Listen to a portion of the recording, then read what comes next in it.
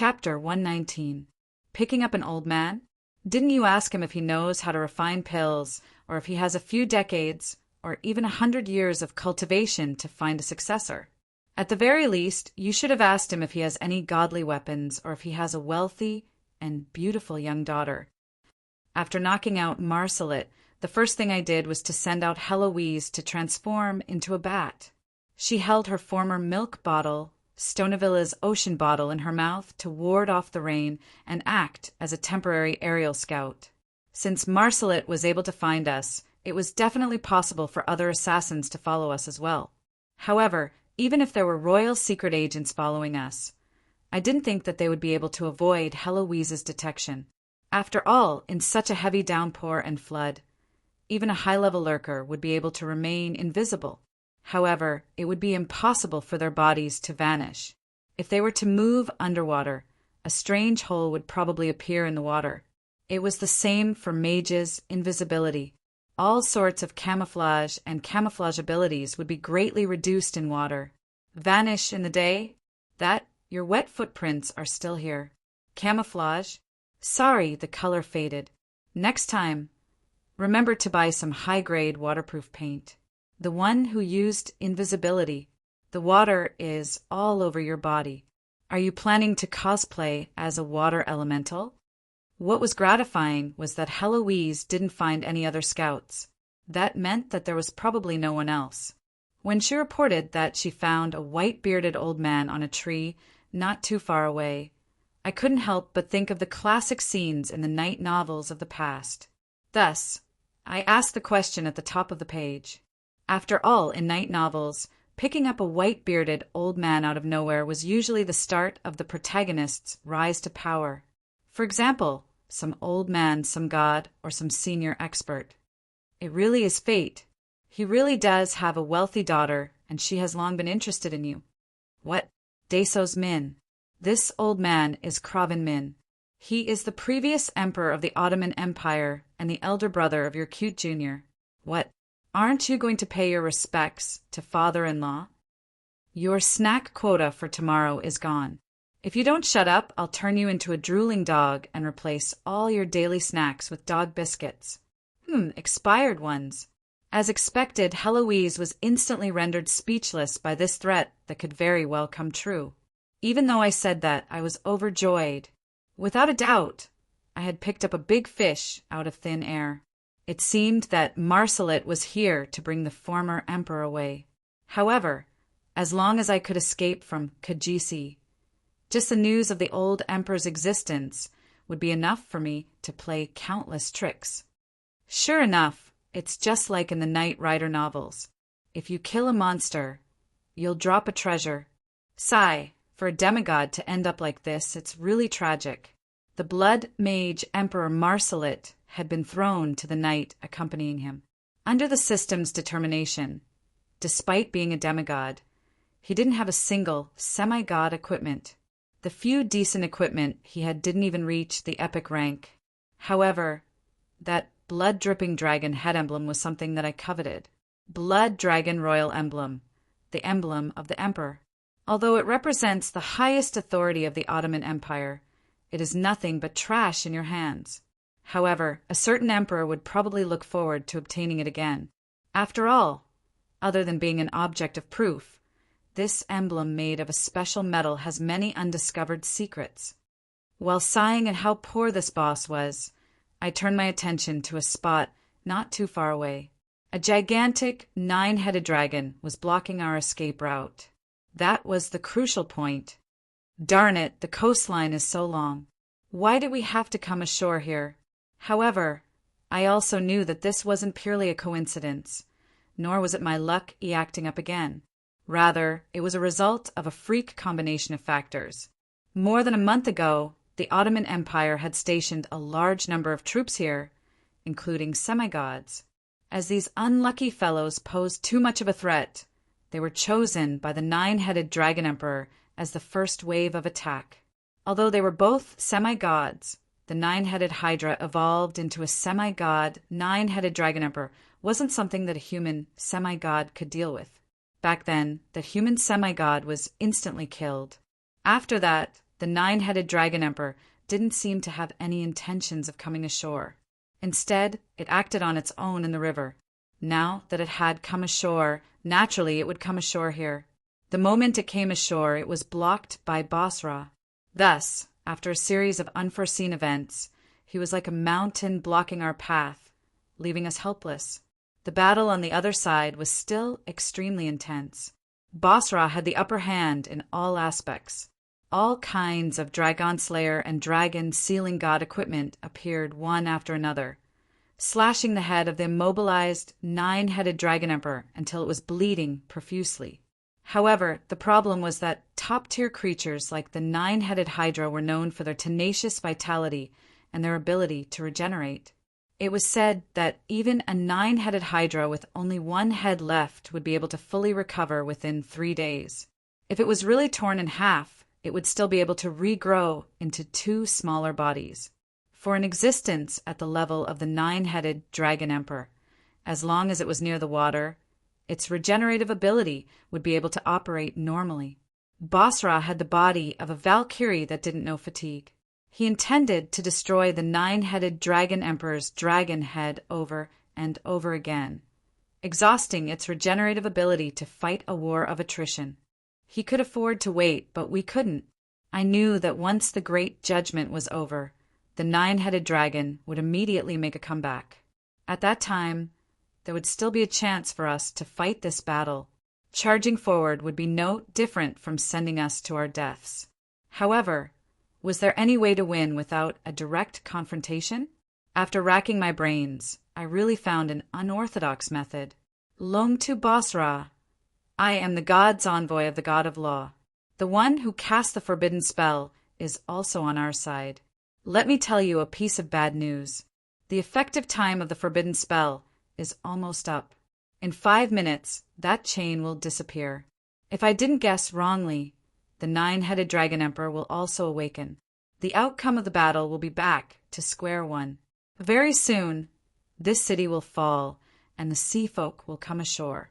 I don't think you have the time to waste on it. The bat-form Heloise landed in midair, not too far away from Basra. Under my coercion, she carried out the basic duties of a tamed demon and sent a message on my behalf. I have a plan here, but it is obviously against the rules. It will depend on your decision. If you are willing to execute it, nod your head. The plan is like this. We will help you block that foolish snake for a short period of time. You just have to hurry up. After explaining the plan, I hesitated for a moment. However, I still didn't want to let go of the prey in front of me. In the midst of battle, Basra nodded his head fiercely, agreeing to my plan. The next moment, he raised both his hands, and lightning gathered in his hands. Following which, the dragon's spear on his back swelled up once more, to the point that it was almost the size of a small boat. Following which, lightning was infused onto it. Under the glow of lightning, it turned into an indestructible lightning spear. However, it wasn't too late. Following Valkyrie's summon, a portion of the dark clouds parted and a sliver of moonlight descended. As the god of moonlight, Valkyrie, Basra could only use his full strength under the moonlight. The lightning spear was infused with a pale white, unique energy. The tip and the edge of the spear were coated with a layer of silver light. It seemed unremarkable, but in reality it was a gift from a true god. With the addition of the moonlight blade and the blessing of the god of hunting, the might of the giant spear increased exponentially. A spear of destruction. Even though the nine-headed dragon struggled violently, the sea monster stirred up a torrential river. At this moment, the waves rumbled and lightning flashed incessantly, as though it was the end of the world. However, no matter how hard the Hydra struggled, it was still unable to move in the face of Basra's dragon chain. Roar, roar, roar. Even though the dragon slayer roared furiously and the mountains shook, the lightning spear that seemed slow but was actually fast still struck the nine-headed dragon. Roar, roar, roar. I curse you. I curse you to never be redeemed and freed. I curse you to always be in the nightmare of losing your loved ones and never be able to sleep peacefully. Damned butcher.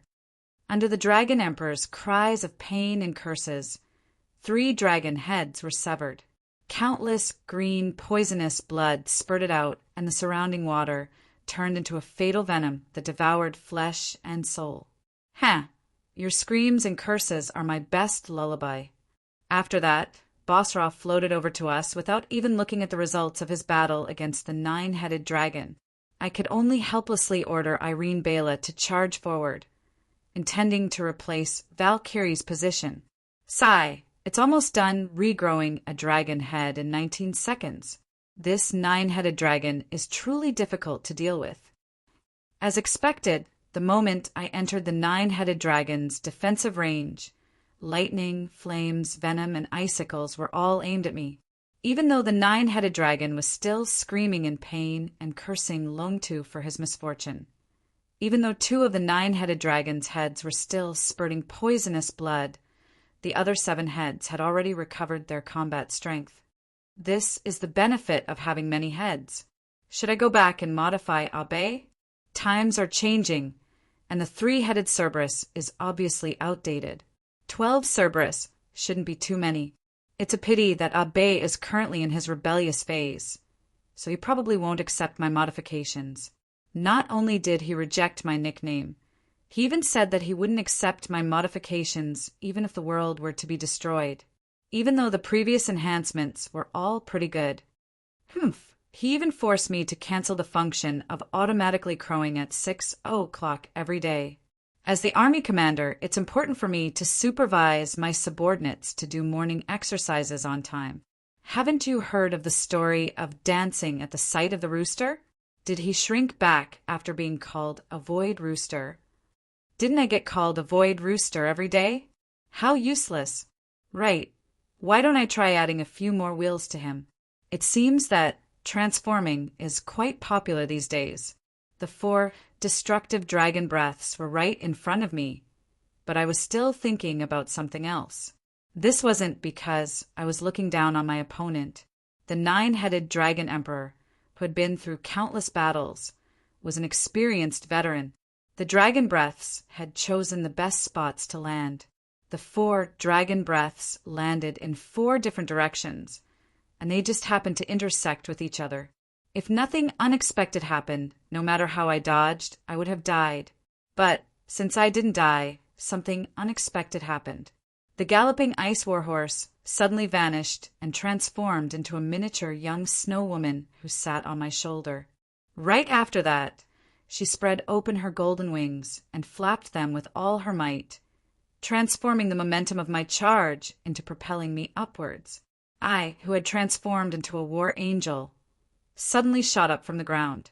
As a war angel, controlling the Order Holy Flames was a racial talent.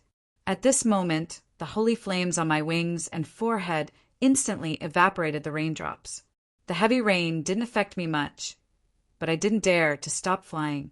I abruptly rose higher to avoid the next chain of attacks from the 9-headed dragon. As expected, a few seconds later, the place where I was previously at was completely covered by the lightning storm and the sudden increase in the flood. This was common knowledge when fighting with top-tier combat power. Against an enemy who was excessively agile and had great concealment abilities, it was best not to tangle with him. Instead, it was best to throw a large AoE attack to destroy him and any possible hiding places he could be. If Renee was in my position, even with my abilities, she would have died long ago. Being able to predict the enemy's attack methods in advance was undoubtedly a huge difference in combat experience. But now, while I was spinning in midair to avoid the dragon's attacks, I was continuously sending ice magic attacks at the 9-headed dragon.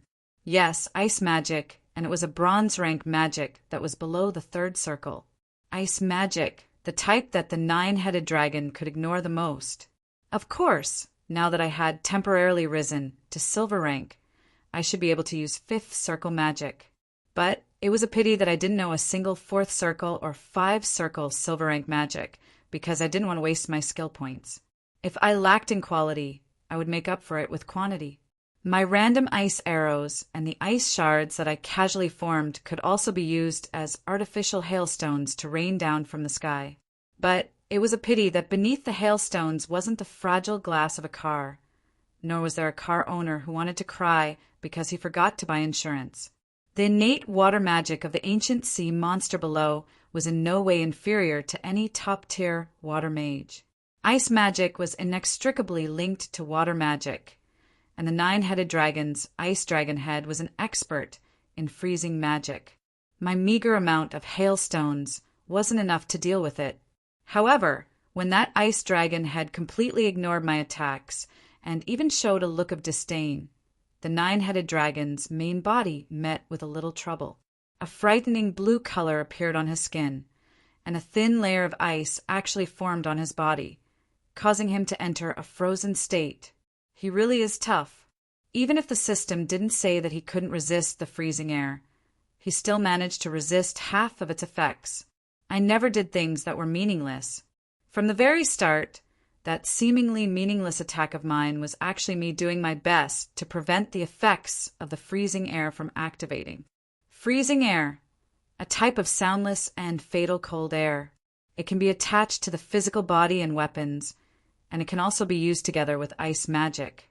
Anyone who comes into contact with it will have their movements slowed by 1%, and they will receive 1 point of ice damage per second. This effect can be stacked. If the movement speed is slowed by more than 20%, the target will be frozen, their thinking will become rigid, and many other negative effects. If the movement speed is slowed by more than 50%, the target may die at any moment due to hypothermia. This ability wasn't particularly powerful, but it had the advantage that no living creature was immune to it. Of course, I didn't expect to be able to freeze an ultimate creature like the nine-headed dragon to death. But this super disgusting negative effect of freezing and slowing down even the target's thinking and reaction speed would be effective in helping me complete my dangerous mission. Meanwhile, on the other side, the battle was also nearing its end. Are you willing to follow the gods' laws at all times and fight for the sake of law and justice? Kolo's voice was trembling with excitement. Performing a special ritual for the semi-god Valkyrie wasn't something that any ordinary bishop would have the opportunity to do. That's right. From the very start, my goal was quite clear. Since the only one on our side that could threaten the nine-headed dragon was Basra, then increasing Basra's combat strength was the best choice right now. And as long as he had a law job class, he would be able to increase his power by 1 rank in the Great Judgment. As for Semi-God, increasing his power by 1 rank, fine, it was impossible for him to reach the level of a true god, but it was quite possible for his combat strength to explosively increase to the point where he could easily suppress the nine-headed dragon. Of course, according to my calculations, this excessive power would also cause the Great Judgment to end prematurely, which wasn't something that Valkyrie's body could withstand. In the end, it would most likely result in mutual destruction. However, Basra was already a dead man, so why would he care about this? The only thing he was worried about was whether or not he could kill this dragon. But right now, even with the help of the God Equipment page, in order to grant Basra a level 1 law job class, he still had to follow the procedure and finish chanting that long prayer. Besides, the ritual was a holy one, so naturally it couldn't be moved in the slightest. And the nine-headed dragon wasn't an idiot either. The ice mage who was able to freeze him in midair was obviously stalling for time, while his mortal enemy, the butcher, was doing something unknown. It was obvious that it wasn't a good thing for the nine-headed dragon, and so he unhesitatingly raised all 9 of his heads, and a berserk dragon breath gathered on each of his heads. If he really let them all out, not only would Kolos and the others die for sure, the entire pier would probably disappear without a trace. No matter what the situation is, no matter what schemes they have, let's just attack first, then think about it later? I like this way of thinking, because I've always been like this. Heloise, Plan C. Let's give him one. Chapter 120. The violent storm didn't show any signs of stopping. Not far away, the slaughter and screams of shock were coming to an end. Just as the Sea Tribe was about to obtain their new capital, our journey of escape was also coming to an end. The nine-headed dragon in front of us opened its bloody mouth, causing the remaining 7 dragon heads to spit out 7-colored dragon blood.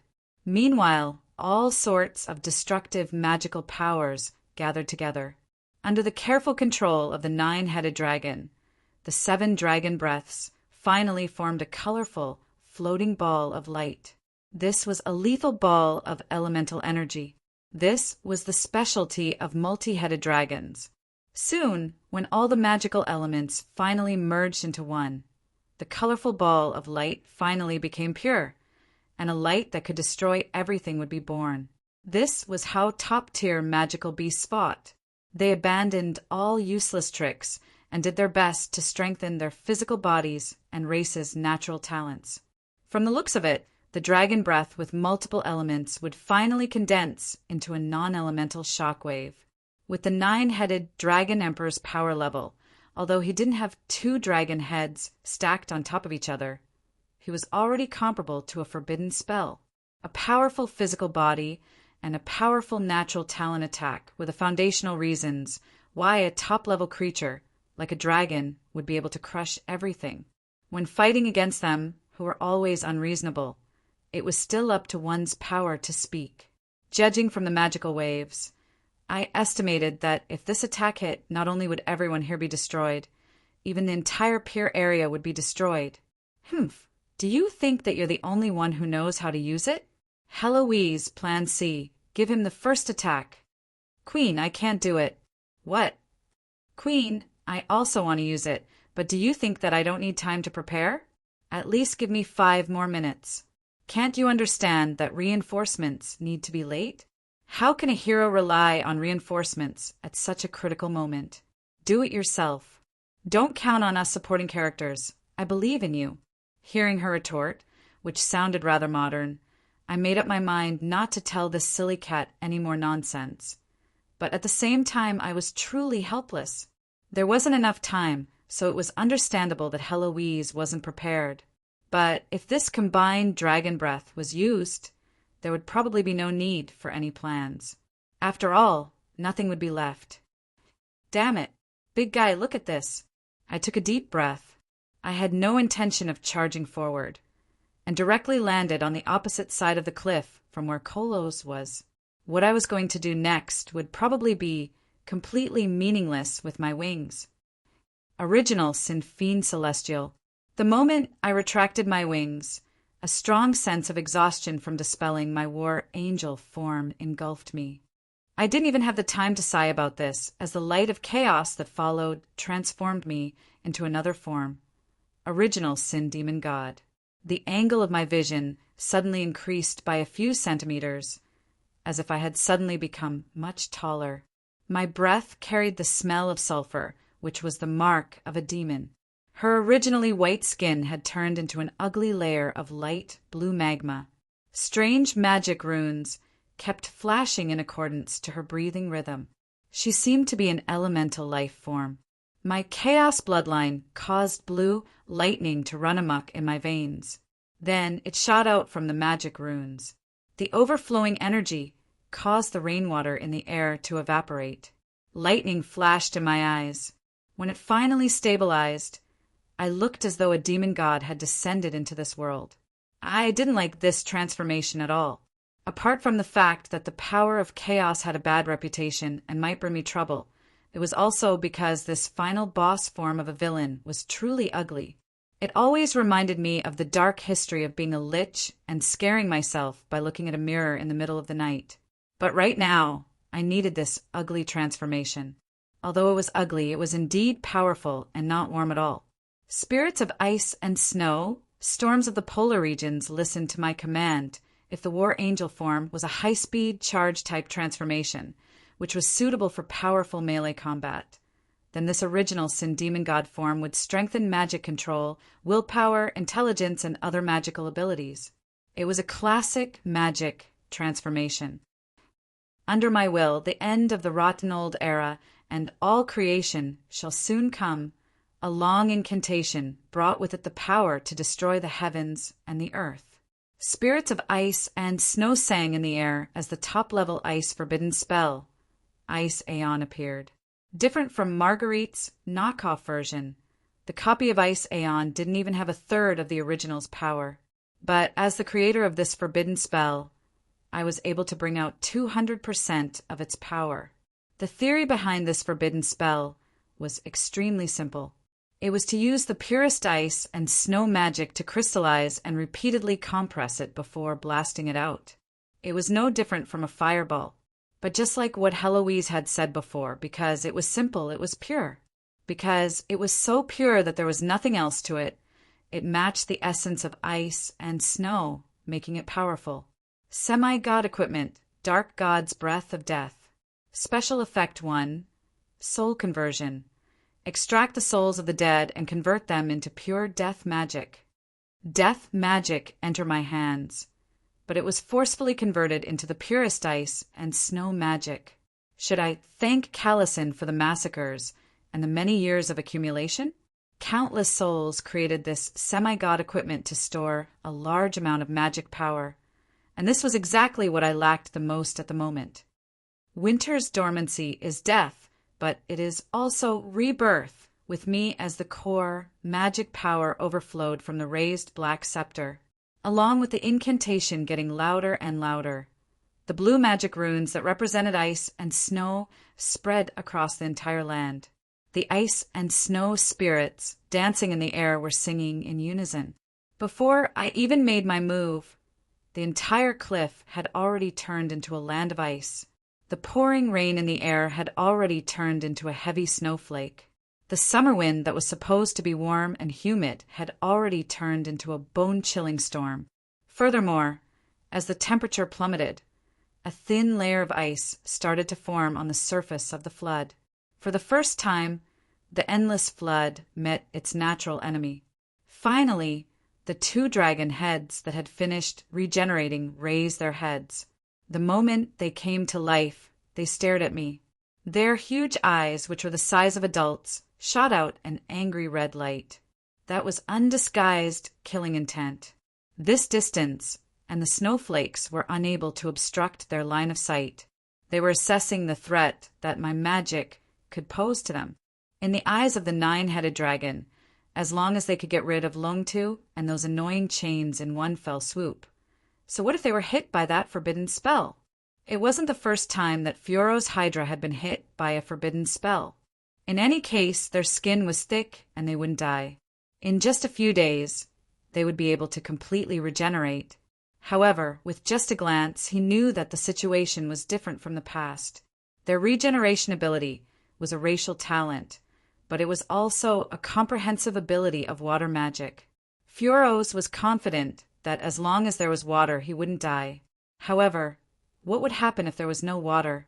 Water mages would usually train in ice magic to increase the lethality and flexibility of their spells.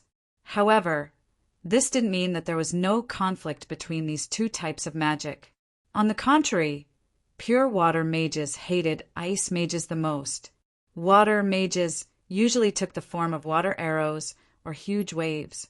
Fundamentally speaking, it was the control and usage of liquids. Thus, they had two natural enemies.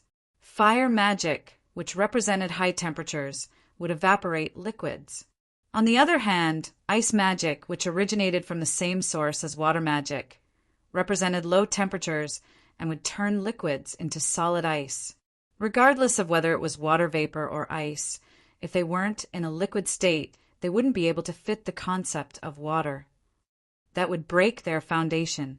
The nine-headed dragon Fioros pondered, but the more he thought about it, the more he felt that something was amiss.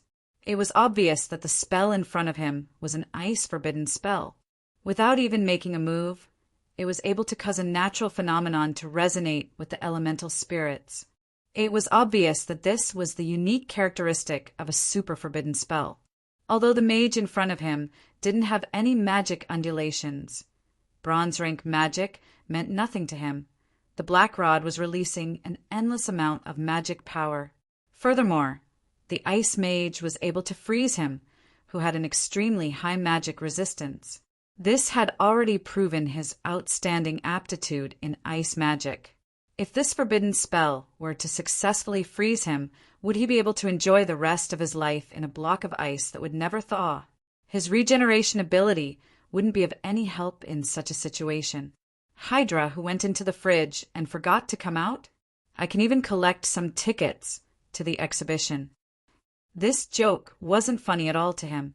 If he were to take it a step further and freeze all the surrounding water, rainwater, and his own bodily fluids into ice, then his regeneration ability would be crippled. It was possible for him to be frozen into an ice cube, shatter into ice shards, and die.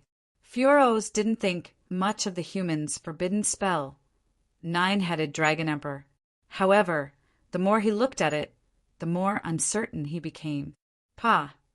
Under the feet of the mage, the frozen ground suddenly split open. The barrier between the void and reality was opened, revealing a huge hole that resembled a demonic abyss. Then, a gigantic black skeletal hand rose up and pierced into the sturdy ground. Just a single finger bone was the size of an adult. However, this was only the beginning. The true nightmare was returning to the human world. As the giant, pitch-black skull returned to the human world from the underworld, even though the skull with the crown on it had a ghastly smile and a strange kakaka sound, all living beings who saw it instinctively screamed in fear, as if they had seen the grim Reaper reaping all lives. "We shall bring an equal end and death to all living beings," the chanting continued. On the head of the skeleton king that was laughing eerily, the mage who was standing on the crown of ice continued chanting. The crown made of ice crystals and gemstones became his throne. The cliff was now a field of snow. On top of the frost, the king of ice was laughing wantonly. Just his existence was enough to bring an end to all living beings. Beneath the cliff, endless ice started to freeze the flood before them. Even the air started to freeze. When the king of eternal night descended, all living beings would welcome their end. Even though the ice had yet to reach the nine-headed dragon, fear finally appeared in the blood-red eyes of the gigantic dragon. Under the gaze of the skeleton king, Nine-Headed Dragon Emperor Furos had never been so close to death before. Even though his rainbow-colored dragon breath was still gathering, the instinctive fear of a living being on the brink of death caused the immortal ancient beast to tremble. This wasn't determined by strength. It was an instinctive fear caused by the food chain. The black skeleton king in front of him was the predator of all living beings. The nine-headed dragon also knew that the skeleton king in front of him, who was taller than him, wasn't real. It was just a projection of a soul world brought about by the release of a forbidden spell. Although this was the privilege of a powerful being who was once close to the level of a true god and might be rare in this era, it wasn't much to an ancient being like him. However, the key point was that the might of a god's projection was the true appearance of that person, that god. He had seen Lady Storm's god's projection before. The furious true god's projection that created a storm and destroyed a city couldn't even compare to the might of this black skeleton king. The only one that could compare was the ancient death god ALS projection that he had seen by chance. Ale? The god of the dead, also in the form of a skeleton and wielding a black god equipment scepter. Could he really be that legendary person? I heard that he recently appeared in the underground world and even killed a demon count. Could this be the legendary, super forbidden spell that directly destroyed the kingdom of the elves, Ice Aeon?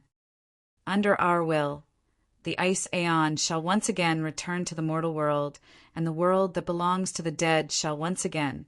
At this stage, the forbidden spell wasn't something that could be stopped at will.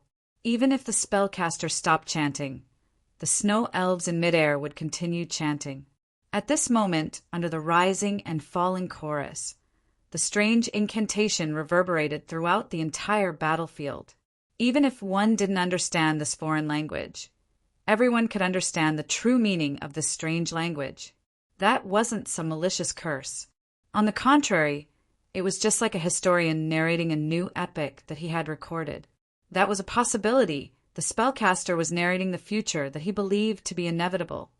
When the Ice Aeon descends once again, when everything is frozen once again, all living beings and gods will either die or fall into eternal slumber. The dead who are not afraid of the frost will become the new masters of the era. Even though it was just a simple description and statement, it carried endless destruction and despair.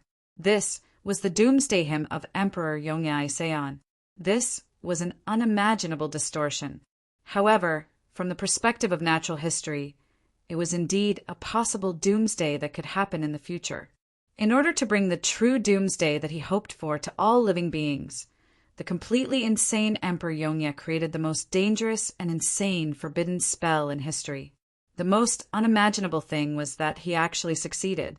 From the day this forbidden spell was born, the Ice Aeon was destined to become the nightmare of all living beings. When he realized that the opponent in front of him could possibly be that person, Fioras felt despair. The name of a person was like the shadow of a tree. Even a second-rate god at his peak would have to take a detour to avoid him. His army had once hunted down countless existences of the same level as him, and he was infamous in the world of top-notch demonic beasts. With such a deep memory of his past, it would be foolish of him to still be unable to recognize the person in front of him. Emperor Yongye! The terrified, nine-headed dragon emperor screamed out the forbidden name. His roar echoed throughout the entire city. Countless gazes were directed in his direction, and the entire world trembled. At this moment, Fioras didn't doubt that this forbidden spell would claim his life. As long as the complete Ice Aeon was released, the one who should be worried about whether he would be able to preserve his corpse in one piece is the city, not him. That was indeed the case. As long as the complete Ice Aeon was released, the effects of the City of Rain would be negligible. That was because this place would be a polar region with nothing but glaciers for the next 100 years. The seven-colored dragon's breath had reached its final moments. The enemy that the Dragon Slayer had pursued for his entire life was about to fall in front of him. However, when he was about to die, it wasn't the time for him to take revenge. Ah, Kacha! The two newly born dragon heads bit off their 6 dragon heads.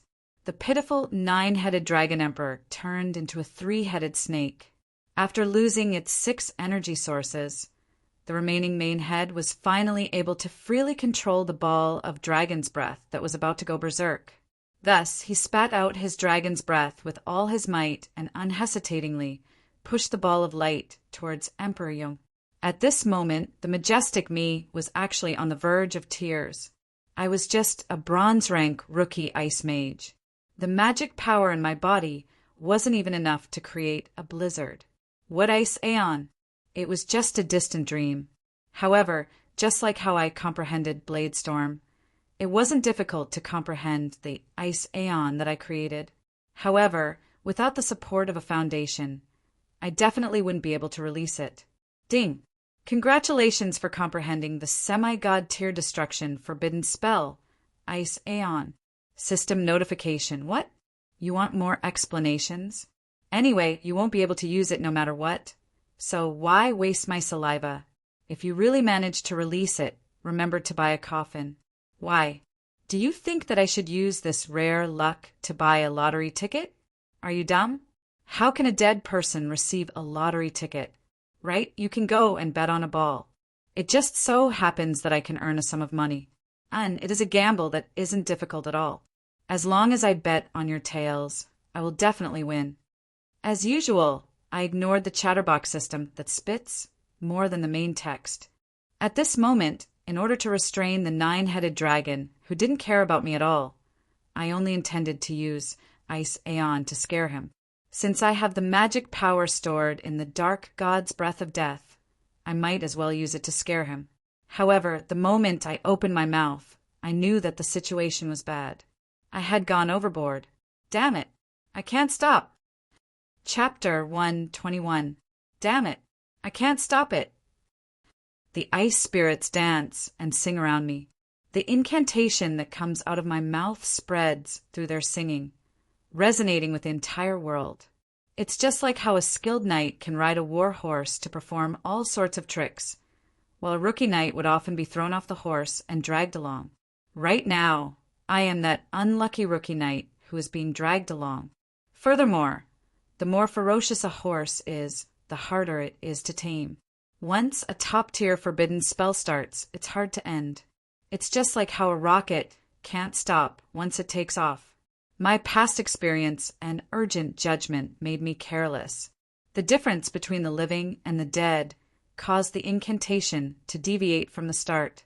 When I release a super forbidden spell that exceeds my standard, when I use the black staff as the source of magic, I turn from a knight to a rookie who is being dragged along. Even I myself become a part of the forbidden spell. The elated dancing ice spirits also bless me with ice. Using the forbidden spell once again, my comprehension of the power of ice and snow continues to increase. At this moment, on my interface, the soul imprint of the ice treader is recovering at a speed visible to the naked eye. 7%, 14%, 30%. What kind of joke is this? I don't see you guys moving normally. Why are you guys causing trouble at this crucial moment? In order to prevent the forbidden spell from going out of control and turning into a bomb that could explode at any moment, I unhesitatingly put all of my skill points into the ice skill tree. Ice control, bone-chilling chill, and other talents lit up all the way. As long as it's a necessary skill under the Ice Aeon skill tree, I would crazily add points into it. The effect of putting these skills into it was instantaneous. Although I am still far from Ice Aeon, the mastery of these ice skills gives me some confidence in casting forbidden spells. At the very least, I don't have to worry about accidentally turning myself into a bomb. However, blessings don't come in pairs. At the same time that I solve the problem of self-destruction, a new problem has appeared. In my eyes, the entire world has turned into glaciers and icebergs.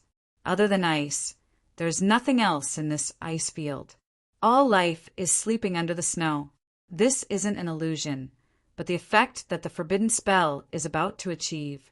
The ice spirits are happily telling one another about the beautiful future that they are dreaming of.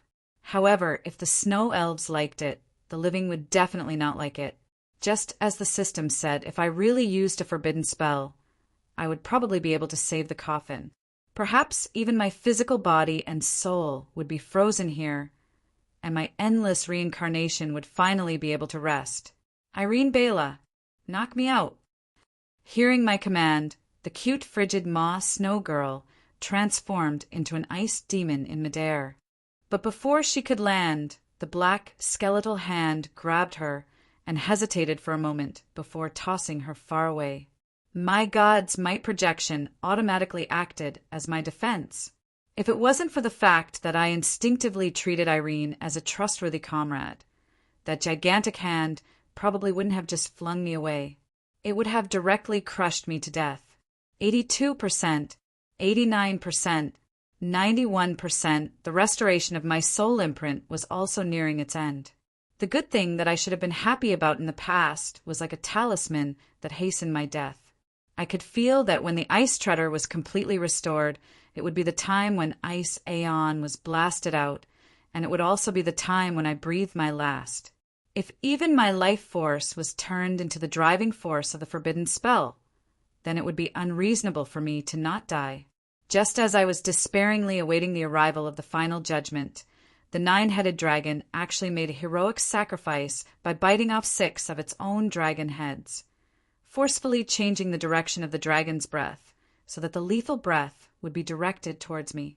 I was immediately overjoyed, and I almost wanted to hug this ugly dragon head and give it a kiss or two. That's right, I was overjoyed, not angry or fearful. The forbidden spell on my side had already reached the stage where it would automatically be cast. Just like how it chased away Irene Bela, it would also instinctively make judgments to eliminate any sudden situations that might hinder the successful casting of the forbidden spell. At this moment, when a similarly threatening, offensive spell was coming at me, if I didn't guess wrongly, there's only one way that it could respond to it. Let us bring about an eternal end to the living. Ice Aeon. As expected, the ice breath was released in advance, colliding fiercely with the ball of dragon's breath in front of me. The clash between the forbidden spells was abnormally strange. The collision of ice and dragon's breath brought about a whirlwind of death. Everything caught in the whirlwind would first freeze and then shatter into pieces. The river here was completely destroyed. Right now, the river became dry and the river water became ice shards. A blinding white light stole the sight of mortals. By the time I recovered my strength, all that was left in front of me was ruins. I should be thankful that the previous flood had driven away all the residents of the docks. The impact of the forbidden spell before me had completely destroyed the entire docks. Although both were incomplete forbidden spells, I still had the absolute advantage. I was still able to catch my breath on the cliff, but half of Hydra's body had already been frozen solid. 2 of its dragon heads had already turned into ice shards amidst their wails. This was the best proof that I was the victor. If it wasn't for the fact that it had used all of its life force to protect its final main head, it was likely that this ancient demon would have died as well. Without going through the final stages of the forbidden spell's compression, purification, fusion, resonance, and many other processes, the current ice aeon was incomplete. It was precisely because of its incompleteness that I was able to survive. I collapsed on the ground. All of my physical strength and magic power had been sucked dry. My transformation had already been automatically cancelled, but I was unable to get up. However, I knew that we should have already won. In the name of my Lord Womians, I bestow upon you the duty of a just knight. The inheritance ceremony had already ended, and the torturous 4 minutes had come to an end. Roar! Even though only one head remained, Fioras still roared in anger and unwillingness. He had already noticed that Basra's power was greatly increasing in the distance, and he could faintly guess what was about to happen. Hydra, who only had 1 dragon head left, discovered that it was the end of the world. However, a scene that left everyone speechless happened. While his power and power level rose rapidly, the body of Valkyrie, mentioned in Lungtu's chapter, which was only at the level of a semi-god, actually started to disintegrate. Specks of golden light circled around him. Calmly looking at his disintegrating physical body, Basra knew that it was time for him to return. Since he had accepted the law job, he didn't know what he would encounter when he returned. Although it is a pity that I won't be able to witness the end of this little snake, to be able to comprehend to such a level, even if it was only for an instant, is worth it. His legs had already disintegrated into golden light, but Valkyrie still calmly took out his sword and spear. After hesitating for a moment, he tossed the spear to the young female knight who had been looking at him with reverence. Keep it as a record. His name is Dragon Slayer. I admire your courage in charging at an evil dragon. You should be able to use him one day. Then Basra took a look at the scenery of the mortal world and threw his sword towards the sky. This time the golden sword didn't suddenly change shape or flash with lightning. Even the tail of the sword began to dissipate in the golden light. However, in the eyes of everyone, the sword couldn't be resisted at all. It was fated to be the end of the dragon. Basra, who threw the sword, didn't even aim. He knew that the sword would eventually land on the dragon's body. At that moment, he came into contact with the realm of true gods and infused the special divine power known as Dragon's Death into the sword. That was the divine power that he had just mastered. As the price for mastering the forbidden power, he returned to the realm of gods after the golden light dissipated. Just as the vanished Valkyrie Lungta said, not being able to witness the end of the 9-headed dragon was his only regret. However, in his heart, when this attack that reached the realm of gods was thrown out, Fioras was already destined to perish. At this moment, Hydra, who was born as a ferocious beast, didn't have the resolve to accept the end of the world. Even at the brink of death, he continued to struggle, resisting against the fate of certain death. The premature disappearance of great judgment allowed him to regain his freedom. However, the frozen half of his body restricted his mobility. He wanted to bite off his main head to escape alone, but it was a pity that he didn't have the strength or the dragon head to do so. It's over. Finally, the despairing Hydra actually shed a huge tear ball. He knew that he was nearing the end. It's over. We finally won. We survived. This was the joy of me and the others. But suddenly something inexplicable happened. A red figure fiercely collided with a long sword in the air. "Ah, I curse you! Darn celestial tower! Darn Lamos I will make sure that you accompany me in hell." Without a doubt, the red figure who sacrificed himself to save the nine-headed dragon is the fallen Marsalit. However, he isn't a good person who sacrificed himself for the sake of others. He was thrown down by someone to block the spear. The knight who was guarding Marsalit had already fallen into the water, unconscious. Under the guidance of the remaining god power, the weakened Dragon Slayer's sword still pierced into Hydra's body. However, the effects of a semi-god as a shield is miraculously good. Even though the gigantic body of the nine-headed dragon was reduced to ashes, the remaining half of the main dragon head started to regenerate. "Yaya! Fool, fool!" The malicious-filled cry of the crow reverberates in the air. Then, after a distortion, it morphs into a familiar silhouette, the local guild leader of the Celestial Tower, Lamos I. Having colluded with the Sea Folk, he had viewed the Sea Folk's attack as a golden opportunity for revenge. Thus, he stared fixedly at the church, waiting for an opening. At this moment, he had been patiently waiting for an opportunity. Indeed, by making a move at the crucial moment, he was able to turn the situation around. Seeing that his vengeance was about to be avenged, Lamos I smiles widely. Behind him, the nine-headed dragon started to regenerate once again, without the dragon's sealing chain sealing it. Even if there is only one dragon head, as long as he is given sufficient time and water, he would be able to return to his full form. Unless we completely destroy the main dragon head before the second dragon head regenerates. Otherwise, we will end up as his food. At this point in the battle, we were actually taken advantage of by someone else. This really leaves us in despair. Yet, in this desperate situation, Renee, who has been fighting against the fear of death, stands up. Without saying a word, she jumps onto Shiva's transformed heavy boar, raises the dragon slaying that she just obtained and charges towards the undefeatable dragon. I didn't think that I would have to use this spear so soon. Everyone, it's not the time to despair yet.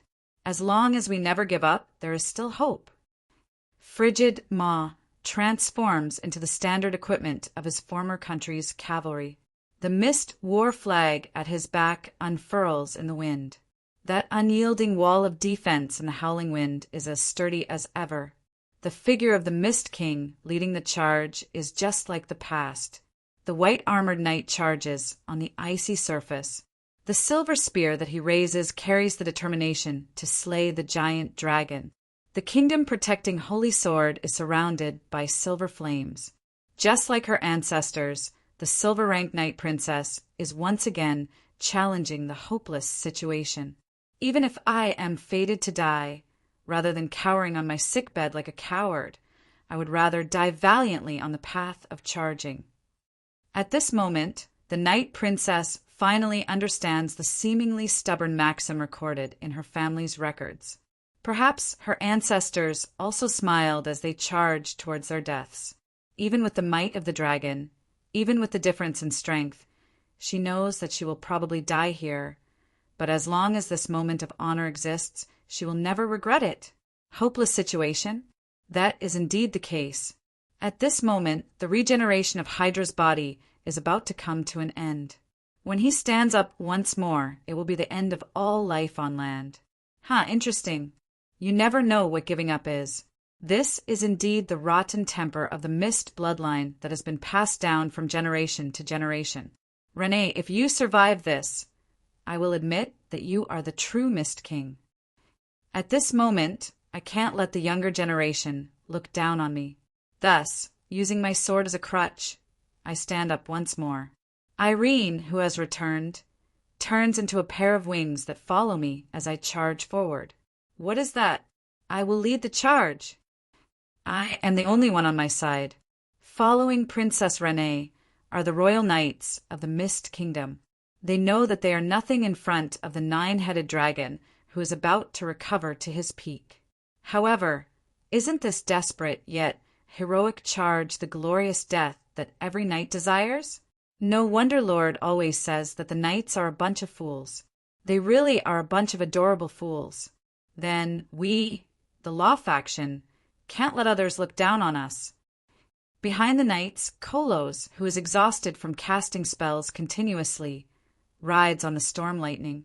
The two flower protectors, Deer and Moose, didn't fall behind. They continue to protect her from the left and back. That Lord Kolos at the end, there are some words that I have been holding in my heart for a long time. If I don't say them now, I won't have the chance to. Then continue holding them in. Cough, Lord Bishop. Actually, I have something to say as well. Let us forget about those living treasures who are still trying to push each other back at the very end. At the very least, they fulfilled the oath that they promised their comrades to protect them. They really risked their lives to protect the most beautiful flower in their hearts. It is a pity that from the shocked expression on the flower's face, she really doesn't know about it. Then, it is a good thing that she can't speak her mind. Shaking my head, in the back of my mind, I am thinking of the final plan that I can come up with to stop my opponent. Suddenly, a voice rings beside my ear. Reporting to Queen, the preparations for Plan C are complete. Do you want to activate it? Then what else is there to say? What else is there to play in this world? Hurry up and do it. I am waiting for you to save me. What else is there to ask? Hurry up and activate it. Save me? Then my snacks this year. I will take care of all your snacks for the next year. I will agree to any conditions. All right, as expected, there is motivation when there is temptation. The next moment, I hear the sound that I have been waiting for. Dang, dang, dang. Kacha, kacha. That is the sound of the mechanical chains and the door being opened. In the next second, the wall suddenly opens up, revealing the hidden base. The battleship that has been prepared is already floating in the air, ready to attack. When the cannons start firing, he has already begun his assault. The so-called Plan C is actually very simple. It is just to let Heloise enter the base underwater with a key. Then, at the crucial moment, open the exit on the surface to launch a pincer attack. Without a doubt, this is the most crucial moment. Next, under the encirclement of the three sides, it will be a battle of numbers against the few. In the base, the only remaining mage tower shoots out a dazzling fireball. In the first exchange, it shoots down the dumbfounded AMU's eye. Following that, the mage tower shoots out a series of fireballs, and the defensive cannons of the base start firing fatal lead bullets. The high-speed Vulture assault battleship has already begun its pursuit of the evil dragon. Shoot the dragon's head. That is its only weakness. My reminder is not in vain. In the next moment, with the coarse voice of the dwarves, the main cannon of the battleship completes its adjustment. I found prey. After that familiar catchphrase, the main cannon of the battleship fires a perfect parabola after charging. Following that, the last dragon head of the defenseless, nine-headed dragon explodes. Just like in the legends, as long as all the dragon heads are destroyed at the same time, it represents the true destruction of the nine-headed dragon. The body that had just regenerated turns to ashes once again, allowing me to relax completely. We won. We finally won. Chapter 122. In the past, the police always arrived late. In the operas and novels of this world, the Public Security Night Regiment was the same. In those legendary heroes and epics, the companions of justice would always arrive after the battle. It made people wonder if they had been hiding in a corner since the beginning, only coming out to hug the thigh of the victor when the battle was won, or if they were simply waiting for this moment to jump out and snatch the spoils of war. At this time, the merfolk army, who also arrived late, met with some trouble. Spectators needed to be cautious. In a battle between semi-gods, anyone who touched them would die. These two semi-gods were no ordinary semi-gods. After a few sea giants who tried to help were slashed to death by sword winds, or accidentally blasted to death by dragon breath. No one was foolish enough to try and help them. At this time, the collision of the forbidden spells was earth-shattering. The voice of Emperor Yongye resounded in the whole city. Hydra, who was like a mountain, fell to the ground. The shadow of the Black Skeleton King, the sky full of ice and snow, and the light of the dragon breath. If they could not see or hear it, they could really be blind and deaf. The fall of the Hydra caused all of the sea folk to be shocked and fearful. Strictly speaking, this big shot wasn't a member of the sea folk. He should be considered a deep sea monster, the beloved pet of the Queen of the Storms. He was only following the will of the goddess to help. His accidental involvement in the battle and his accidental death was definitely beyond the goddess' expectation. It would definitely lead to a chain reaction. First of all, Lady Storm did not know how to calm her anger. This ambitious goddess of storm was not famous on land, but she was famous in the sea and among the fishermen. She was known for being unreasonable, hot-tempered, temperamental, and holding grudges. Lady Storm had been eyeing the goddess of vengeance for a long time. Her holding grudges was more troublesome than anything else. If it wasn't for the fact that she had destroyed one of her clones and was seriously injured, she might have sent another clone down to take revenge. To the sea folk who were destined to be the target of their wrath, capturing the culprit as a blood sacrifice was obviously a rather reliable idea. However, it was a pity that due to the collision of the forbidden spells, the river had stopped flowing, and the surrounding floodwaters had even turned into a layer of ice. This made the sea folk, who couldn't live without water, suffer greatly. After all, they were from the merfolk, not the snow race. Those who were close to the ice were frozen in the water, and those who were further away couldn't stand it after a few minutes. Due to the Ottoman Empire's summer weather conditions, this time, the sea folk mainly came from the warm sea regions. Being cold-blooded and wearing thin clothing, they were actually extremely sensitive to the temperature.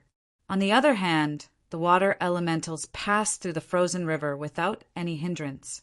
However, the moment they came into contact with the core region, they were actually frozen into ice by the low temperature. And this was only because the forbidden spell's completion rate was extremely low.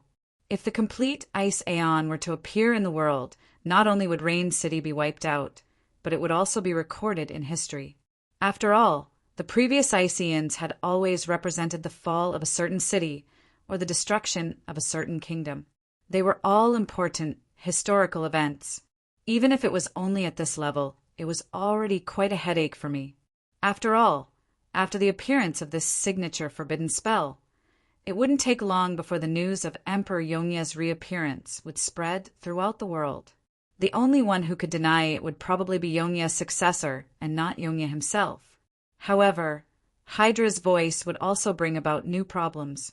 Of course, it was also fortunate that it wasn't the complete Ice River forbidden spell. Otherwise, if I didn't freeze myself, I would have to bathe in the river Styx. You have killed semi-god, nine-headed dragon Emperor Fioras. Host's contribution in this battle is 89%, exceeding the 80% benchmark.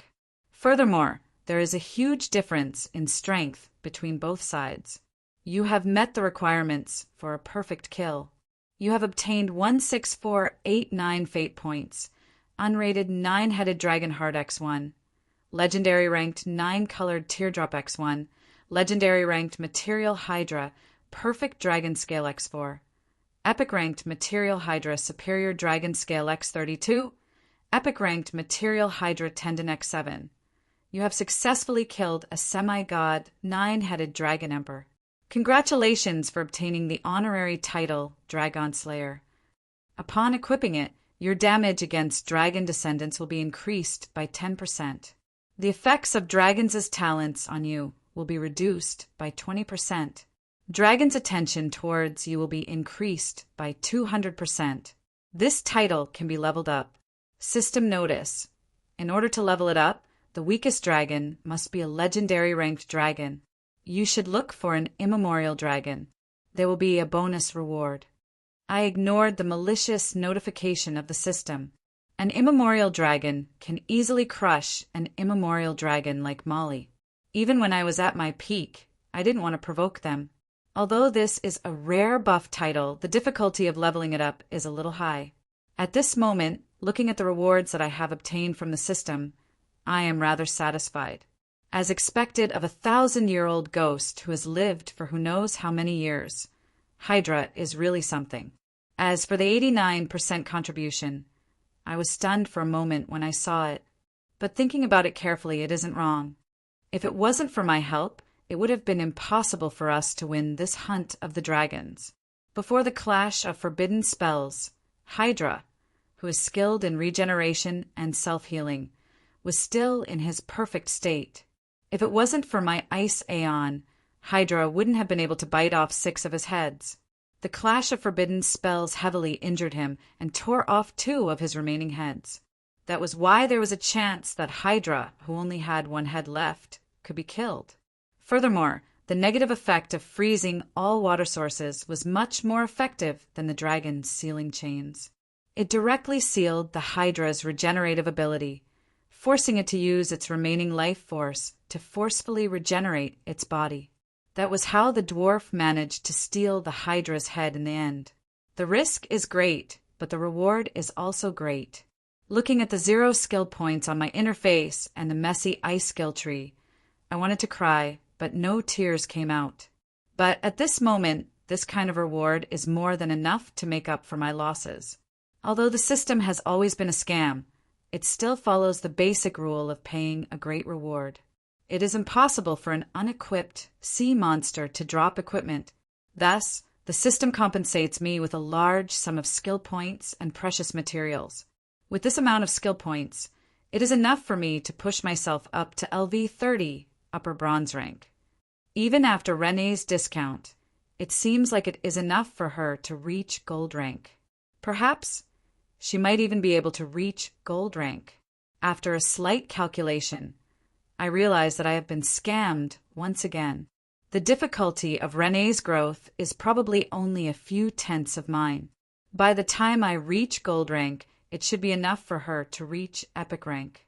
System notice: a 9-headed dragon's regeneration talent is already giving you such a hard time.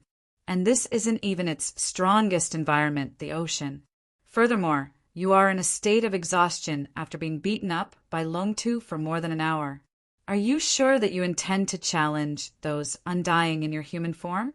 If you are sure, you are allowed to change your physical body. The system will offer a great discount. 2,000 skill points is enough. Of course, I am not changing. How foolish would I be to give up this double diamond bloodline physical body that came with great difficulty and use that ungraded human physical body that can easily be capped? No, I am determined not to change. It doesn't matter if my growth is slow, as long as I am strong enough in the end. Warning: Lady Storm has already remembered you. If there is no absolute need, please do not get close to the sea, and even more so, do not enter the sea. Of course, if you insist, you can try killing other sea monsters and true god clones. As long as you are at sea, I guarantee that the rewards will be much better than this. Lady Storm's grudge is completely within my expectations. Honestly speaking, based on my understanding of her, it is already a little strange that she didn't send her clone down. As for challenging giant sea monsters and the god of storms at sea, I am not that suicidal. Warning: the appearance of Emperor Yongya has attracted the attention of the elven gods. Please do not attract any more attention, and do not enter the church of the elven gods. Otherwise, you understand, to those vengeful long ears, the destruction of the kingdom of the elves is just yesterday. I don't know if you often feel a chill down your spine, as though you have been maliciously cursed. In reality, your name has already been engraved on cursed grass puppets, and they are selling really well. Warning: the god of holy light has issued an oracle, requesting his believers to search for the existence of the undead emperor. Once it is verified, god envoys and Valkyrie will descend to the mortal world to hunt you down. Due to the approaching holy war, the god of holy light has increased his vigilance. Obviously, This divine power machine is still operating well. However, I believe that you will not consider challenging the Valkyrie Holy Knight. Don't think that Longtu is already the pinnacle of Valkyrie. There are countless heroes in the long history of Valkyrie, and many of them are feared by the true gods. Warning. The war god that the beast men worship is warning. The sisters of joy and laughter are, should I say that I have indeed been glorious before?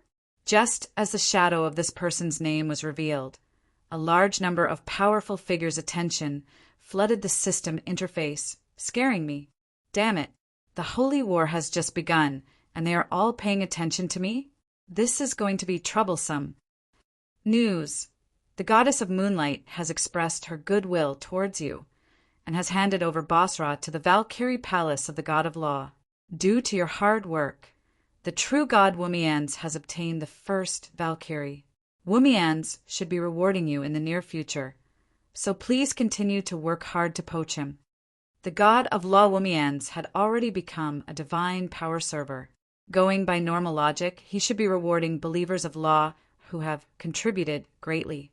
His actions were easy to understand, but after losing a Valkyrie, not only was the goddess of moonlight not angry, she even expressed her goodwill through the Valkyrie Basra, which was hard to understand.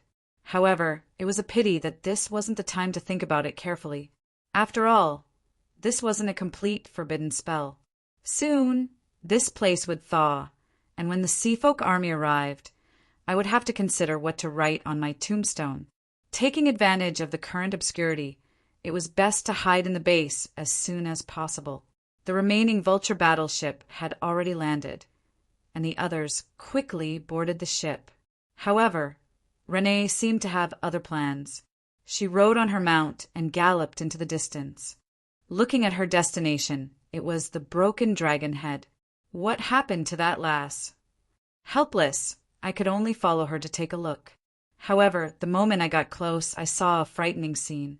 Renee ran to the wound on the dragon head and was about to touch the flowing dragon blood. Silly lass, you can't touch that. Are you courting death? Rain was shocked by my roar, but she felt a little wronged. But didn't the night novels say that bathing in dragon blood would make one invulnerable? Furthermore, it would give one immense strength. Could it be that even books can lie? I was a little speechless, and immediately dispelled the idea of helping her advance to gold rank. Even though her performance just now wasn't bad, she was still a naughty brat who lacked common sense. The stronger the naughty brat, the greater the trouble she would cause. It was better for her to rest first. Don't even think about it. Have those novels ever seen a real dragon? This is poisonous blood. It can even corrode rocks. Do you think that you are tougher than rocks? But that person clearly survived. He's still absorbing the dragon blood. That person, following Renee's finger, a half-dead person laid in the poisonous blood. It was a terrible sight to behold, but judging from his breathing, he was still alive. Marcelet? Yes, it was the blood mage Emperor Marcelet who was used as a shield. Longtu's attack had reached the pinnacle of the concept of Dragon Slayer, and it didn't pose any additional threat to anyone other than a dragon. Marcelet, who had a large hole in his chest, didn't die on the spot. On the brink of death from excessive blood loss, a semi-god could only instinctively suck blood to survive. However, at this moment, the only blood left was Hydra's poisonous blood. The current Marcelet didn't even seem human anymore. The left side of his body had been corroded into disgusting chunks of flesh by the poisonous blood, while the right side of his body was frozen in ice. If it wasn't for the fact that the right side of his body had been frozen to protect some of his organs, he would likely have died long ago. But even so, his face was one yin and one yang, making it impossible to look at. If I left him here, he would die sooner or later. However, his entire body was covered in poisonous blood. Even the best priest in the entire Ottoman Empire would likely still die. I hesitated for a moment before coming to a decision. Take him away. I'm afraid that I'm the only one in the entire world who can save him. Several minutes later, the vulture flew into the base amidst the wind and rain. When the sea folk arrived, only Hydra's gigantic corpse remained. Arledent was a small, permanently neutral country in the southwest of Ike. There were only 10 or so cities in the entire country, but most of the population was concentrated in the capital, Arlo. However, nobody would think of Arledent as a small country. Arledent was known as the Mage Country, the country of magic, and a mega-empire without city walls. This was a widely recognized fact in Ike. Arledent was a mage's paradise. Not only were elemental mages, arcane mages, truth mages, warlocks, and evil mages commonly seen in Ike, Arledent also had its own private research institute for undead magic and blood magic, which were the common enemies of Ike. As long as one didn't go too overboard, the government of Arledent would turn a blind eye. 1% of Arledent's population were mages or other spellcasting job classes, even though 90% of them were rookies who couldn't even reach the standard of an acolyte. Compared to other countries, Arledent had more than 100 times the success rate of mages. Arledent was the holy land in the hearts of all mages. By the way, it should be mentioned that in his second life, Roland had also trained here. He had even gone to school here and met Heloise here. It wasn't that Arledent didn't have nobles in this country. However, nobles didn't have any special privileges. True authority was in the hands of the mages. The academic atmosphere in Arledent was very strong. Countless spellcasting job classes learned and grew here. There were countless different kinds of magic organizations, and only the wisest and strongest mages were allowed to have their own laboratory in the floating city, the Cloud Tower. The 18 strongest magic organizations in the Cloud Tower were the true authority of this country. Their respective leaders formed a parliament called the Truth Symposium. Although this name wasn't very serious in Arledent, even a child knew that the members of the symposium were the true rulers of this country. At this moment, in an inn in the Cloud City, a seemingly young couple was complaining to each other. The woman in the couple was the hottest rising star in Arledent in the recent few months. Last time, it was Battle Mage Hilton from the Sword of Order. This time, it's an Archmage ranked in the top 10 of the Red Sea Council. This should be the 6th this month, right? Adam, are you intending to beat up all of the Archmages in the Cloud Tower? Marguerite, this time it was really an accident. That idiot actually dared to say that the underground world was just a bunch of barbarians in front of me. So, I decided to let him know the wrath of barbarians. Wait a moment, it's him? I'm talking about Archmage Amelia. She's a female. Oh, I remember now. Yesterday, because I drank too much, I accidentally kicked a single-horned semi-dragon. That little bastard actually dared to bite me. In the end, after I beat it up, I realized that it was someone else's magic pet, so I fought with its master. The expressionless Marguerite adjusted her spectacles, and a cold glint flashed across her eyes. This was her habitual action when she was truly angry, and it was usually a sign that someone was going to be unlucky. Adam, who had caused trouble, immediately took a step back in fright. In the entire Arledent, there is only one person who has a single-horned scorpion dragon as a magic pet, and that is Archmage Fendi from the Blue Tower. His master is my friend. Adam, tell me honestly, just how many fights did you get into this month? After being questioned by Marguerite, Adam lowered his head in silence, as if he was an embarrassed primary school student who had made a mistake and was being scolded. However, Marguerite shook her head. Silence won't solve the problem. Just tell me. The problem has to be solved. My seniority is still considered high, so they will give me face. Humph, you actually know how to be embarrassed? It seems that you've really improved. Wait, I'm almost done counting. 2 nights ago in the bar, 47. 2 days ago in the afternoon in the dining room, 48. So it wasn't that he was embarrassed. Instead, he was lowering his head and counting the number of fights he had with his fingers. Marguerite had once again underestimated how thick Adam's skin was. Even though she had been tormented by Adam and Roland's unreliability over the years to the point of numbness, Marguerite, who had always handled things calmly, was now infuriated to the point of choking. Adam Han, it's only been 7 days this month, and you've already fought almost 50 fights. Do you really intend to beat up all the archmages? These are all my former classmates and juniors. How do you expect me to conduct myself? Aren't you going to be promoted to the position of Truth Overseer? Everyone on the streets is talking about it.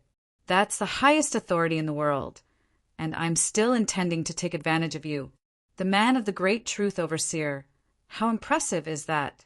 Truth Overseer was an unofficial title for the members of the Truth Symposium. Becoming a member also meant becoming one of the people with the highest authority in Arledent.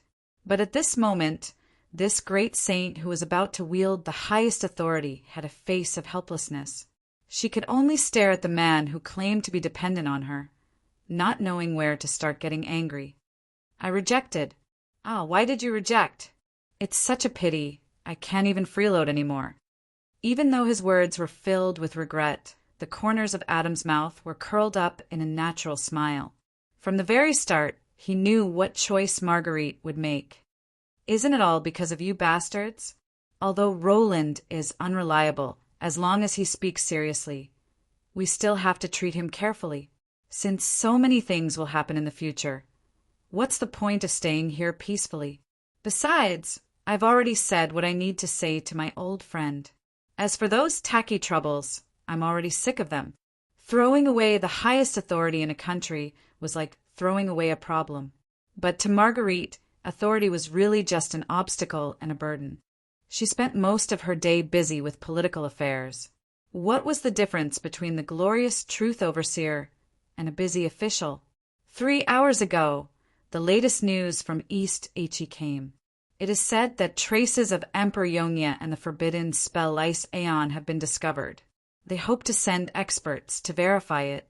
A few of the current Truth Overseers placed great importance on this matter and intend to send their trusted aides to search for it. It hasn't even been half a year, and Roland is already causing trouble. That sure is fast. Then does it count as my win? Marguerite nodded her head, helplessly. Who would have thought that she would be exposed so quickly? Before walking on the ground, Marguerite had indeed made a bet with Adam. They were betting on whether Roland could last for a year without causing any trouble. Obviously, Adam, who understood Roland better, won. You've prepared your luggage? Where did you get the news from? 2 days ago, I received a letter from that fellow. It was a bunch of nonsense. He only said that he was doing well recently, that he was favored by women, and that he had many beautiful girlfriends. But since that fellow was only spouting nonsense, even his bragging didn't feel real. It was obvious that he had met with trouble recently and needed help. It was rare to see that fellow lowering his head. I was happy these few days, so I celebrated a little. Your celebration is to get someone to beat you up? Forget it, it's all my fault. Bringing you here was a mistake in the first place. I have said what I wanted to say, and it's time to leave. It just so happens that the one leading the team to East Achi this time is the Archmage Amelia. Yeah, the one you beat up previously. Let's hitch a ride then. Can we change the topic? That woman is a little scary. You really remembered it long ago, but you kept acting dumb. What did you do? Why did you make the usually kind Amelia so angry? I laughed at her pet for being too weak. It can't be compared to Roland's. In the end, she actually said that she wanted to use me as a material to create a new creation. So I beat her up. If she was just mocking you, she shouldn't have hit you. Even though she is a former Truth Overseer, she is famous for her good temper. As for using you as a material for her experiments, no matter how I think about it, it doesn't seem like something she would say. That the mockery was after I used those little fellows as a test subject. I didn't expect those fellows to be so weak that they fell apart. They are far worse than those fellows in the undead district. In other words, you destroyed Amelia's experimental creations? It's no wonder she was so angry. But even if it was for my sake, she wouldn't have said such vicious words. Although the direction of her research is hard for normal people to accept, she is still in third place in the most desirable girlfriend mage pole. Furthermore, she was already a mentor when I was still studying. Back then, she was famous for her good character. No matter how I look at it, it doesn't seem like she would say such crazy words. After pondering for a moment, Adam finally revealed an expression of realization. Back then, when I mentioned that Roland's creations are stronger than hers, she suddenly became agitated and started scolding me. She even screamed at me, "Roland? You mean that idiot who couldn't even learn Blizzard after spending 2 years? That thief who stole all of my research materials? That scammer bastard who I curse 10,000 times every day? That Roland? Could it be someone with the same name? I don't think that other than that Roland, there is anyone else who could turn a gentle lady who was smiling just a moment ago into a hysterical, crazy woman with just a name. Furthermore, I had already checked the graduation portrait of the rank and confirmed it. It is that Roland. Why didn't you say so earlier? That way, it would be hard to reject her. Aren't you just creating trouble for Roland? As a former truth overseer, Amelia isn't easy to deal with." Isn't it easy to reject her? You can just slip away. Seeing how happy you are, you must be waiting to see a joke. Aren't you smiling as well? Are you going to make Roland happy again? The two of them chatted as they walked. The setting sun dragged their shadows far away. In an alley by the side, a cloaked woman was leaning against the wall, staring at them. As expected, you know the whereabouts of Roland. I won't let you go. This time, I will definitely be able to exact my revenge. Damned Roland, damned Roland, damned Roland. The stalker woman bit on her finger as she cursed crazily. Her finger had already been bitten off and blood was dripping down without her even noticing. The way she cursed crazily didn't have the slightest hint of an idol. Even the most vicious and dangerous, which wouldn't act so crazily. Lady Amelia? Amelia was stunned for a moment. Then she turned around, only to see the gentle and kind face of a teacher. "Good evening, students. Are you out for a stroll as well?" From a certain perspective, changing her face was also a kind of ultimate skill. When the male students who had received her autograph left happily, she turned around and her crazy witch mode came online once more. Damned Roland, damned Roland, damned Roland. Chapter 123. Even in the sealed base, it is still as bright as day. The lighting equipment is fully activated and the radiance of the mage tower illuminates the surroundings. But at this moment, on a flat ground, something that doesn't fit the current era is happening. Handball in the penalty area. "Referee, this is a penalty. It is definitely a penalty. Damn it, ignoring me. Did you take bribes again?" Deer is filled with resentment. If such an obvious handball in the penalty area isn't awarded, how can the ball be played? To actually dare to roar at the referee, red handkerchief, unable to find a substitute for a red card. The gleefulingo takes out an old handkerchief painted red from his pocket and waves it at Deer. Friendship comes first. Victory comes second. What a despicable player, but what a fair referee this is. "Praise you, fair gnome referee," Bayfoam says calmly. But if he isn't the one who committed the handball offense, his words might be more convincing. Deer flies into a rage. He takes out his staff and is about to start a fight, but he is held back by his teammates. It is normal for a gnome to take bribes, but it would be abnormal if he doesn't. If he takes bribes, we won't have to worry about being extorted. Besides, you should know how black-hearted that Ingo fellow is. Since he took bribes, he is already shameless. If you argue with him, he might just make use of this opportunity to send more of our teammates off the field. If that happens, we will really lose everything. Didn't you say that we are going to give money as well? Why is he even more black-hearted today? That we gave 2,000 gold coins, while the country of gentlemen football team, abbreviated as the national football team, gave 6,000 gold coins. How do you think the greedy gnome will award us? Then why did Lord allow that gnome to be the referee? Isn't it better to get a fair one? I asked Lord as well. Lord Roland said that the gnomes have short legs and both teams don't want them, so they can't play football. It's fine if you don't want them to be referees as long as they are players. Are you willing to accept a player whose ball is higher than their knees? Actually, they can try being the goalkeeper. Oh, forget it, it would be a joke. He indeed. That's even more ridiculous. You can't even touch the ball when you jump. In any case, it's just entertainment. Even if they lose, they would just have to help out with the household chores. The two of them are amused by their own words, but they don't pursue the matter any further. On the other hand, the faces of Ingo, Kabbalah, and the other goblins turn uglier and angrier as they listen to the story. Insulting the referee. Red Handkerchief, you are to be punished. Red Handkerchief, my ass, we're off stage. Is there any penalty for chatting in football? Yep, you didn't see wrongly.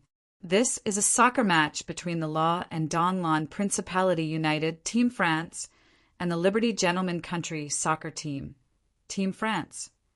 You didn't see wrongly either. I came up with this nickname, and I just wanted to use this opportunity to vent the resentment that has been building up in my heart for many years. It has already been a month since we were trapped in the base. Even though we have sufficient food and water, the long period of indoor confinement makes them, who are used to freedom, feel uncomfortable. Their morale and mental state are extremely low. At this moment, it is time for sports to vent their excess energy. Thus, I invented soccer, basketball, badminton, and other ball games. However, it is a pity that the only one that is accepted by the masses is soccer, which has the highest difficulty. After all, basketball relies too much on talent. Furthermore, the differences between the various races are too great, making it impossible for them to play together. For example, basketball is bound to have collisions. Due to the superiority of the powerful melee races, the giants have to lower their heads and dunk. The goblins and dwarves can't even see the basket when they raise their heads. Soccer is accepted by the masses, just that everyone isn't used to using their feet to kick the ball. Thus, they are still on the same level. But even so, messy situations kept happening. The heck, Bayfoam, you are addicted to playing. Can't you just use your feet to kick the ball obediently? The seemingly honest man said with a smile. But the rules allow other parts of the body other than the hands to kick the ball. The tail is completely in line with the rules. Why don't you use your tail as well? Bayfoam smiles foolishly, his face filled with astonishment. He seems to be wondering why the other party doesn't use his tail. I am a human. Why would I have an X tail? You percent yen percent. How many unlucky fellows have been angered to the point of being scolded by the captain of the national soccer team? Bayfoam. Herald? All right, it is basically the same rhythm. Obviously, copying the rules of the human soccer matches isn't suitable for the other races. There are all sorts of bugs in the game. But should I say that the name national soccer team is used well? The national soccer team, led by Bayfoam, is basically an expert at finding bugs and loopholes. They have all sorts of tricks up their sleeves, acting shamelessly both on and off the field. The two teams have fought for more than 30 matches, and the French team has only won 5 matches. The rest of the matches have all been won by the national soccer team.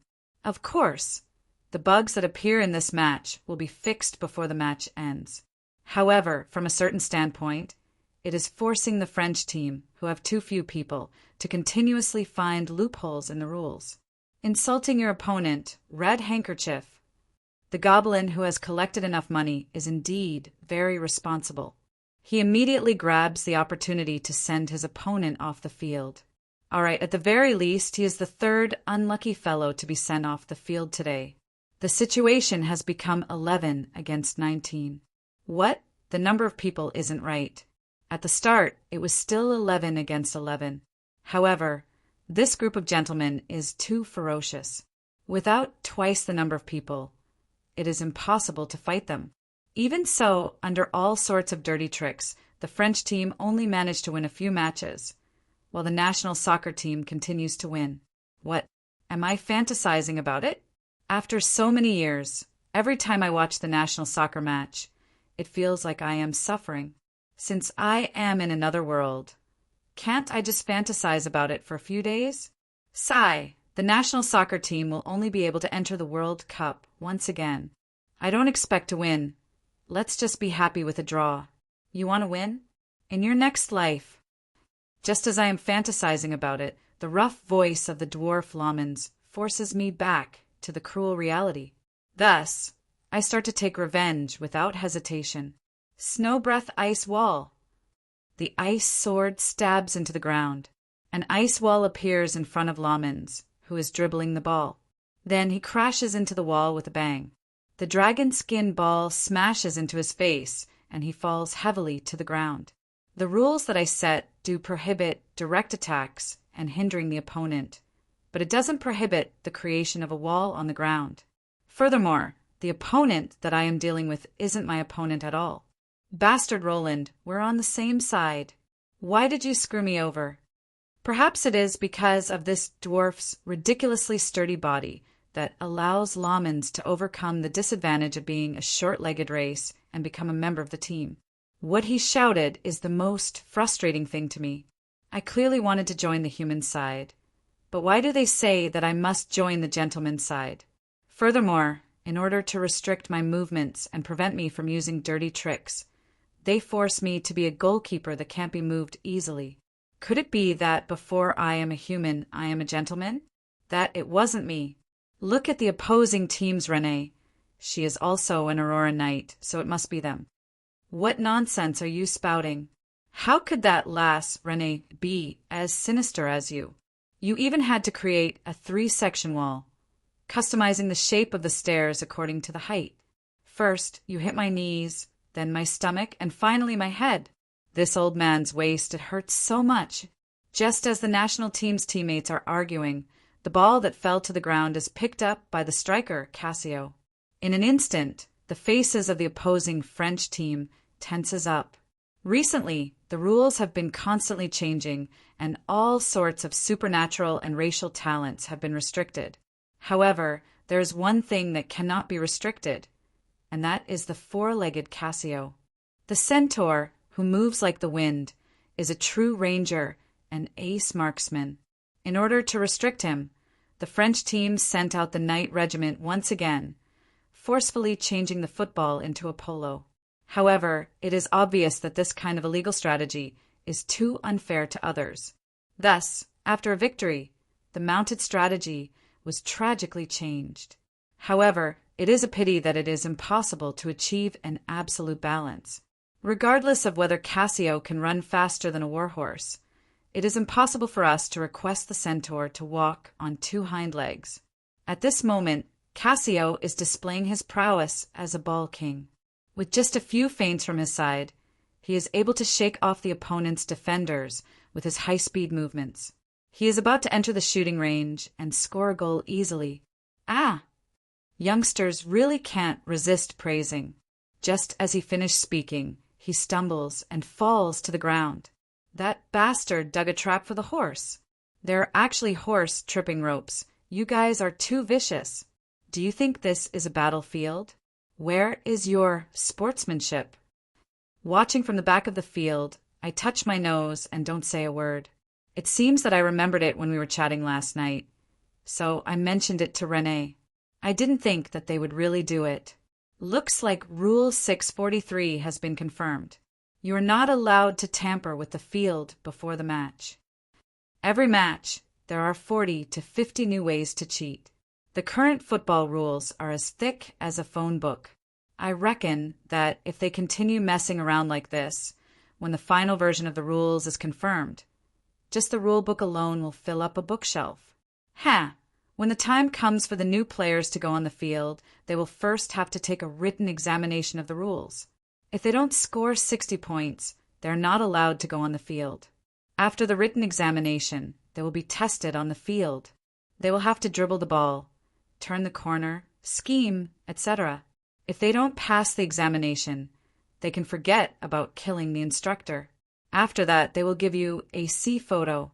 If you don't die in football for 10 years, they will give you a B photo. If you are a superstar, they can give you an A photo. Of course, I can simply and crudely stipulate what they can only do, but that would be meaningless.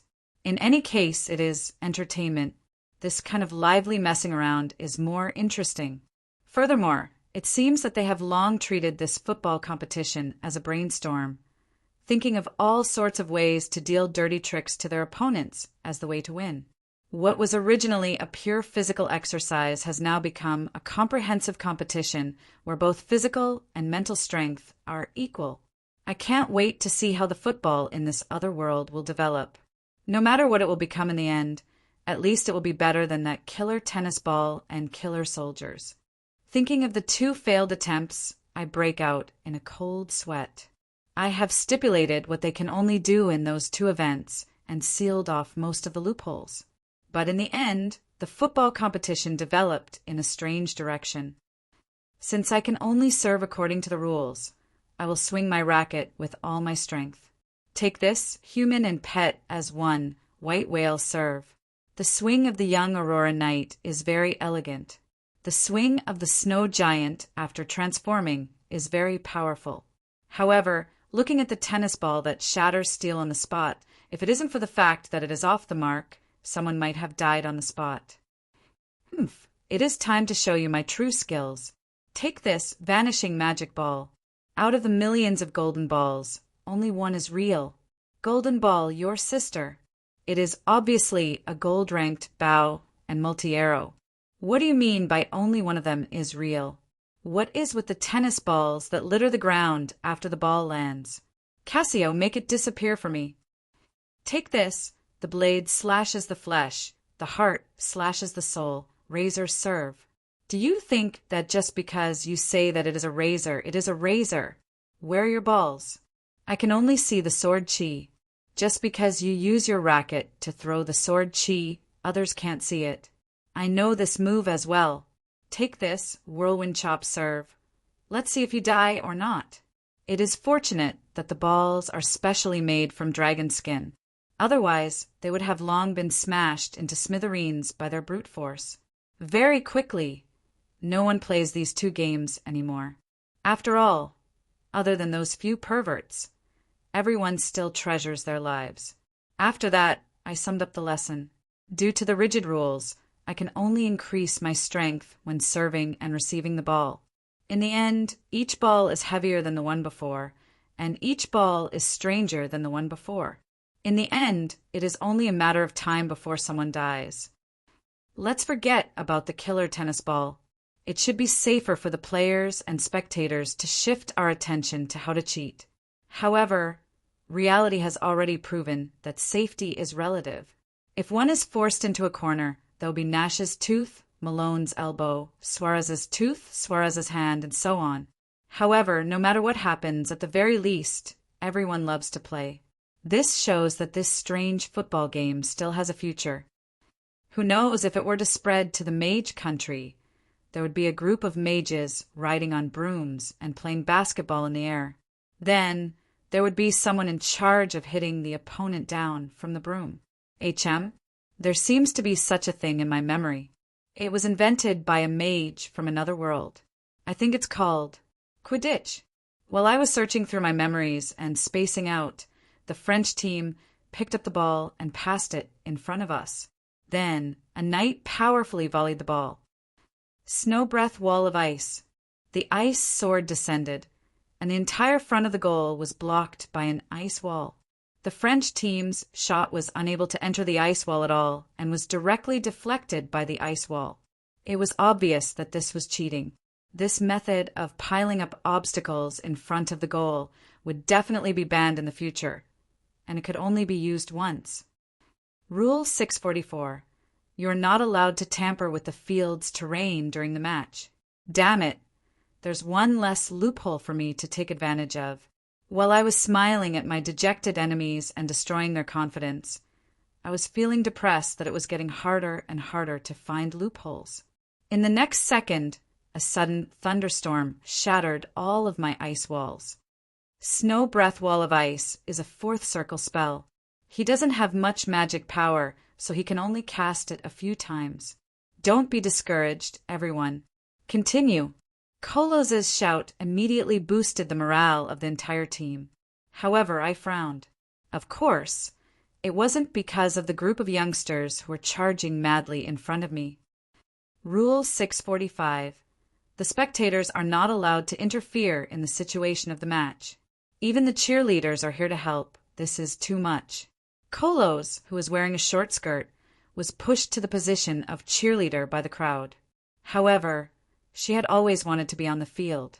At this moment, Renee, who was dribbling the ball, was already in front of me. However, I didn't have any intention of stopping her. Ouch. It hurts. My tail is bent from the impact. Yes, the reason why I wasn't worried at all was because of my gold medal defender, Bayfoam. Her ult. With him around, breaking through the goal wasn't a strenuous task. The first thing you have to deal with is the endless underhanded tricks beneath his thick skin. This time, I only stepped on his tail. I realized that he intentionally extended his tail to the feet of others. This fellow just laid on the field and pretended to be injured. Then, red handkerchief. How could Ingo, who had been bribed, miss this opportunity? A red handkerchief turned the situation around once again. The presence of this referee was simply too strong. The boos from the side of the field resounded through the clouds. Rule 646. If one side strongly disagrees, through the votes of the audience, the referee will be allowed to be replaced. While both sides were messing around, the match was already nearing its end. The national team was leading 30-9. You didn't see it wrong. It is much easier to score a goal like this than in a normal match. It's time to end it. If we don't end it soon, the French team's goal tally would reach double digits. Referee, let's make a substitution. I'll go down, let Grim go up. Just as he said that, the field, which was still in an uproar just a moment ago, turned silent. Then, the moment a tall figure stepped onto the field, the surrounding spectators collectively took a few steps back. After all, his appearance on the field a week ago was simply too shocking. At that time I shouted, "This is the crucial moment. Everyone go up together and get rid of them." That fellow actually pressed a button on the spot. Then boom, boom, the entire field and all the players on it were sent flying. Although he controlled the gunpowder very well, and almost no one was injured, the chili powder and pepper were not easy to deal with. After the smoke lingered, many people had red and swollen eyes and coughed for 2 to 3 days. At that time, Grim was beaten into a pig's head and was immediately demoted from a main player to a substitute. Afterwards, I found out that because I mentioned that the field was like a battlefield and that we had to be prepared in advance, that fellow actually used it as a battlefield. The night before, he dug a hole in the field and arranged 900 small goblin bombs evenly on the field. As a result, the explosion design was ingenious. Although no one was seriously injured, it was inevitable that the match would be suspended for 3 days. Even many spectators were caught up in it.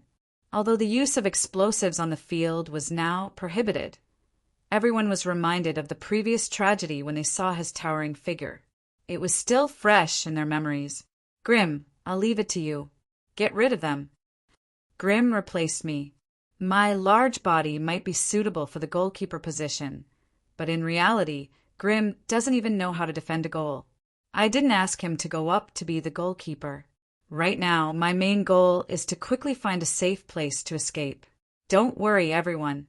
This time I didn't bring any explosives. Boom! This light only lasted for 2 seconds before the unlucky deer was directly blown away. Boom! The second bomb actually landed in the spectator stands. This time, the spectators had no interest in watching the match and immediately scattered.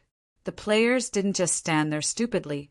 Amidst the rumbling explosions and the background of the players flying around, the match ended prematurely as usual.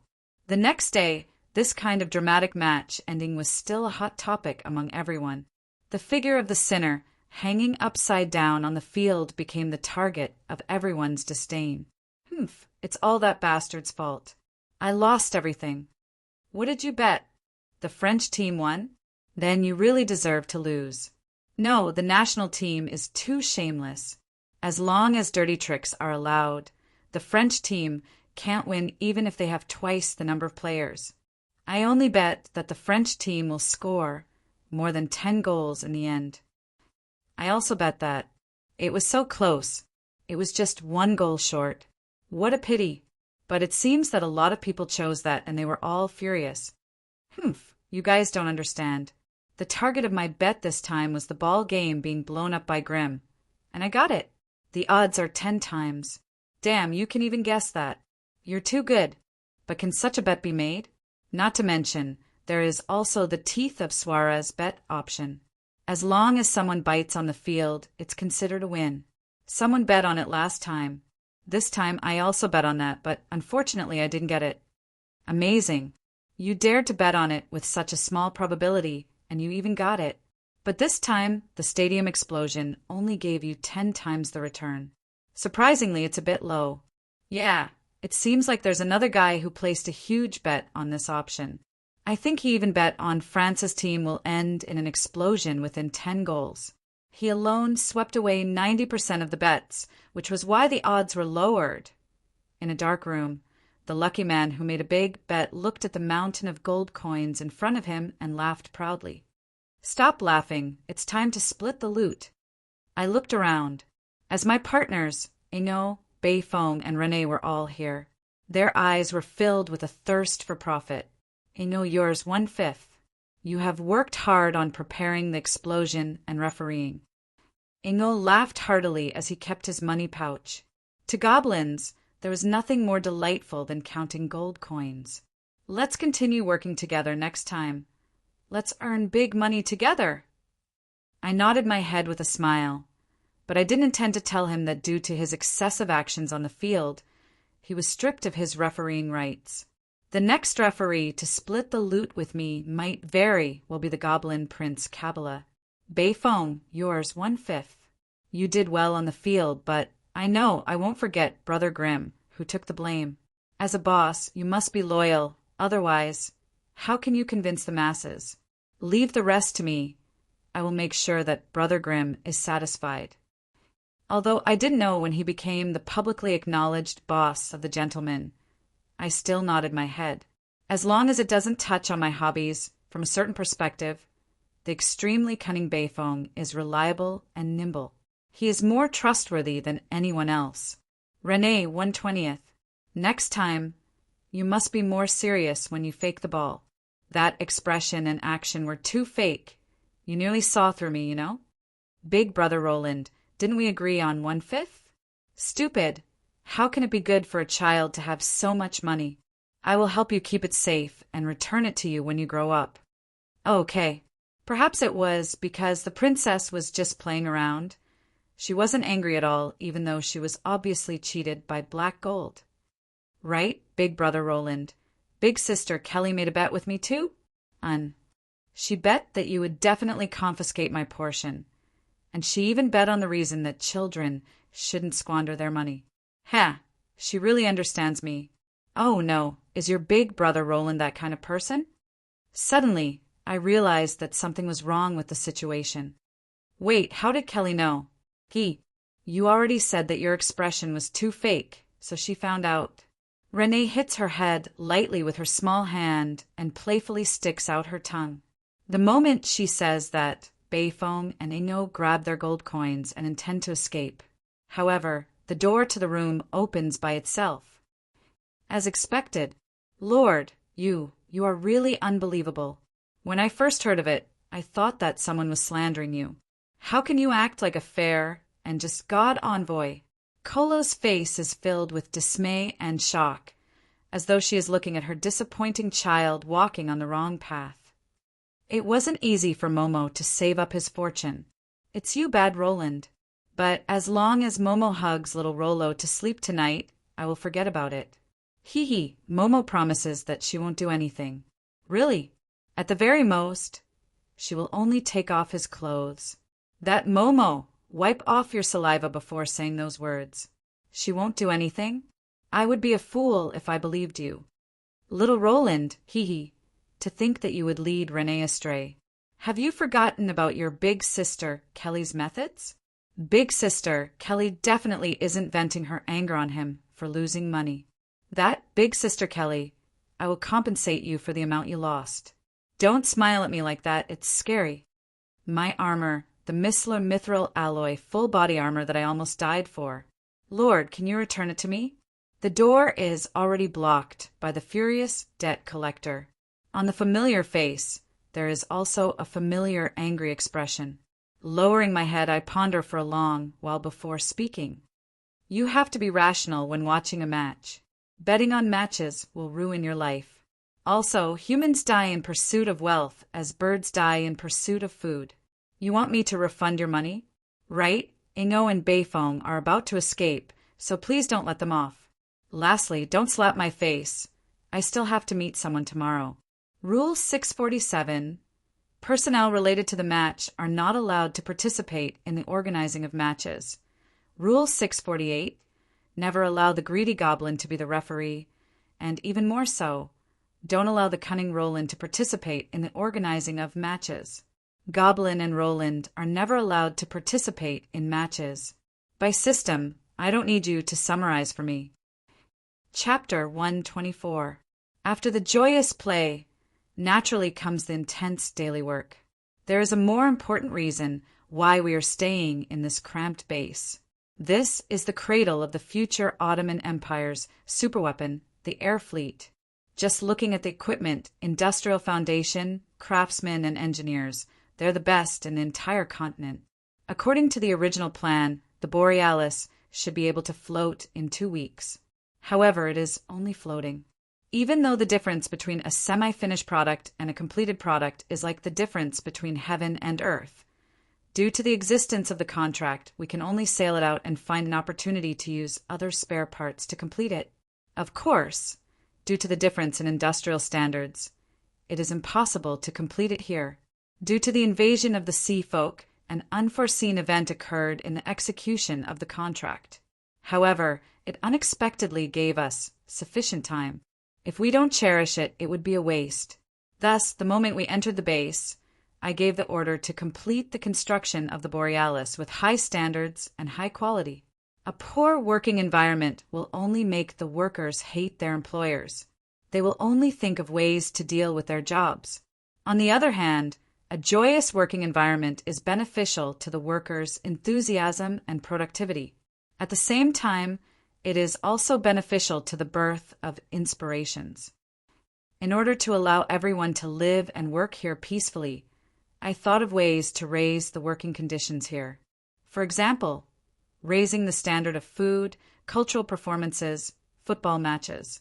In order to raise the standard of food, I even sneaked out from the underwater exit to fish a few times. With the help of Tracy's Song of Tides, the sea folk might not even know how their shoal of fish disappeared. Even if they think of poaching, they would only think of other tribes. The effects of these entertainment activities are extremely good. After all, entertainment is too scarce for the people of this world. The only flaw is that it seems to be a little overdone. Not only did it make the engineers so happy that they forgot about their duties, they were also unable to focus on their work. But very quickly, with a large group of undead assisting us, the engineers who recovered from their injuries taking the lead, and our gentleman and knight helping us, the progress increased once again. I didn't make many changes to the original design of the ship. After all, it isn't my specialty. However, as for the weapon system, I have my own wishes. 8 mage towers and 32 cannons? How can that be enough? Give me 16 mage towers and 64 cannons. No, I want 30 mage towers and 100 heavy cannons. Insufficient energy? Don't worry, I have a plan. If we don't have enough space, why don't you build turrets on top of cannons? Why don't you build smaller turrets between the turrets and the turrets? Don't think about symmetry. We need more turrets and bigger cannons. Remember, you newbie engineers, don't pursue those useless aesthetics and decorations. Put all your intelligence on how to increase the number of turrets and increase the caliber of the cannons. Repeat after me. More is beauty, big is good, caliber is justice, turrets are truth.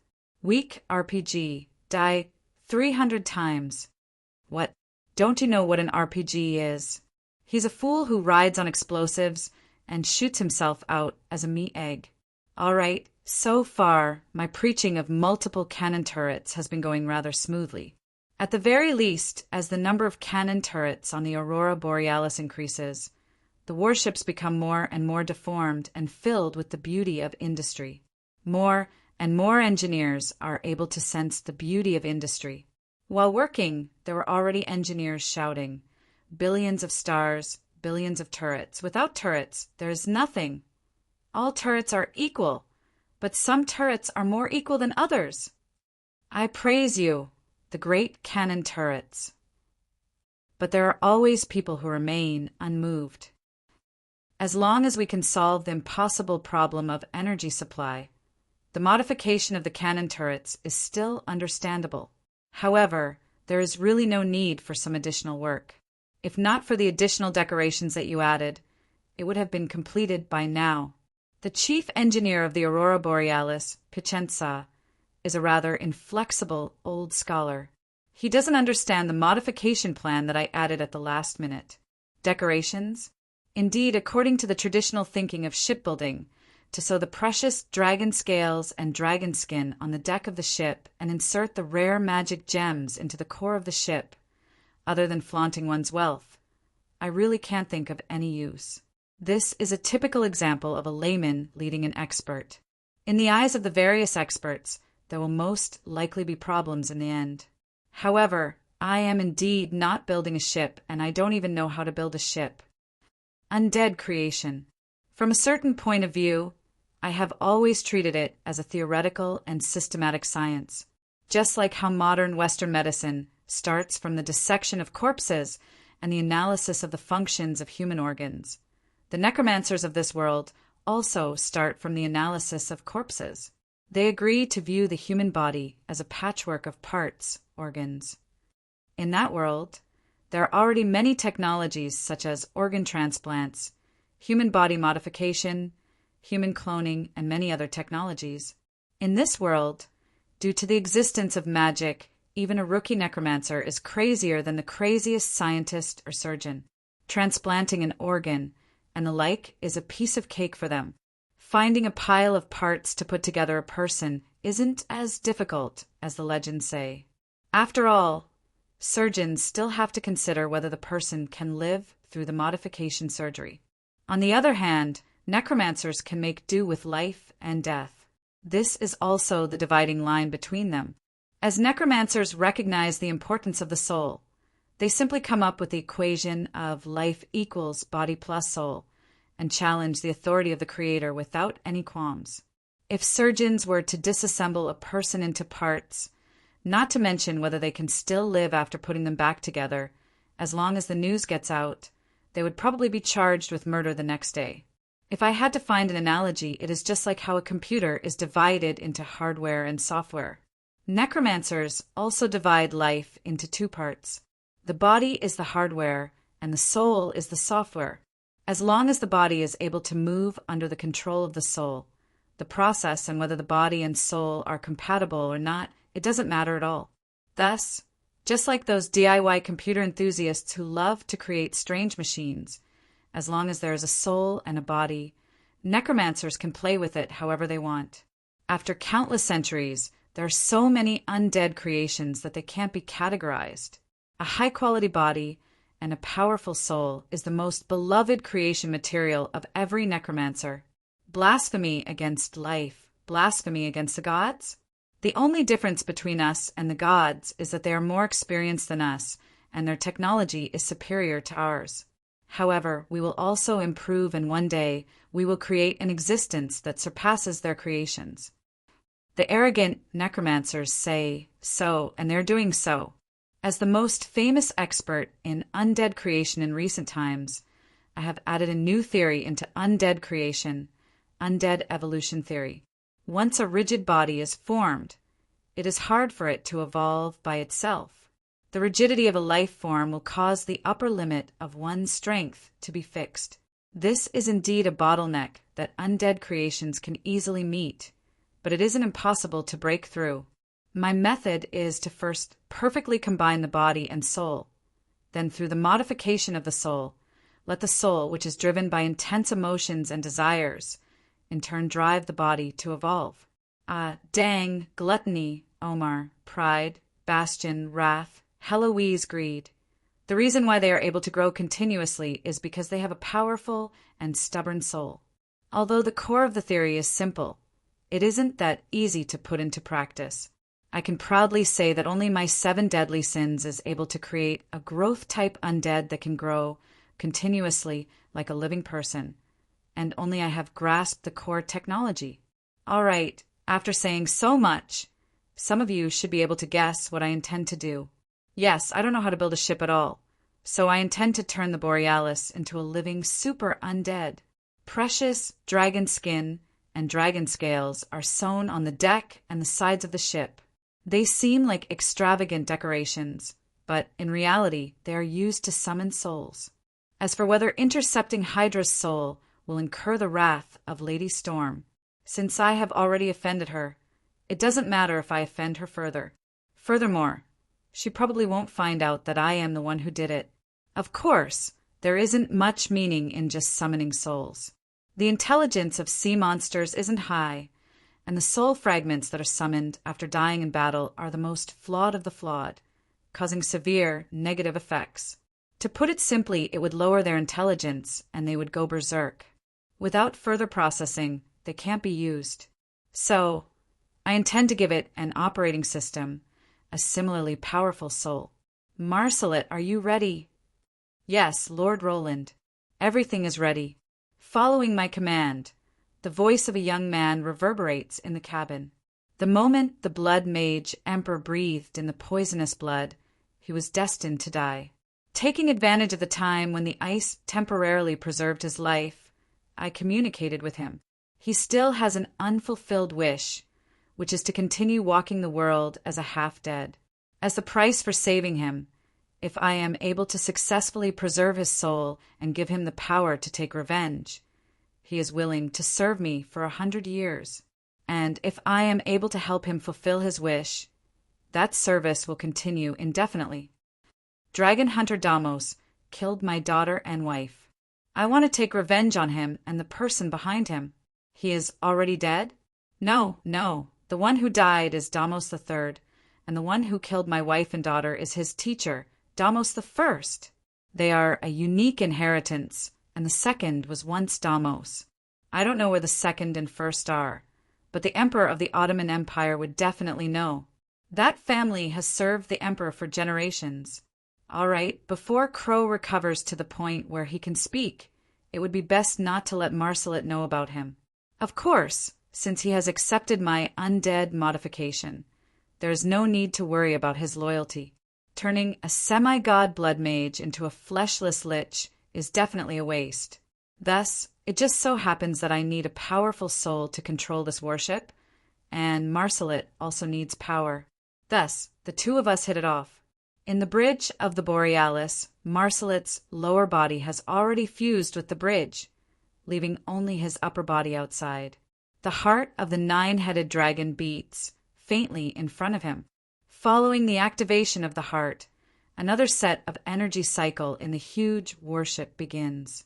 This is the specialty of necromancers.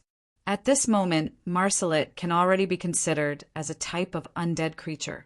His physical body is still as cold as ice and corroded by poison.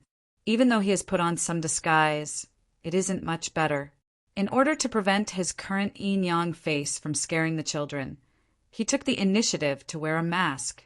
He seems to be closing his eyes in deep thought, but a lot of data flashes past his eyes. In reality, he is carrying out control over the situation of the entire warship, making the final adjustments before activating it. However, looking at this man who is working seriously, I was happy that the person whom I entrusted to him is reliable. But for some reason, I fall into depression. Lord, what's wrong? That, I feel a little depressed for some reason. I will be fine after resting for a while. That is all I can say. Do I have to shout my dissatisfaction to the sky and request for a more adorable controller? What a scam! Why is it that everyone else is a cute ship girl who smiles sweetly in sailor attire, but I only have a masked ship boy with a yin-yang face, The will of the universe. Is this appropriate? Can I change? Of course you can. How about Rosemary? She's a great beauty. All right, the will of the universe wouldn't answer such a pointless question. But Heloise wouldn't let go of any chance to attack me. From a yin-yang face to a yin-yang person? After thinking about it, I resolutely refuse. If we were in Rosemary's body right now, why does this sound so awkward? She might use her authority as a ship girl to peek at all the male crew members bathing. Don't insult me. I have my own sense of aesthetics and choices. What's so good about those ugly men? My taste isn't that bad. You only deny that you don't want to look at ugly men? Would you peek at those that are so good-looking? Rosemary's furious roar comes from her phylactery, revealing the wish in her heart. Once again, I rejoice that I didn't make the choice that could possibly lead to a tragedy, choosing Marcelet instead. This time, there is finally a normal person in the gentleman party. Congratulations, congratulations. Right, my lord, the area of dragon skin on the left side of the ship is 17% more than the area on the right side. It's fine. It will automatically correct itself when it is activated. Oh, my lord, my second cannon barrel and the ninth cannon barrel are a little bent. Can you help me straighten them? It shouldn't be. It would be very obvious if the cannon barrel is bent. I won't be wrong. The second cannon barrel is bent by 2% to the right, and the ninth cannon barrel is bent by 0.5% to the left. You will be able to notice it if you look closely. Right? Can the water bucket on the left deck be placed in the middle? The asymmetry makes me feel uncomfortable. Also, can the potted plants on the left and right be balanced? There are 3 more on the left side than on the right side. I'm not used to it. Right. Can you help me straighten the portrait on the wall? It is tilted by 30 degrees. It makes me feel uncomfortable looking at it. Hearing this, I immediately understood. How could there be a normal person in the gentleman party? Recalling the day when the red-robed mage appeared, his neat and meticulous appearance, I came to a sudden realization. So it is a deep form of obsessive-compulsive disorder. All right, the endless nagging of the obsessive-compulsive disorder patient continued. From the patterns on the deck of the ship to the patterns on the sails, from the style of the bow on the cables to the pattern of the crew's uniform, all kinds of unimportant information bombarded me with fatigue. A normal obsessive-compulsive disorder patient would probably only be concerned about himself and his surroundings. However, after Marcelet transformed into a ship, his body expanded countless times. There were too many things for him to be concerned about. It was fine for his obsessive-compulsive disorder to act up, but I, who had to accept his opinion, would suffer. Left and right unbalanced? No way. Left and right unbalanced? Even worse. The left deck is cleaner than the right deck? How can I tolerate that? If you don't clean the right deck, then dirty the left one for me. Your beard isn't shaved and your clothes aren't neat? I can't say any more. Get off the ship. I began to question my decision amidst the incessant buzzing. Should I switch to a gentleman ship girl who might be spying on me? Or should I continue using this nagging, obsessive-compulsive ship boy? Finally, I heard the words I had been waiting for. My lord, the preparations are complete. Should we start? That's great. Cough. Since the preparations are complete, let's cut the nonsense and begin. Following my command, a faint green light enveloped the entire ship. Even though no one was controlling it, the searchlights at the front of the ship suddenly lit up, as if a gigantic beast had opened its eyes. The Borealis had awakened. It was alive. On the ship, a large number of low-level undead were mysteriously melting. They were fusing with the ship's bones and planks, becoming the true skeleton of this gigantic undead beast. Next to the ship's normal energy circulation system, a green liquid was flowing in a transparent pipe. This was the poisonous blood of Hydra, which was also the gigantic beast's new blood circulation system. The dragon skin on the ship was actually slowly spreading. Countless magic runes began to spread on the ship. The gigantic beast skin and nervous system were also progressing well. The unrelated personnel had already retreated, leaving only Heloise and I. Meanwhile, Rosemary's phylactery was constantly nagging about, "This isn't magic. How is this possible? This doesn't conform to the classic theory of undead creation and other nonsense." What made me feel helpless was that the great engineer Piacenza on the other side was nagging about, "This isn't scientific. This is too illogical. This is completely against all theories of shipbuilding." It was naturally impossible for a living creature to have two sets of systems. As the roaring, nine-headed phantom began to fuse with the ship, the dragon blood circulation system and the energy pipes began to fuse. The dragon skin and scales on the outer edge of the ship were expanding furiously. Very soon, they would become the true outer shell of the ship. The various magic runes inscribed on it would also truly function as nerves and organs. After the sacrifice of the undead creatures, the keel and deck grew thicker and thicker. Countless searchlights and probes were floating in the air. They would become Marsalet's eyes. The mage towers on the ship had an additional layer of dragon skin for defense. Those magic crystal cannons had completely changed their appearance. The cannons had an additional carving of a dragon's mouth. Judging from the dark green glow that was emitting from them, it was definitely not just their appearance that had changed. Before the Borealis was awakened, it was still an assembled ship that was full of patches. However, after being awakened, the green dragon skin became the most extravagant paint job. The Borealis that retracted its metal outer shell made it seem like a super battleship, as well as a breathing dragon. 25 mage towers, 27 green dragon corrosive type magic crystal cannons, 127 heavy engineering cannons. It wasn't that they didn't want to install more, but they had already piled up to 3 levels, and there was no space for them, 1 dragon breath cannon each at the bow and stern of the ship.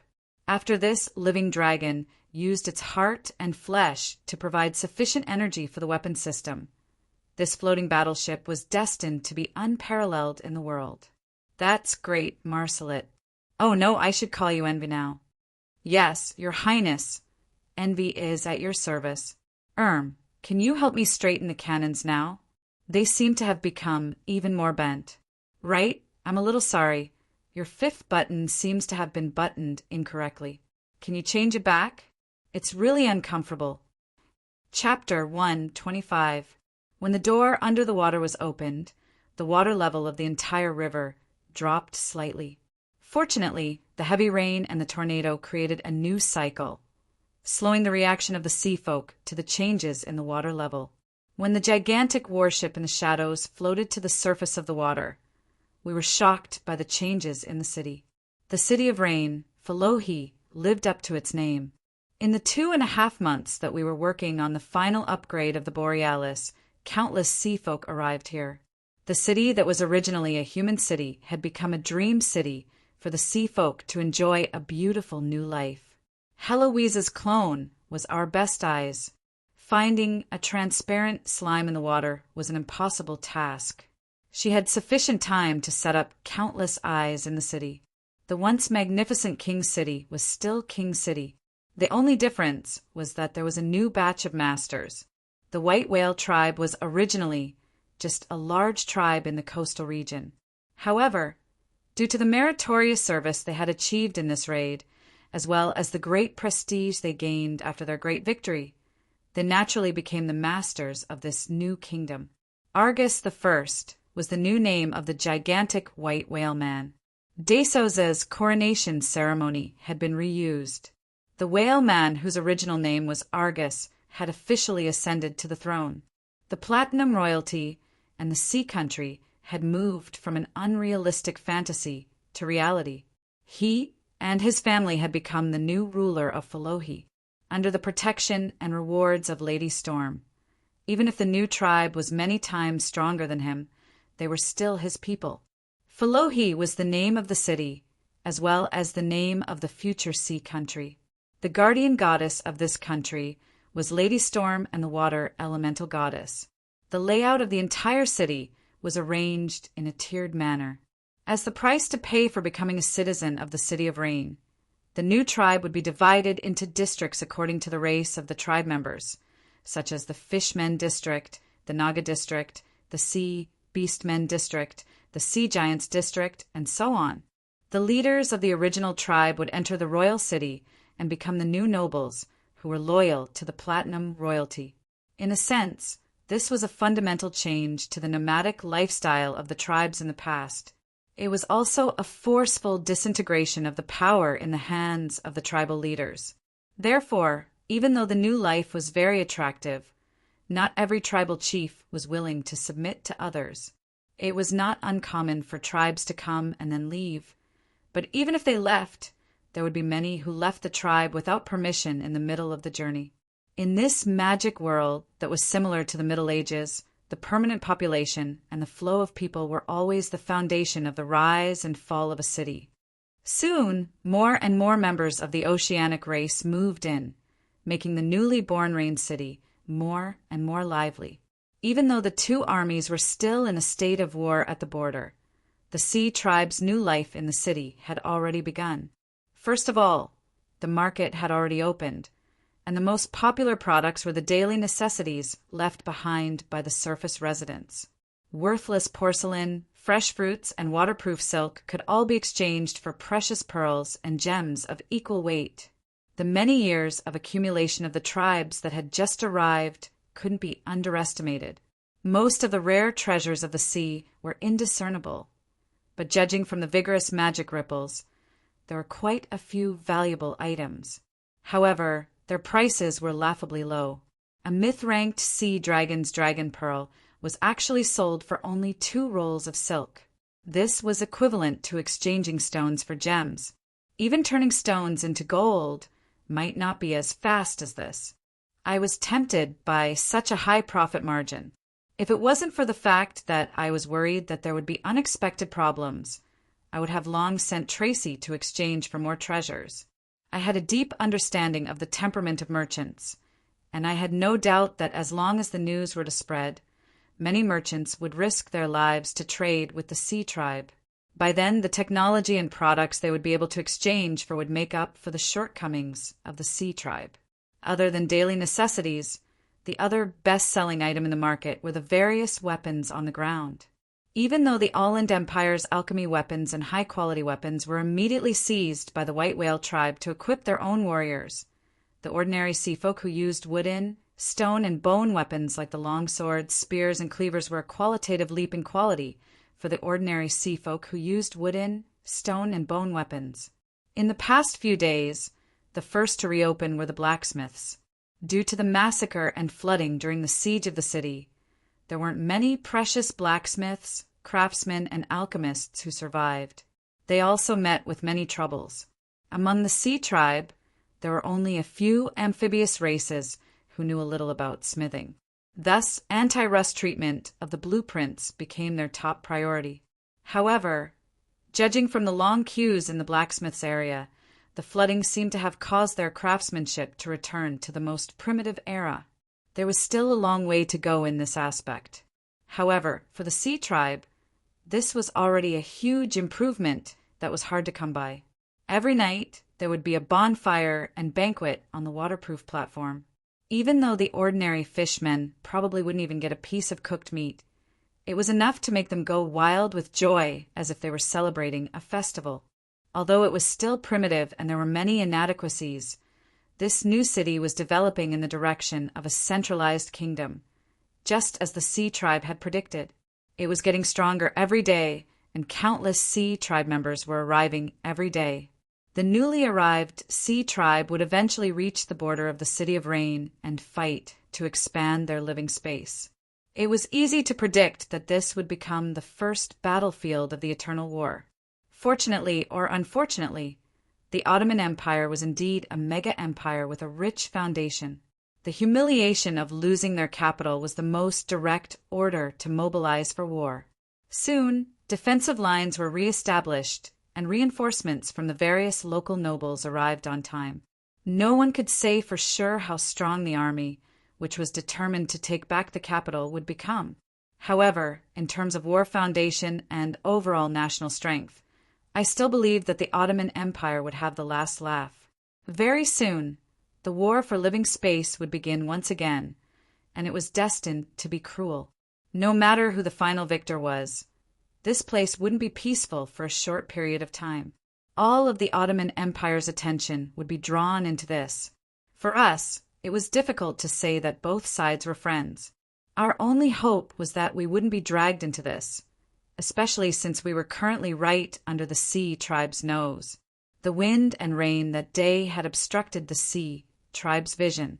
In the eyes of the Sea tribe, the fall of Hydra was mostly due to Longtu and the forbidden spell. Our existence was probably still a blind spot for the Sea tribe. Even so, we didn't dare to stay here for too long. It was foreseeable that as the Sea folk gathered here, more and more power of faith would become food for the Queen of the Storms. When the Queen of the Storms really turned this new city into her own divine land, when the Queen of the Storms church and altar reached a certain density, the will and attention of the Queen of the Storms would probably stay here permanently.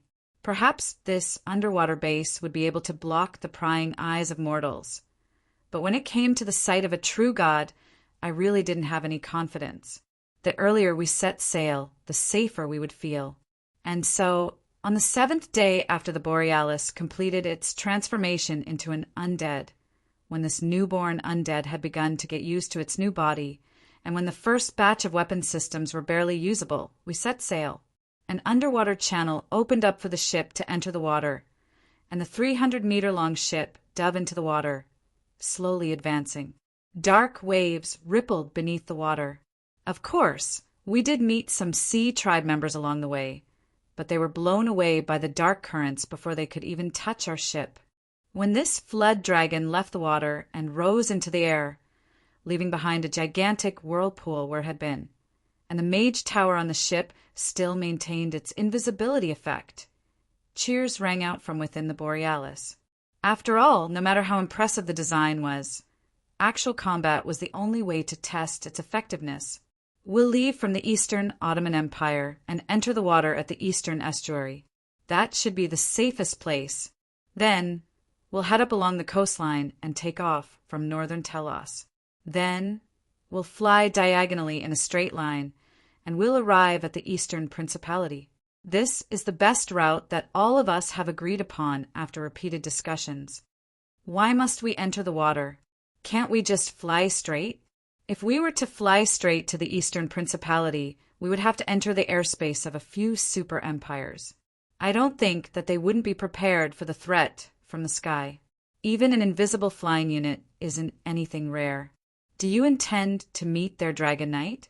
Furthermore, if the news of the floating warship were to leak out, there was a hidden meaning in Kelly's words, and I immediately understood it. Some things should be kept a secret for as long as possible. If we were to reveal it now, there would be a lot of trouble in the future. Kelly's suggestion was based on a risk assessment, and we could still try our luck. On the other hand, the chief engineer of the Borealis, Piacenzau's suggestion was based on reality, and it was obviously more practical and persuasive. From the performance of a new ship, it isn't recommended for us to go on a long journey for the first time. After flying for a certain distance, we do need to make some short-term adjustments to the equipment to rectify the problems that have been exposed. Looking at the situation of our ship, entering the water is the most suitable choice. Furthermore, we don't have much supplies left.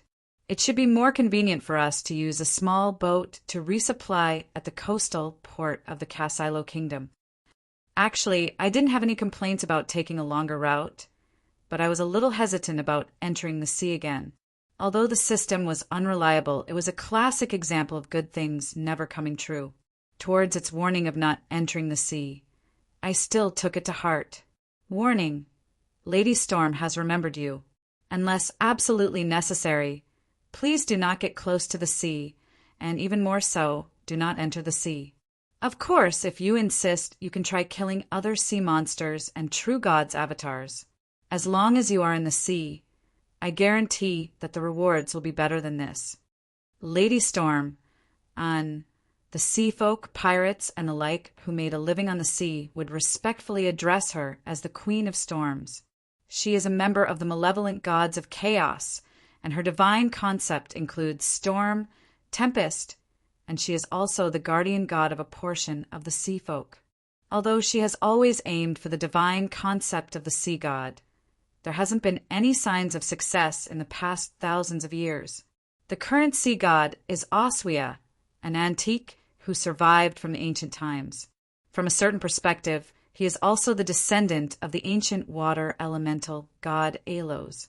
In the Order faction, this sea god is famous for being low-key.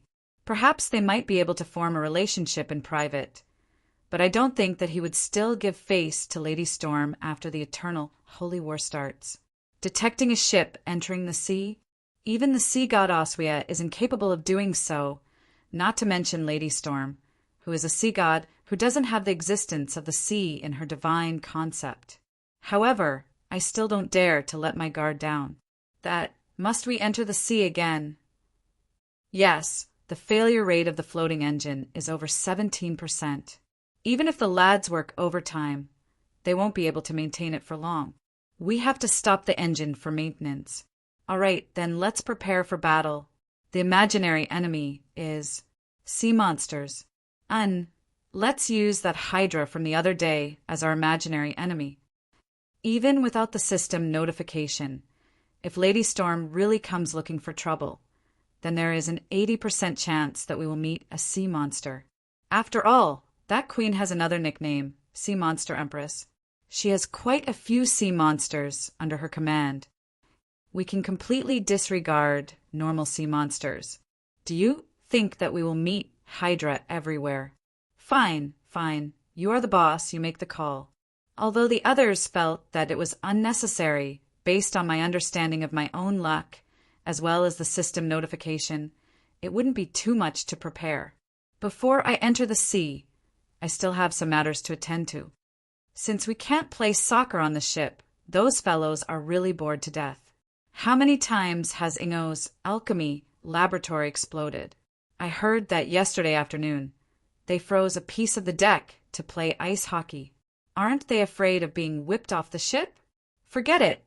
I have some matters to settle anyway. I'll just scare them a little. Being on the same ship in times of crisis is a kind of fate. But when the crisis is over, being on the same ship requires a reason. Common interests, common ideals. Regardless of what it is, since we still hope to walk together, since we still want to call each other comrades, and since we need to use something to unite everyone's strength together, there must be a core and a goal. Eating, drinking, and having fun can also be considered as a goal. But if we were to build an organization around that, then it would most likely be a bunch of scattered sand. But in this aspect, I have long prepared for it. Why should I be the only one worrying about the future of the world? Since we are all on the same ship, let me tell you about the possibility of the ship sinking in the future. I started my explanation with these words, but as expected, I saw the nonchalant expression of those fellows. If the sky collapses, there will be tall ones to hold it up. If the ship sinks, at most we can just go ashore. What's the big deal? Asking me how I was able to read so much information from their expressions? Those bastards have already said it out loud. I am a siren. Sinking the ship isn't a problem for me. It is just that it is a little troublesome to bring along my collection. Actually, I have been training hard during this period of time in the base. Right now, my swimming skills are pretty good. Big brother, don't be fooled by my 4 hooves. Actually, I have learned how to swim recently. Furthermore, I have already removed the horseshoes, so I will definitely be able to float. When the time comes, you will just have to sit on my back. Hey, did you hear about the latest business opportunity? The opportunity to earn big money is here. We should stock up on life buoys and driftwood. Stupid. What's the use of stockpiling them now? We should purchase all kinds of life buoys from the crew members and sell them to the original owner when the ship sinks. That way, we will be able to make a fortune. Fool! How can we only sell to the original owner?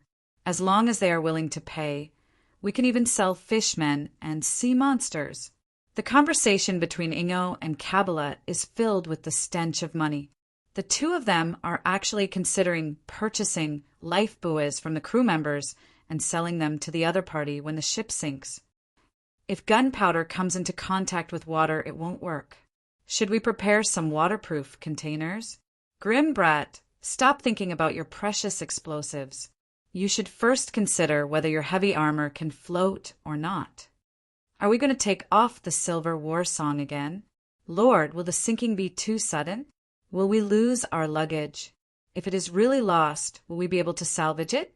Ever since Diana got the mithril alloy full body armor from my hands, and even got a mage to enchant it, Diana has been wearing the armor all day.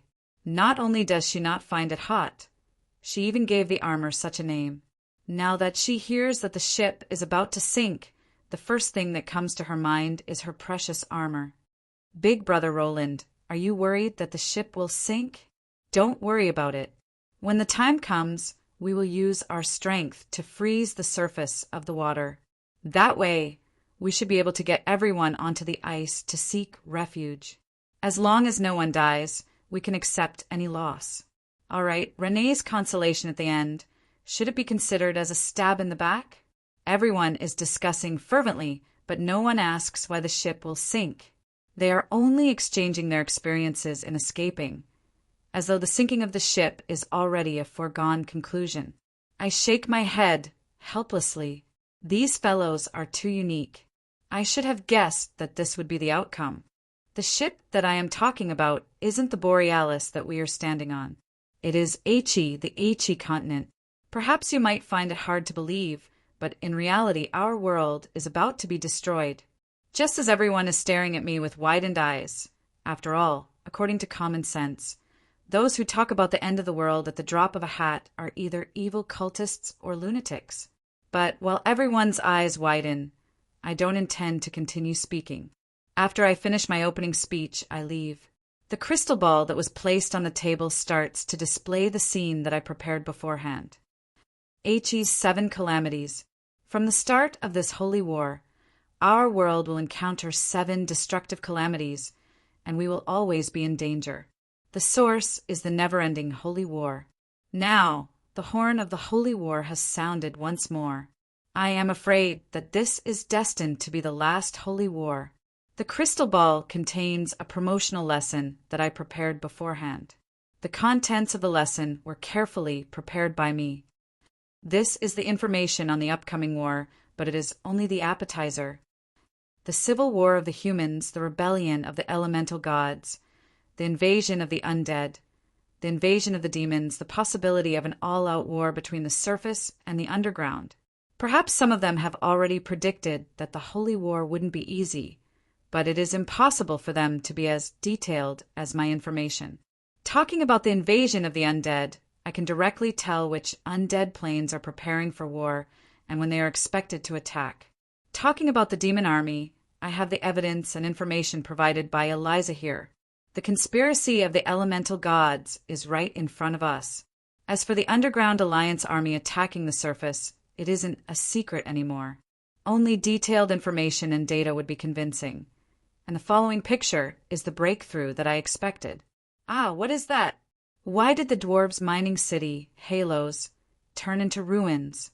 I just went there last year, and the place is still bustling with activity.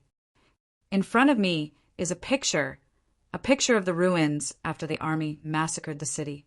The picture is vivid and lifelike, and the precision of it far surpasses the limits of drawing. This isn't a picture of this world. It is a picture taken from an illustrated guide. Ace Rowan? Impossible. How can the beautiful Evernight forest turn into such a state? Gala Highlands, my rich and beautiful hometown. How can it turn into a black pool of blood and a land of filth? Who did it? The elven capital that has turned into ruins, the human plains that has been corrupted into a land of the undead, the demon army massacring on the surface, the massacre of races, and the destruction of countries can be seen everywhere, and all kinds of visions of the future that would destroy the world view are presented one by one. I swear on the name of the Holy Light that this is a vision of the future that I obtained through certain means. If we don't do anything, I'm afraid that it will become history. The majestic holy light proves the truth in my words. Just as they are shocked and even worried about the future that is filled with destruction, I throw out an even more shocking piece of information. And these tragedies are just the beginning. Those who die in it can be considered as the lucky ones, because they won't have to witness the destruction that would leave them in despair. This holy war is destined to have no victors. The final outcome will be the destruction of the entire world. At this moment, the picture cuts to the scene that I requested. It is an aerial shot from outer space. The entire continent is split into countless pieces, and innumerable dimensional doors open wide. This is the result of the two creator goddesses' all-out battle, and the powerful life forms that are able to survive to the very end are screaming and cursing as they welcome their final despair. Before the final judgment day, all lives are treated equally. No one is spared, no one is saved, no one is immortal. And the final outcome is complete and equal destruction. Perhaps the two creator goddesses will be able to restart the creation of the world, but the life forms of the old generation won't be able to see that day. They have already met their end in this final calamity.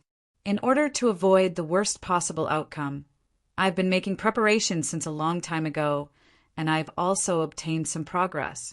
But now, I feel that I'm too weak by myself. I need your help. I need your strength to prevent the final judgment day from coming. Chapter 126. What was above the clouds? In the legends of humanity's oldest religions, that was the realm of the true gods, the final resting place of mortals. Above the clouds was the kingdom of the gods, and the gods were always watching over you. Mom, the reverend priest, said that the gods are watching over us from above the clouds, but there are so many people below. Can they see all of us? If they could, wouldn't their entire body be covered with eyes? That would be so scary. In a public square, a brat who was straightforward said so. That afternoon, he was tied to a stake and executed for the crime of blaspheming against the gods. That was the famous Little Tom's truth. In the future, it became a challenge to authority, and it became an important fuse for the reformation of the churches of the gods. As for what was above the clouds, the earliest batch of Sky Knight who went above the clouds wisely avoided this question. In the modern era, some things could no longer be hidden. The fact that the divine realm was in another plane was placed before everyone's eyes. The so-called gods are watching over everyone became nothing more than empty words in the ancient books. The gods weren't omnipotent. The altars and churches were places where their will descended. If their true names were to be chanted, they might be able to hear it. As for other information, they could only be informed through the prayers of the reverend priests and bishops. Of course, it was possible to send incarnations or god envoys down to the mortal world, but the consumption wasn't low. The unknown and distance brought reverence. The struggle between the authority of the gods and the throne was endless. Even though deciphering the secrets of the gods had always been a taboo, every country had never stopped doing so privately. The era where every country had a true god as their representative had ended. This generation of gods had given humans more freedom, but it was foreseeable that with the start of the Holy War, the space for freedom would become less and less. The Holy War had become a historical necessity. The Order gods didn't even need to send an oracle for every country to start preparing for war. After all, the other party had already attacked. In this Holy War, all kinds of new aerial units would also welcome explosive development. The Ottoman Empire's aerial fleet might be unprecedented, but it definitely wouldn't be the last. The forbidden areas of the past had already been opened up to mortals. However, it wasn't easy to reach above the clouds.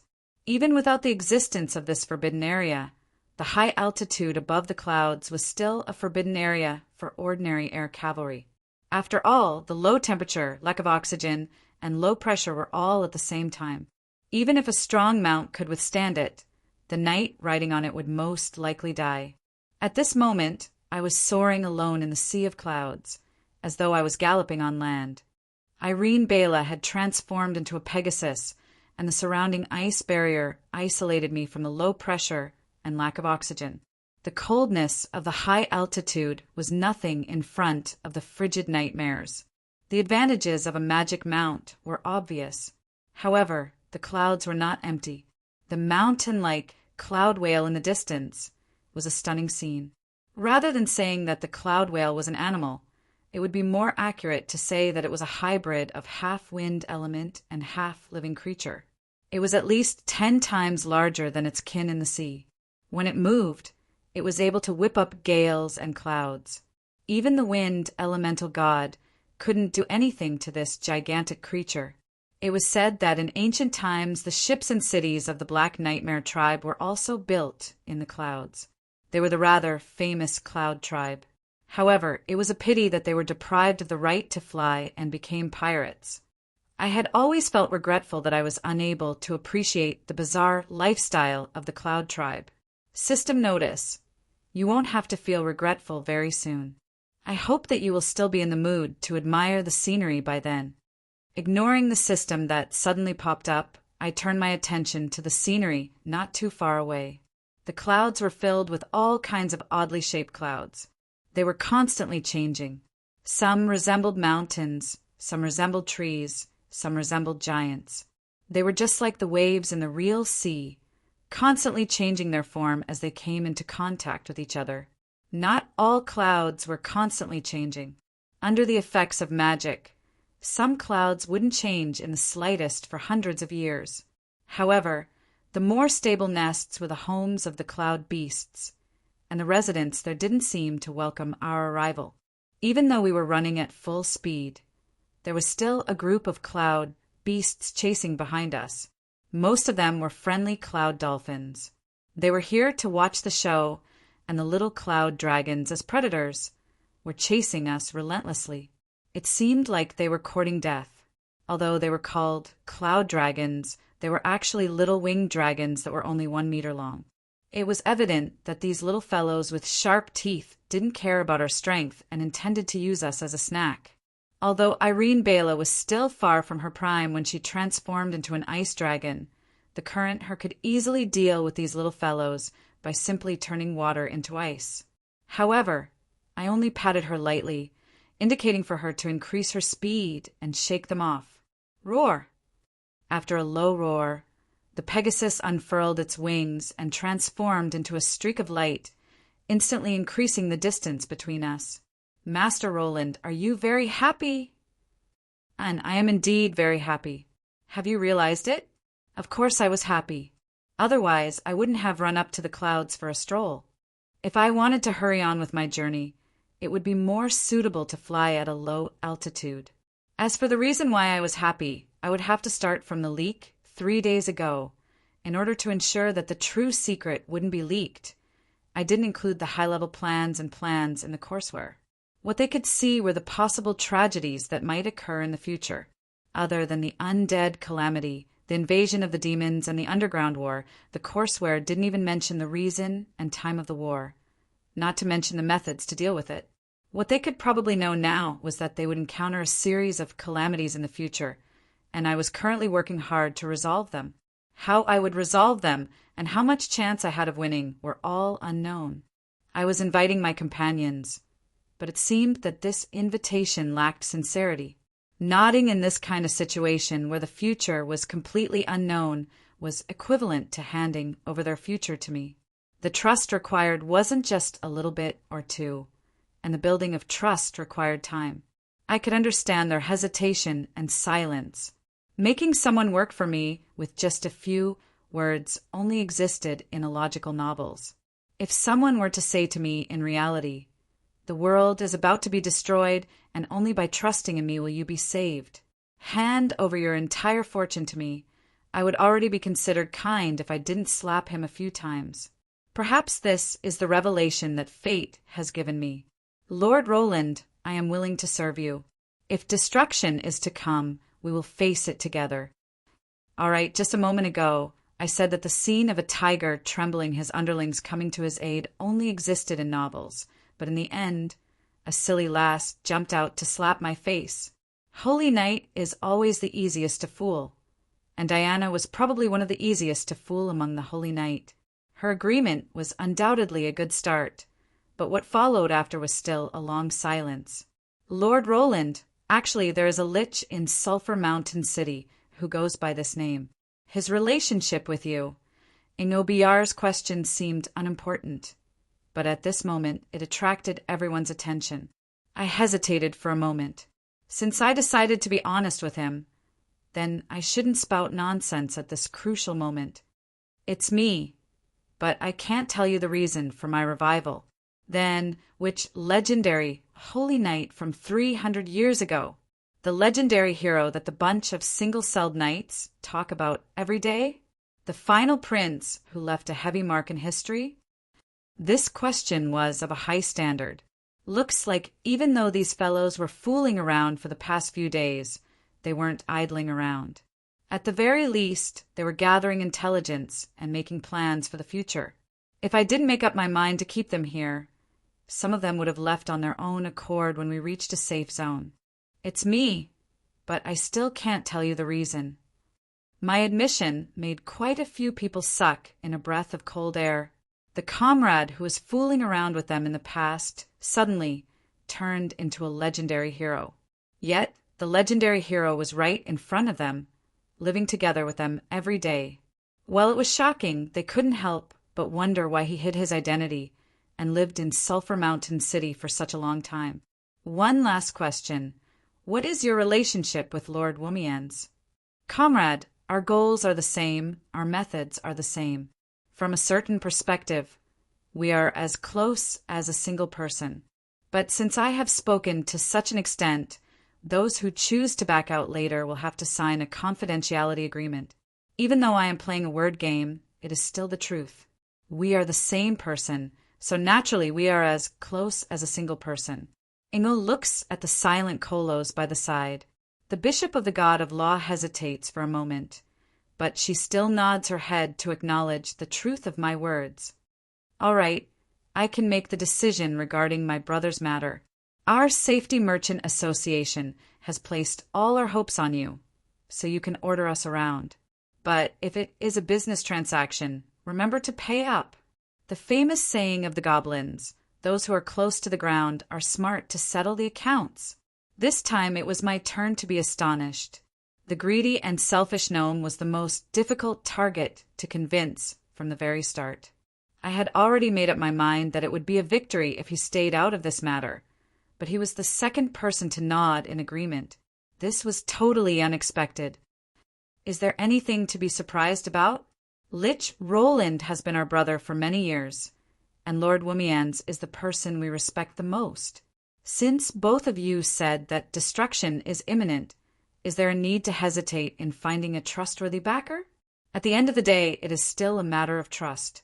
Even if it is the best choice to stick together for warmth, if we were to find the wrong person to use as a shield, wouldn't we just end up as cannon fodder? Back then, Ingobjar agreed to it. The change in the direction of the situation was too sudden and timely, not to mention the others. Even I suspected that Ingo might have set up a trap. However, his choice played a crucial role. I will listen to Big Brother Ingo, and I also trust Lord Womian's decision. I knew that his ascension to godhood wasn't without reason. Perhaps we are all in the same game, but I trust Womians, the chess player. He won't sacrifice us for nothing. The moment Kabbalah's words fall, the voice of the dwarf blacksmith resounds in the cabin. Since it is Lord Womian's intention, just say it. It is enough for us to trust him. Also, even though we are short, our eyes aren't blind. Without your help, we would have drowned in the prison. We will remember this favor. It is still normal for us to be here. But after that, Momo likes Lord Womians the most. All right, you should have found out about the formula of Womians equals Lich Roland equals Little Rollo. But what is the meaning of this confession that sneaked in amidst the chaos? Is food provided? Dishu, you fool, how can food be enough? That, Lord, is there meat in the food? Once every 3 days is enough. As long as food is provided, Kavin and Dishu should be the easiest to bribe. How can we? There are so many beauties in this world that we have yet to come into contact with. How can we allow them to be destroyed? For the sake of more beauties, we will do it. No matter who it is, as long as he intends to destroy this beautiful yet cruel world, I will fight with him until my last breath. This should be the normal reaction after knowing that the world is about to be destroyed. But after so many years, this is the first time I saw Beifeng so serious. That faint soul radiance shows that he is comprehending and breaking through his bottleneck. A legend-rank Beast King Hunter is about to be born. I was wrong. In the past, our understanding of love was too one-sided. Loving a person doesn't mean that you must possess him. Protecting all beautiful existences is my true wish. Love is boundless. Kindness is like water. Goodbye. The me of yesterday, the me of today, I will comprehend the secrets of true love. The heart of universal love. I vow to protect all existences that are filled with charm, regardless of their race, age, gender, occupation, cold-blooded or warm-blooded, where they come from, whether they are alive or dead, whether they are an arthropod or a mammal. This is just like its name, true universal love. I have heard many vows before. Advancing into a legend rank is a summary and comprehension of one's past life. After advancing, the vows that one comprehends are usually the mantras of that person. However, this is the first time that I am unable to comment on it. Regardless of whether they are birds or beasts, regardless of whether they are forks or spoons, this vow sure is long. But why does it sound so wrong the more I listen to it? Look at my tiger folding stool. I can't take it anymore. Beat him up. Safe brand bricks are on sale. Please recognize this green label. Safe brand products are just that safe. Boom. Boom. The last part isn't the advertisement, but the sound of an explosion. To be able to make bricks have the ability to explode. BR Brothers, just how did you do it?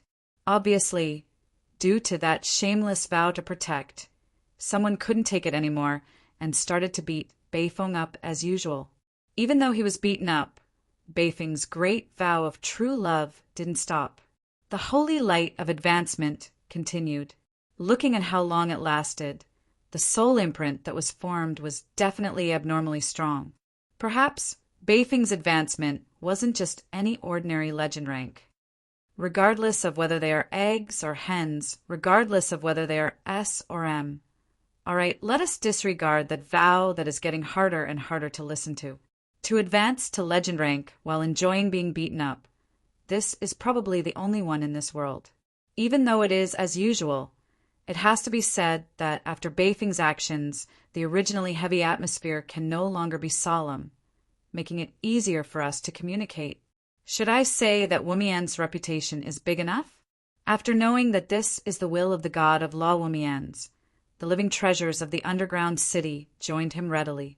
However, as expected, they were rejected. Can I follow you temporarily? This kind of decision requires time. Tracy's decision can be considered polite. Most of the Ottoman citizens also made the same decision. However, there are still quite a number of Ottoman citizens who requested to disembark after some hesitation. The only fortunate thing is that there aren't many of them.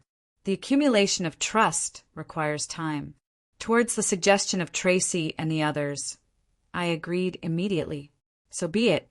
It is normal to be lured onto the ship at any time. However, I don't intend to force those who disembark. Sign a confidentiality contract with me, and I will allow you to disembark. However, you are not allowed to return to the Ottoman Empire within a year. Otherwise, it will be hard for you to explain your sudden disappearance and reappearance. You don't want to be locked up in the dungeon of the intelligence agency and forced to confess, right? The final result was better than I expected. Only 17 people insisted on disembarking the ship, and they are all talents that I poached before the fall of Kajisi. It can be said that this operation of persuasion was a complete success. Why wouldn't I be happy? I was immediately overjoyed. When the members of the Church of Law and my knight arrive, with these fellows as the backbone, many things might change. Perhaps we might be able to build a decent place. Sulphur Mountain City on the surface? It seems like a good choice. Of course, no matter how happy I am, if it is just a spur of the moment, I wouldn't be allowed to stroll around alone. There is a reason why I am traveling alone. I have already reached my destination. The collapsed mouth of the gigantic lion was still fresh in my mind. The events related to this location resurfaced in my mind. That rebellion completely subverted the understanding that the high-tier undead had of their own race. Near the entrance, two familiar figures draped in wide black cloaks. Their heads were lowered as they busied themselves in the ruins, seemingly searching for something. Comisia, Fanderk, why are you here? Yes, the two figures in front of me are my knight Comisia and Fanderk. Undead lords often have an inexplicable connection with their subordinates. It was because I sensed that they were here that I rushed over. Your Highness, we were supposed to head north after receiving the order. However, Lord Bastion said that the seal here has loosened, so he wanted us to come over to take a look. The Headless Knight's high-tier nightmare does possess the ability to fly. Fanderk is a frigid Maw Knight, so the two of them are indeed a suitable choice for scouting. Your Highness, Omar's seal has really been lifted. From the looks of it, it should be the doing of the Shilua Empire. They are simply courting death. Past the resolution of the Parliament. From today onwards, Omar Mist will replace the missing Queen of Banshees, Heloise, as the new third senator. On the notice board outside the Parliament, there was a shocking news. A newcomer suddenly stood in the Shilua Empire. The undead who didn't know of Omar were asking about the identity of this fellow who popped out of nowhere. On the other hand, those who knew of Omar were cursing the insanity of the Parliament. Damn it, is the Parliament intending to exterminate all living beings? Aren't they afraid that Omar will go on a rampage again? Now that Emperor Yongye isn't here, who can suppress that insane arrogance? From the moment I discovered the location of the two-night, I could roughly guess what had happened. However, it was still a piece of extremely bad news. In an instant, my good mood, which was high above the clouds a moment ago, plummeted to the bottom. However, since the seal has been lifted, there is no point in staying here. Since the destination is the Donglan Principality, I might as well bring the two-night back the way we came from and meet up with the Borealis at the Greed Estuary. The journey back was rather smooth. However, when we reached the destination, we realized that the Borealis was entertaining guests. A gigantic octopus wrapped itself around the hull of the ship, and its poisonous ink dyed the entire sea black. On the other side, a unicorn whale was madly ramming against the hull of the ship. That white horn of the whale carried the power of the rainbow-colored elements, increasing the might of its ramming. At that moment, I immediately understood the reason why we were blocked by two sea monsters. Haha, darn bastards, I won't die so easily. Since I didn't die, you guys are dead for sure. The crow, laughing maniacally in midair, only had half of its feathers left, and its face was completely burnt, making it shockingly ugly. However, that familiar duck voice made me recognize him instantly. The Celestial Tower's cockroach number 1, Lamo Sazai, the guild leader of the Ottoman Empire branch. You sure are resilient.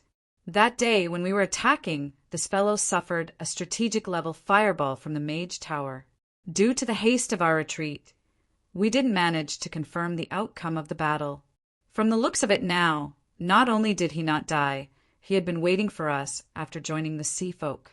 Perhaps he followed us all the way to the estuary before gathering the sea monsters to attack us. The Queen of Storms bestowed upon me power. I am Lamos's your most loyal servant. As though he was worried that he would be hit by the cannons below, he had already floated high up in the sky. The staff that carried god power was helping him control the sea monsters below. However, I was already circling above the clouds. Look, what did I discover? There is a lone astrologer here. We can try to capture it. A single astrologer can provide us with energy for a few days. They are rich in protein, but astrologers aren't easy to deal with. Their vitality is tenacious, and they escape extremely quickly.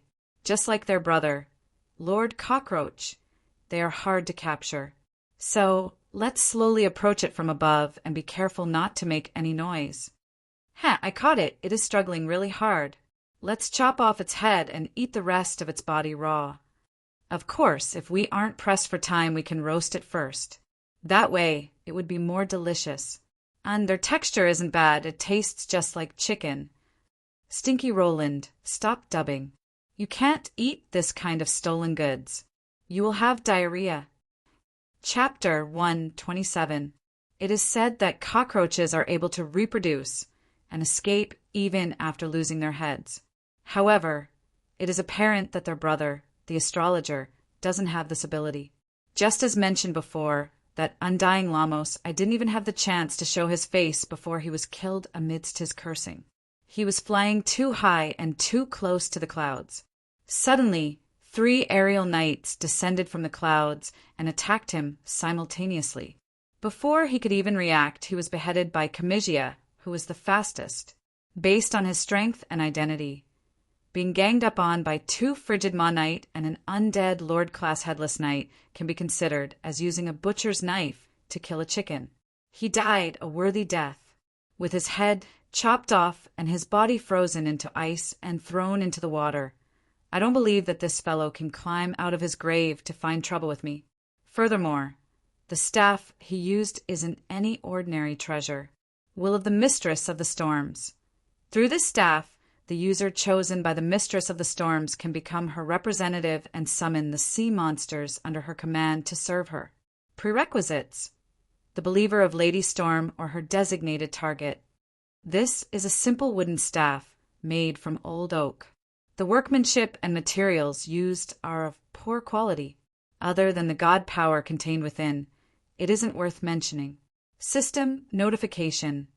Through this wooden staff, a lady who has undergone menopause for 10,000 years is able to observe the user and his surroundings. She is currently observing you. You should understand. Of course I understand. Kacha! I knock the wooden staff on my knee, and the god power staff breaks into 2. The indescribable energy within it starts to dissipate. Usually, when the vessel that holds the god power is damaged, the god power would either return to the gods or return to the earth and dissipate into the world. However, this time it is slightly different. As one of the few existences who have personally come into contact with the essence of a true god's god power, I can faintly feel that the god power is circling around me, as though it is reluctant to part with me. God power doesn't have any intelligence. I don't think that the god power would be interested in me. Then is it this? There isn't anything special about the old bottle. However, the moment I take it out, a formless god power starts to seep into it. A ripple appears at the bottom of the wave pattern on the bottle. In this world, divine power needed carrier. Not just any random object could be used as a material for a divine artifact. Stonevilla's ocean bottle was once a divine artifact. However, with the fall of the true god, its divine power had completely dissipated over the years. Now that it had absorbed Lady Storm's divine power, it had actually recovered some of its power. Stonevilla's ocean bottle, unrated mystical item, can be upgraded, but due to the fall of its original true god, it can only reach the semi-god level at most. Commotion. Upon activation, it can restore the liquid around the user to its most basic state. After absorbing the divine power of the goddess of storms, the effect of calming storms will be increased. Ocean god's favorite. The holder will become the messenger of the ancient ocean god. The holder can easily gain the trust and affection of the ancient sea people and sea monsters. When the affection reaches a higher level, the holder can attempt to sign a partnership contract. After the contract is signed, the holder can summon the holder to fight for you. Wrath of the Mistress of the Storms. That fiery lady has discovered that her divine power has been stolen, and this bottle has become the proof of her failure. The holder of this bottle will suffer the hostility of the Mistress of the Storms and will be hunted down.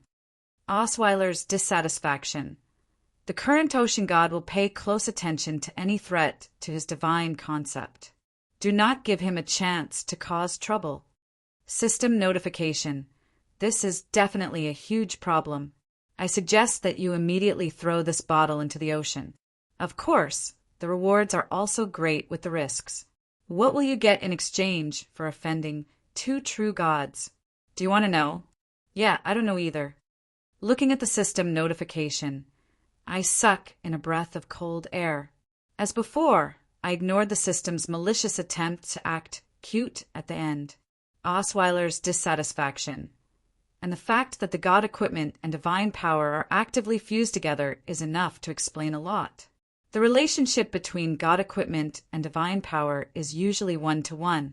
The fact that the divine power is directly fused together and that commotion is enough to imply a lot. Stonevilla's divine power and Lady Storm's divine power are obviously related. Furthermore, they are most likely from the same source, which is why there is such a fusion and counterexistence. This current ocean god still thinks that this bottle will threaten his divine concept. Then, what is hidden in this bottle? Is it a divine soul or a divinity? I vaguely guessed the truth. Without another word, I immediately took action. I stuffed the bottle into my inventory and activated the anti-detection magic ring. If such an item was exposed for even a moment longer, it could bring me trouble. What suggestion for me to throw him away? What big risk, big reward? System, are you trying to scam me again? You can just say that this thing is related to a huge secret. If I succeed, the reward will be huge. I definitely can't throw him away. Isn't that enough? System notification. Even if you want to earn money, you need to be alive to spend it. Are you sure you want to keep him? All right, you have guts. Then, just wait to take on a legendary tier quest. System countdown of 10 seconds. Final confirmation. 10-9-1. Host has confirmed. Wait a moment. Why is there a 1 after the 9? I haven't confirmed it yet. Also, what does legendary tier quest mean? Is it even scarier than an epic tier quest? At this point, if I still don't realize that I have been scammed by the system, I would really be a fool. Congratulations for triggering a legendary tier quest. Revival of the ancient ocean god. The ancient ocean god Stonevilla was once one of the strongest gods of that era. At his peak, there were several main gods under his command. That year, Lady Storm was just a rookie that couldn't even be ranked. The current ocean god Osweil's grandfather, the ancient ocean god Bose, hadn't even been born yet. The ocean that he ruled alone surpassed the entire continent. In fact, he even tried to challenge the dignity of the goddess of order. As for what the outcome was, since his bottle is in your hands, there is probably no need to say more. Although he has already fallen, due to a coincidence, the god equipment that contains his inheritance and secrets fell into your hands. Furthermore, it was activated by the god power of the same origin. Perhaps, during the twilight of the gods, the might of the ancient ocean god will make a comeback. System notice. As the difficulty of this quest is too high, based on your current strength, the possibility of completing it is extremely low. Thus, this quest has been split into 3 parts. Rewards will be calculated for each part completed, and there is no penalty for failure. And there is no need for a penalty, even if you fail. First quest requirement. Gather the god power related to the ocean to feed Stonevilla's ocean bottle, allowing it to evolve into a semi-god equipment. Hint: don't go looking for trouble with the ocean god right from the start. The powerful sea monsters left behind from the ancient and ancient times will have a small amount of the ocean god's god power. First quest reward. Semi-god equipment Stonevilla's ocean bottle, 100,000 fate points. Additional rewards depend on the completion of the quest.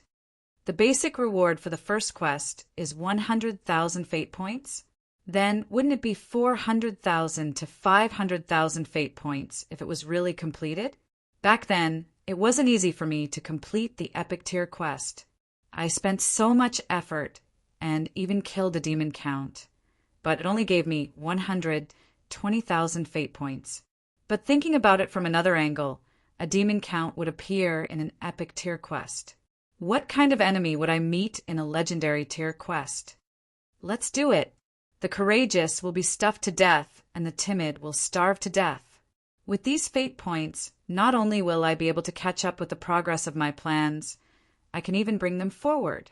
My hesitation, in the eyes of Comisia and Fandurk, became my worry for the current situation.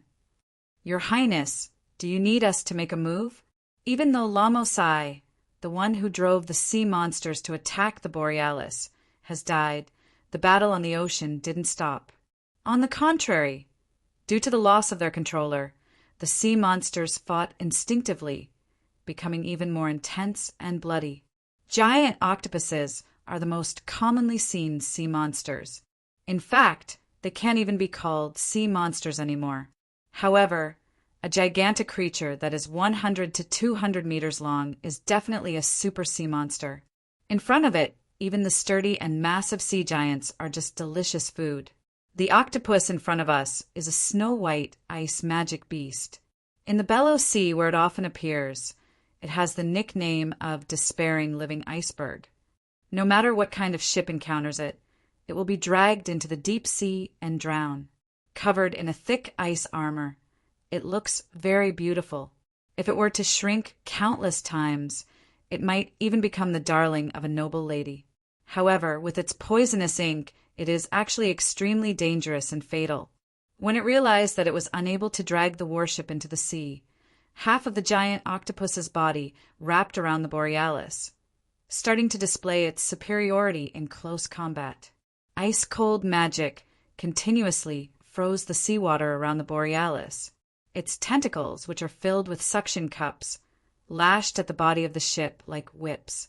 Some of the tentacles are even wielding iceberg-like ice blades and chunks of ice. Its poisonous ink is even spewing out like a torrential rain. Naturally, the Borealis isn't idle either. Its heavy cannons, which are laced with corrosive poison, continue to bombard the giant octopus with it. Even though the poison is ineffective against the ice armor of the giant octopus due to its attribute restraints, the bombardment of over 100 cannons still managed to leave the giant octopus with wounds all over its body. Its left eye has already been blasted apart. Under its ice armor, there are countless wounds that haven't been healed in time. The gigantic beasts are slow and robust. The battle between them often relies on their innate physical talents to fight head-on. There aren't any tricks that they can play. From our point of view, the battle between these gigantic beasts is quite similar to a street brawl between hoodlums. The giant octopus that is riding on the warship, wielding an ice blade and continuously striking the ship, is quite similar to the hysterical lady who used a small purse to smash the heartless man. The poisonous ink and spitting saliva are extremely similar. On the other hand, the narwhal on the other side has a completely different appearance. It is a brawny man wielding a 1,000-pound hammer, looking for an opportunity to deal a fatal blow. Whales are one of the largest natural sea beasts. The appearance of the narwhal is just an enlarged version of an ordinary whale. The part of the monster that floats on the surface of the water is at least a dozen stories tall. From head to tail, it is at least 300 meters tall. Its gigantic body creates an incomparable might. Just a flick of its tail is able to bring about a huge wave.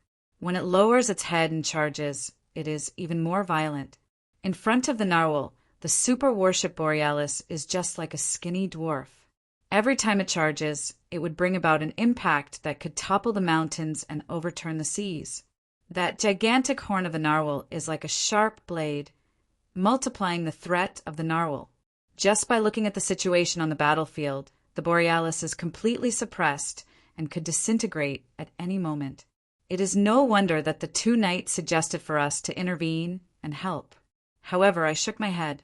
The battle before us isn't suitable for us to intervene, and there is no need for us to intervene. There is no need. Don't look down on that ship. That is the brother of your captain. Hearing that, the two of them were stunned for a moment. Then, the Death Knight Fandurk exclaimed in surprise, "Again, Your Highness, Omar has just escaped. You have created all sorts of weird things again.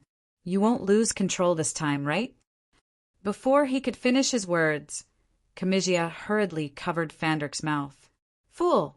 Have you forgotten that His Highness hates it when people criticize his creations? He treats them as his own children.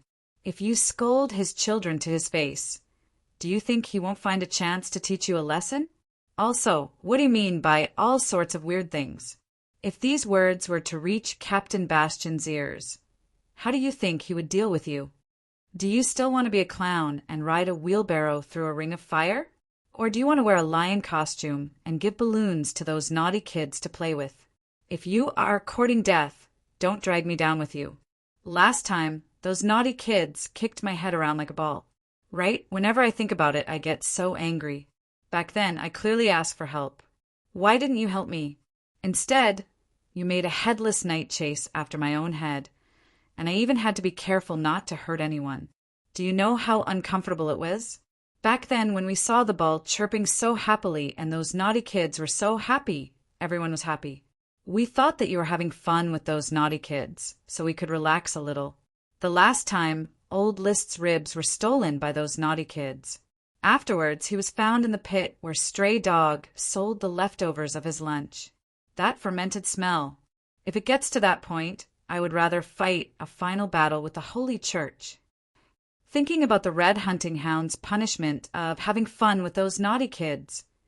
Thinking about those naughty kids that even gods and demons would avoid, my most righteous knight subdued without hesitation.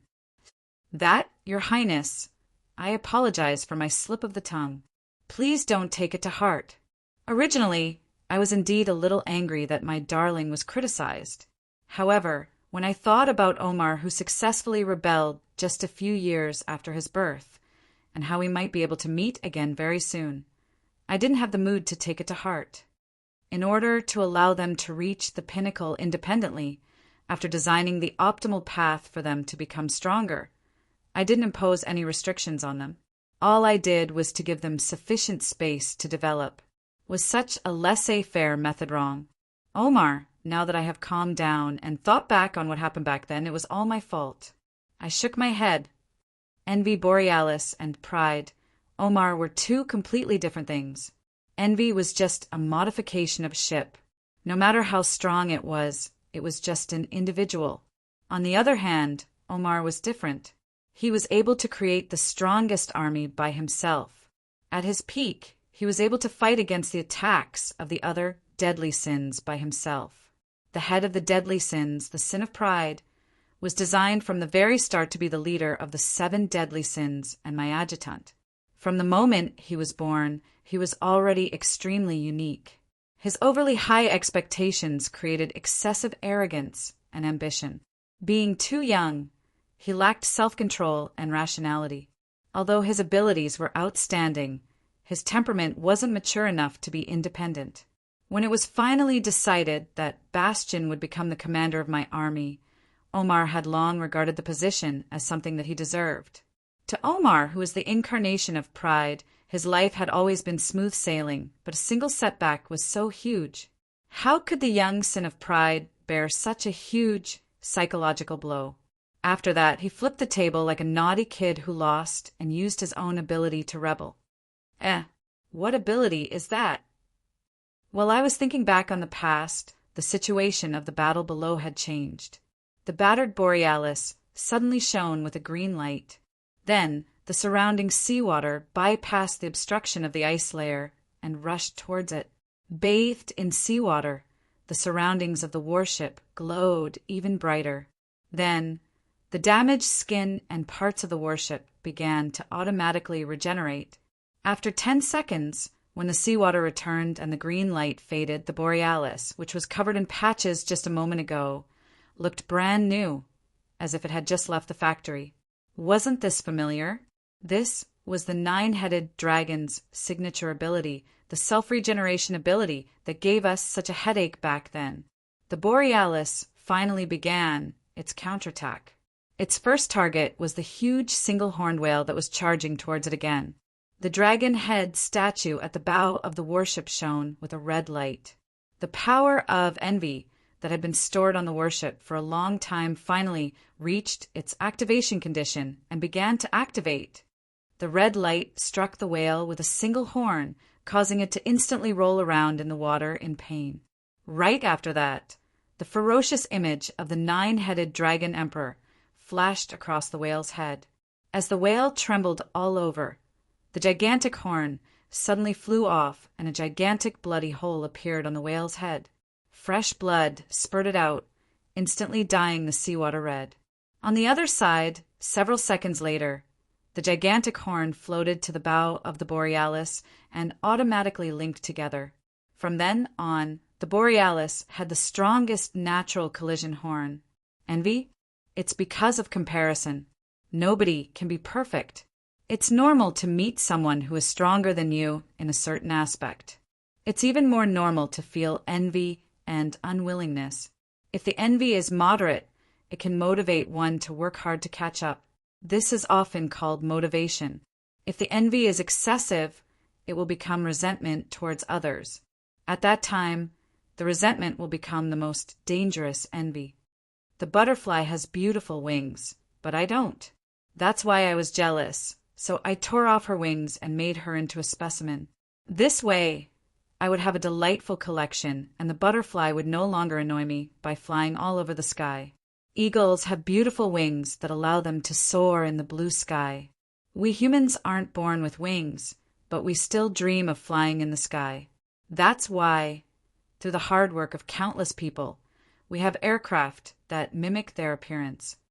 And my Borealis, the envy of the 7 deadly sins, is a combination of the 2 types of envy. If he was envious of the butterfly's wings, he would directly tear off the butterfly's wings and attach them to his body. That way he would be able to fly.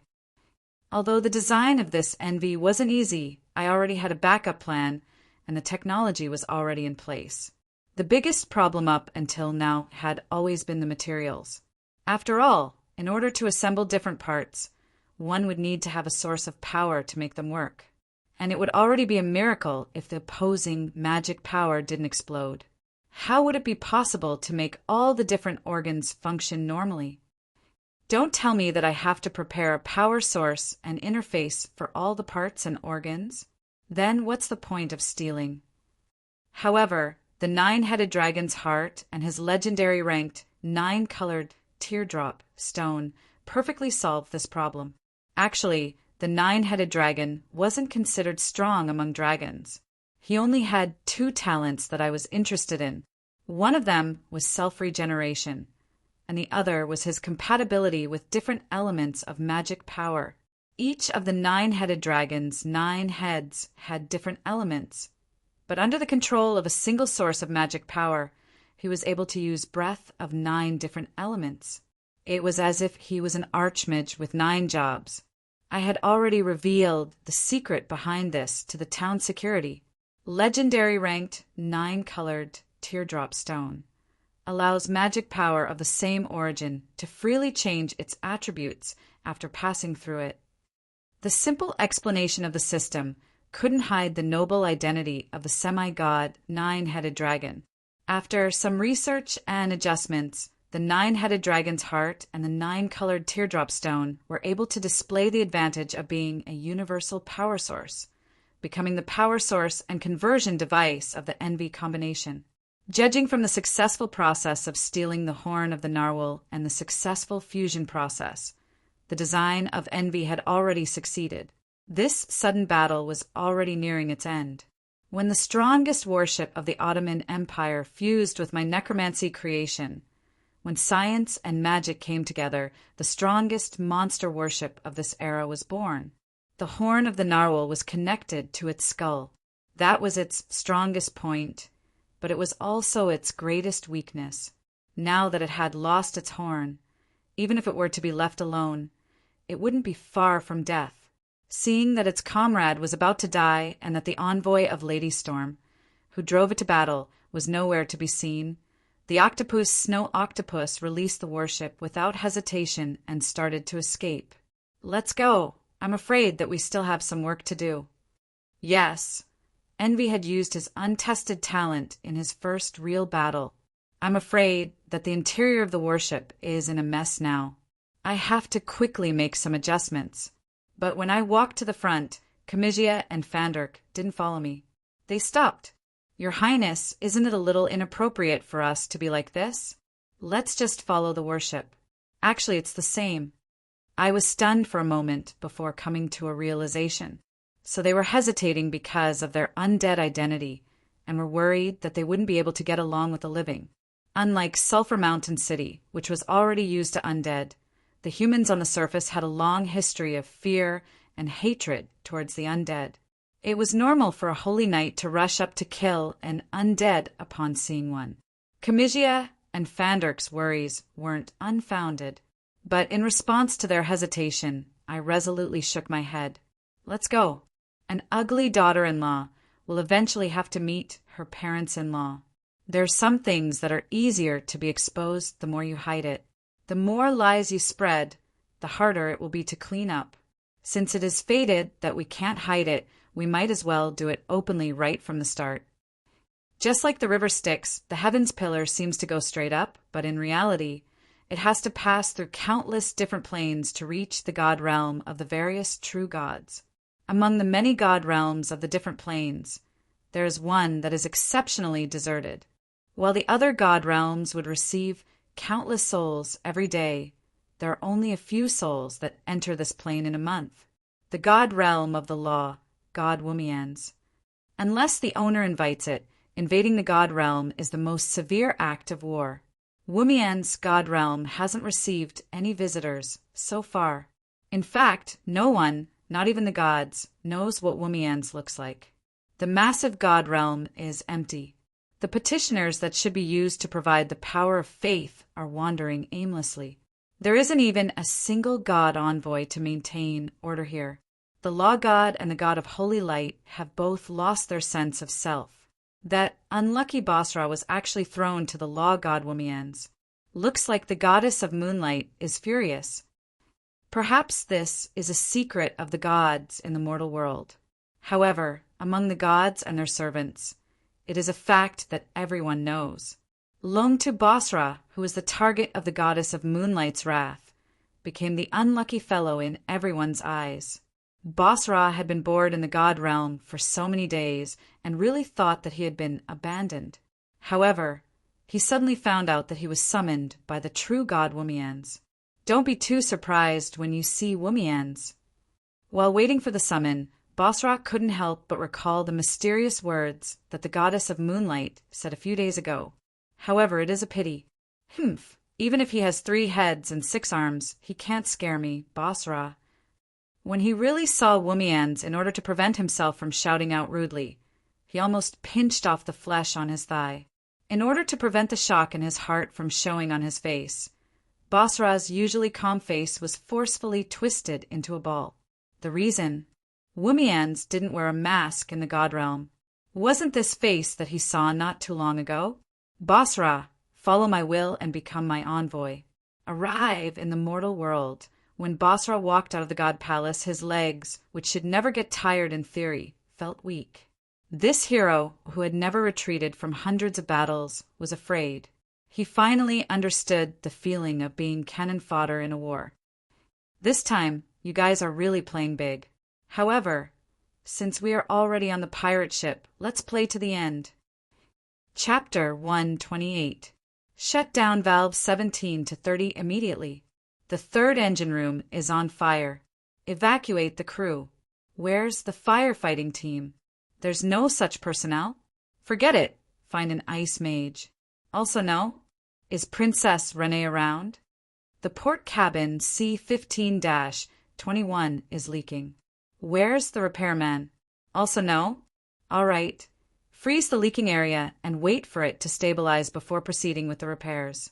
Has Princess Renee gone to the engine room? Knight Eloin, it's your turn. What? Your frigid maw is a snowman that only knows how to fight and not freeze? Papaya Head, what's the use of keeping you if you're so useless? Tie yourself and the snowman to the hole to block the water. Where did those darned engineers go? What? They ran to the bow of the ship to look at the newly installed ram? Isn't that the innate ability of this ship? They don't even know magic, so what can they see? What? They went to look at it because it's illogical? That bunch of bastards. Your Highness Grim, please help me bring them back. No, you don't have to do anything. I should say, please don't do anything. As long as you stand beside them, they will return on their own. Red alert, what happened? What? Knight Eloin really tied himself and the snowman to the hole and was washed away. I was just complaining and making an analogy. He actually did it? That papaya head. Damn it. Someone get Tracy to fish up that foolish knight. I'm already busy enough and he's still causing trouble. Your Highness Renee, please head to the bridge. Someone is looking for you there. That Lady Diana, I know that you're very agitated and want to find an enemy to fight, but can you not stand in the middle of the corridor in full armor and obstruct our work? I've already received dozens of reports, all of them complaining about being scratched by your expensive armor and obstructing our work. That legendary half-dragon Beast King hunter on the deck, the battle is already over. Your great beast-taming art is ineffective. Die and come back. I almost succeeded. Passing on love takes time. Also, can you blame me for this failure? You said you love him while beating him up. Is there any possibility of that? Well, a certain indescribable man's voice was so striking even in the midst of chaos. Kelly and Harlowe's voices echoed in the cabin. A bunch of weirdos were either helping or hindering them. In any case, none of them were idling around. Regardless of how well designed the Borealis was and how powerful it was in theory, it was still a new ship that had not experienced the test of actual combat. Furthermore, it was facing two super sea monsters for the first time in a battle of attrition, which was too difficult for it. It seems that I was too confident in envy. It wasn't just the sea monster that was pushed to its limits. The Borealis was probably at its limits as well. Actual combat was always the most effective platform for testing. The first to show problems were always shortcomings and weaknesses. Under the attacks of the octopus and the narwhal, the places that were not covered by the undead transformation naturally could not heal and regenerate. The places where the energy pipes were not solid enough and the design was not effective were also riddled with holes. As the soul of the warship, Envy was still a newborn baby in the long life of an undead. It was still unable to stand on its own. Maintaining all of the heavy cannons and controlling the fleet consumed all of its energy. Using its self-healing talent repeatedly consumed a large portion of its magic power. These flaws weren't much of a problem. From a prototype to a real battle-ready model, it had to constantly expose and fix its flaws. However, if it were to be destroyed in an actual battle, there would probably be no future for it. Little Roland is back? That's great. Hurry up and help out on the port deck. It is still leaking. I was sent on a mission the moment I arrived. Yet I smiled. Kelly, don't just grab me to be your helper. There are two old acquaintances here who can listen to your commands. Fandirk is also a frigid Monite. Even though Casimius is foolish, he still has some strength despite his foolishness. Ah, aren't they? All right, I understand. It has been a long time since we last met. On behalf of the Mist Country, I welcome your return. However, this isn't the time to reminisce. Little Fandirk, please help me freeze the leaking areas. Sir Casimius, please help adjust the sails on the deck. Big Sister Kelly, it's great that you are fine. Hearing the familiar voice, Fandirk was a little agitated. However, he calmed down soon after. All right, we will do our best. As for Casimius, he was a man of action. The moment he finished speaking, he had already set off. However, from his energetic appearance and the phrase, "Welcome back," he was still very happy. That day, the signature Ice Aeon was displayed. How could the divine might of Emperor Yonya's signature Black Skeleton King be hidden? Furthermore, the war flag of the Red Hunting Hounds had been the Mist war flag for many years. The rumor that Emperor Yonya was the holy knight Roland had been circulating among the upper echelons of the human race. In the eyes of those who were observant, it was probably impossible to hide my identity.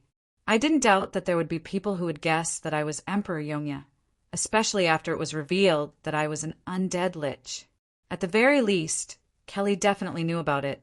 Of course, some things wouldn't be good if they were to be exposed. If Donglan was really related to Emperor Yongya, there would definitely be a lot of trouble. Since they didn't intend to expose it, then so be it. Perhaps it was due to their mutual assistance in the midst of the storm, or perhaps it was because they had expected it. The two undead knights were quickly accepted by the crowd. However, the crowd was more or less an exaggeration. Needless to say, the gentlemen of the underground world were mostly used to interacting with the undead. The knight of the Donglan kingdom was a little surprised to see the undead knight who had stepped forward to help them. However, after realizing that the two intelligent undead were actually the heroic knight of their predecessors, their attitude changed. After Kelly and Renee pulled them aside and said something to them, especially after seeing the iconic Frigid Maw mount, the initial guarded attitude of the undead turned into reverence. Every day, I could see the knights surrounding the two undead knight to ask for advice. Casimias and Fandirk also happily imparted their experiences and battle techniques to the younger generation of knight. Looking at this situation, I heaved a sigh of relief. After all, it was a gamble to allow the undead to head to the kingdom of the living. However, since the knight was able to get along well with the undead knight, it could be considered as a good start. Of course, this was also due to the fact that the gods were busy with the start of the Holy War. If it wasn't for the fact that the Donglan kingdom believed in the absolute and just God of law as the national religion, I wouldn't have considered such a shocking proposal from the start. Even after the underground dwellers and the people of Donglan were able to accept the two knight, I still said that the people accept the undead knight was an exaggeration because of the Ottoman kingdom. In most of the human kingdoms, the Donglan Principality was a border barbarian country. From the very start, they had drifted away from the mainstream of human society. Furthermore, due to the incident in the past, their relationship with the various countries and the churches of the gods was poor. Due to the historical records, Definder was once the land of the dead, and the Royal Knight Order became the Undead Knight Order to take revenge on their enemies. They didn't view the undead as much. Furthermore, the two Undead Knight were historical heroes of the Mist country, and with the guarantee of the Mist royalty, it wasn't difficult for them to get along with the undead. On the other hand, the Ottoman kingdom was one of the major human empires. Ever since they were young, they were taught that the undead were evil and the enemies of the living. Furthermore, due to the undead calamity 100 years ago and the pressure brought by the Shilu Empire, the churches of the gods repeatedly propagated them to accept that staying on the same ship with the undead was no different from being locked in a cage with a tiger. This was the mainstream view of human society. Anything that was related to the undead was evil, and the undead emperor was the most evil of all evil. Thus, on the second day, I received more than 30 complaints. There were even more than 10 people who changed their minds and decided to disembark. Why don't we just fly along with them? The past few days have already been enjoyable. After all, it is normal for the living to be different from the dead. The two knight who were hiding under their cloaks requested to leave, but I shook my head in rejection. This was all within my expectations, and I had already made up my mind long ago. Take off your cloaks and live your lives openly, just like how you did in Sulphur Mountain City. You don't owe this world anything, and you don't owe anyone anything. On the contrary, this evil world owes you a lot. My words caused the two knight to lower their heads, but they didn't say anything to refute or agree. I knew that they were still hesitating, afraid that their appearance would cause a flaw in my plan. Since we have already decided to walk down this path, there is no possibility of turning back. Since we intend to create a Sulphur Mountain City on the surface, so that the innocent won't be discriminated against or punished because of their race and identity, this is equivalent to breaking away from the mainstream thinking of this world. There will be many difficulties, and this obstacle is just an appetizer. We have to overcome it. Since those who should leave will leave sooner or later, there is no need for us to care about it. Those who walk different paths can't make plans together. In reality, since we are already on different paths, we won't be able to work together even if we want to. If they want to leave, then let them leave. From the very start, I only need those who walk the same path. Winter always comes early in the north. In the common sense of the Northlanders, before the long and arduous winter arrives, they have to prepare rations to tide through the winter and make preparations to guard against the beast hordes. The beast hordes in winter are the hardest to deal with. Hunger will drive them crazy, and the result of the snow sealing the mountains is that they will gather in groups and challenge the human cities at all costs. Anyway, there isn't much difference between dying of starvation and dying in battle. Rather than starving to death or freezing to death, they might as well take a gamble. When the Mist Kingdom was at its peak, they would take the initiative to clear out the beast hordes around the cities, and even in the snowy mountains. On one hand, they would hunt some prey for winter food, and on the other hand, they would do their best to reduce the number of beasts to a certain level to reduce the pressure that the cities might face during winter. When winter really comes, it is the knight's favorite winter hunting season. At that time, even if it isn't for rations, the knight would still take the initiative to hunt and disperse the beast hordes. When there isn't any war, the winter hunting is the best stage to display one's strength. Every year, there would be a knight heading deep into the mountains in search of powerful beasts as prey. However, the current Donlan Principality no longer has the strength to do so. The lack of rations and ferocious beasts are still a sharp sword hanging over their heads. Every winter is exceptionally difficult to endure. In this world where the strong preys on the weak, a small country without any fighting strength will only grow weaker and weaker.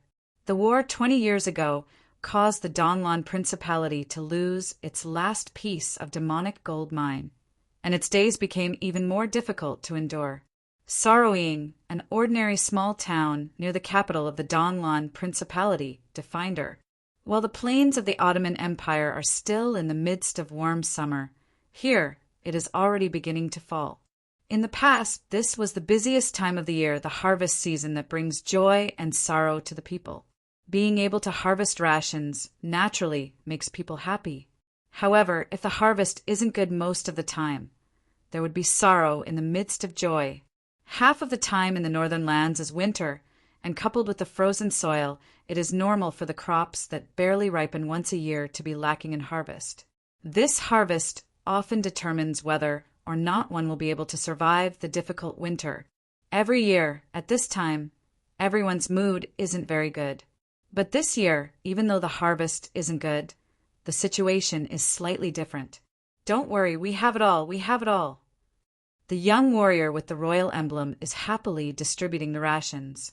When there isn't enough rations, it is normal for the royal family and the local nobles to come and provide disaster relief. However, the royal family isn't rich to begin with, and they can't buy much rations either. Although the military nobles of the northern lands are famous for being able to fight, they are also famous for being extremely poor. They even have to think of ways to get their own rations through the winter. Thus, the rations distributed every year will run out soon, and every year's winter is still a difficult time. In the past, the distribution of rations was like a war, with everyone trying their best to be first. But this time they really lined up neatly. The reason? There are more than 10 carriages and a small mountain of supplies behind the warrior. Since there is enough to distribute, there is naturally no need to fight over it. Princess Rene's visit to the Ottoman Empire this time was very successful. Not only did she raise the prestige of our country, she also won a lot of rations and supplies for us. Everyone, don't worry, we have it all. There are rations, new clothes, and quilts. This is completely different from how they usually look at the lack of rations and frown. This time, the joyful young warrior distributes rations and promotes the grace of the royal family. Brother Knight, can you give little Ailey some more rations? Last year, you only gave little Ailey a bag of rice, and little Ailey was so hungry in the end. The young warrior is stunned. He still remembers the 7 or 8-year-old green-haired little girl. Last year, she came with her mother. Seeing that the little girl and her mother were starving, he gave some of his rations to her. At that time, even though the rations they received were still not much, the mother and daughter thanked him profusely and left. Little girl, I can give you a little more this year, but your family is an adult. Ailey is still so young. How can he let this child come and collect rations alone? 2 years ago, Daddy was bitten to death by a pack of wolves while protecting Mommy and me. Mommy gave little Ailey all her food last winter, and in the end she didn't survive. Now, little Ailey is the only one left in little Ailey's family. But Mommy has taught little Ailey how to sew, so little Ailey can make a living by sewing clothes. Children of the poor take charge of the household at an early age, even though she is only 7 or 8 years old. This poor little Ailey speaks like a little adult. However, she doesn't know that she can't even sew her own dolls well. So how can she earn money? It's just that the little girl doesn't eat much. So the surrounding neighbors try to take turns to help this pitiful but strong little girl. Hearing the quiet, grievous news, the warrior is immediately stunned, as if something is stuck in his chest. He can't speak for a long time, and in the end he can only sigh. After all, he has experienced too many such misfortunes in this land. Even if he is filled with passion, how much can he help? In the face of endless misfortune, he has long become numb.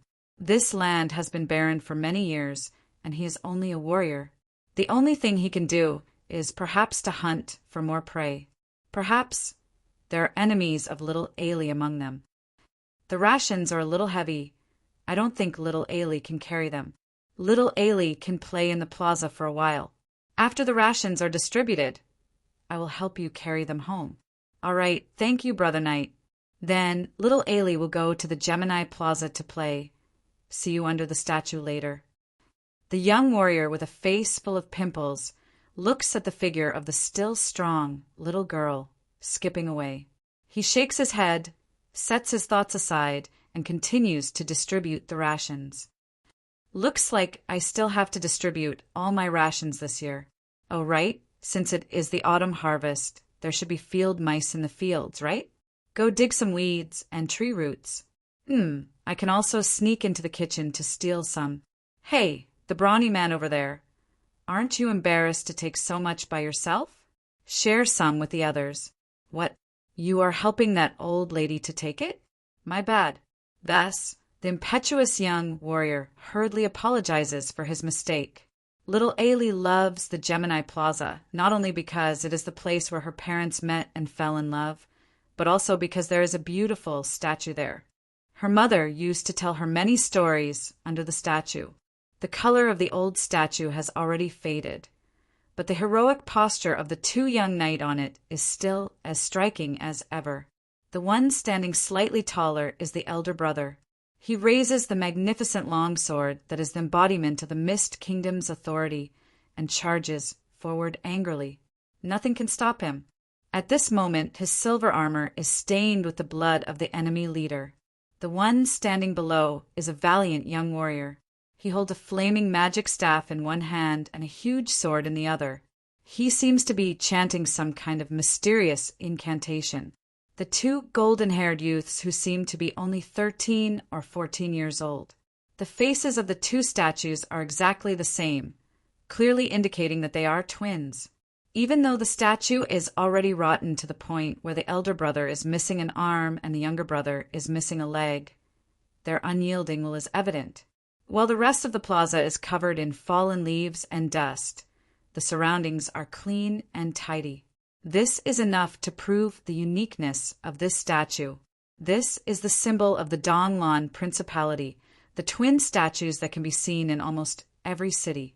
From a certain perspective, they are also the embodiment of the Mist People's unyielding will and guardian spirits. Recently, in order to boost the morale of the citizens, Princess Renee has been trying her best to imitate one of them. That big knight brother, this is for you. Please continue to protect our city. What Ailey placed under the statue is half a piece of black bread. This is the last of her rations. She remembers that in the past, her mother did this too. When she was young, Ailey's mother would tell her stories, and the story of these two big knight brothers is the most repeated one. Even though she can't remember the content of the story clearly, little Ailey remembers that in the end, it was always the big knight brother who chased away the bad guys and protected everyone. She also remembers that this is what her mother said back then. Under the efforts of the princes, the demons and beast men were chased back to their homeland. The greedy neighboring country's king and the hypocritical church received their punishment. Everyone lived a happy life once again. But Ailey is still hungry. Is this a happy life? She still remembers the bitter smile on her father's face back then. That is because Daddy is useless, unable to give you a happy life. But believe in Daddy as long as we meet with danger. Daddy will be like the twin Knight brothers who sacrificed their lives for the country, risking their lives to protect you and Mommy, as well as everyone else. She still remembers the blissful smile on her mother's face back then. Martin, I believe that you are the best knight. If you really meet with danger, you will definitely try your best to fulfill your vow. She still remembers how heartbroken her mother was when her father fulfilled his vow. Silly Martin, I don't want any Knight brothers. I just want you to come back. When will these bitter days come to an end?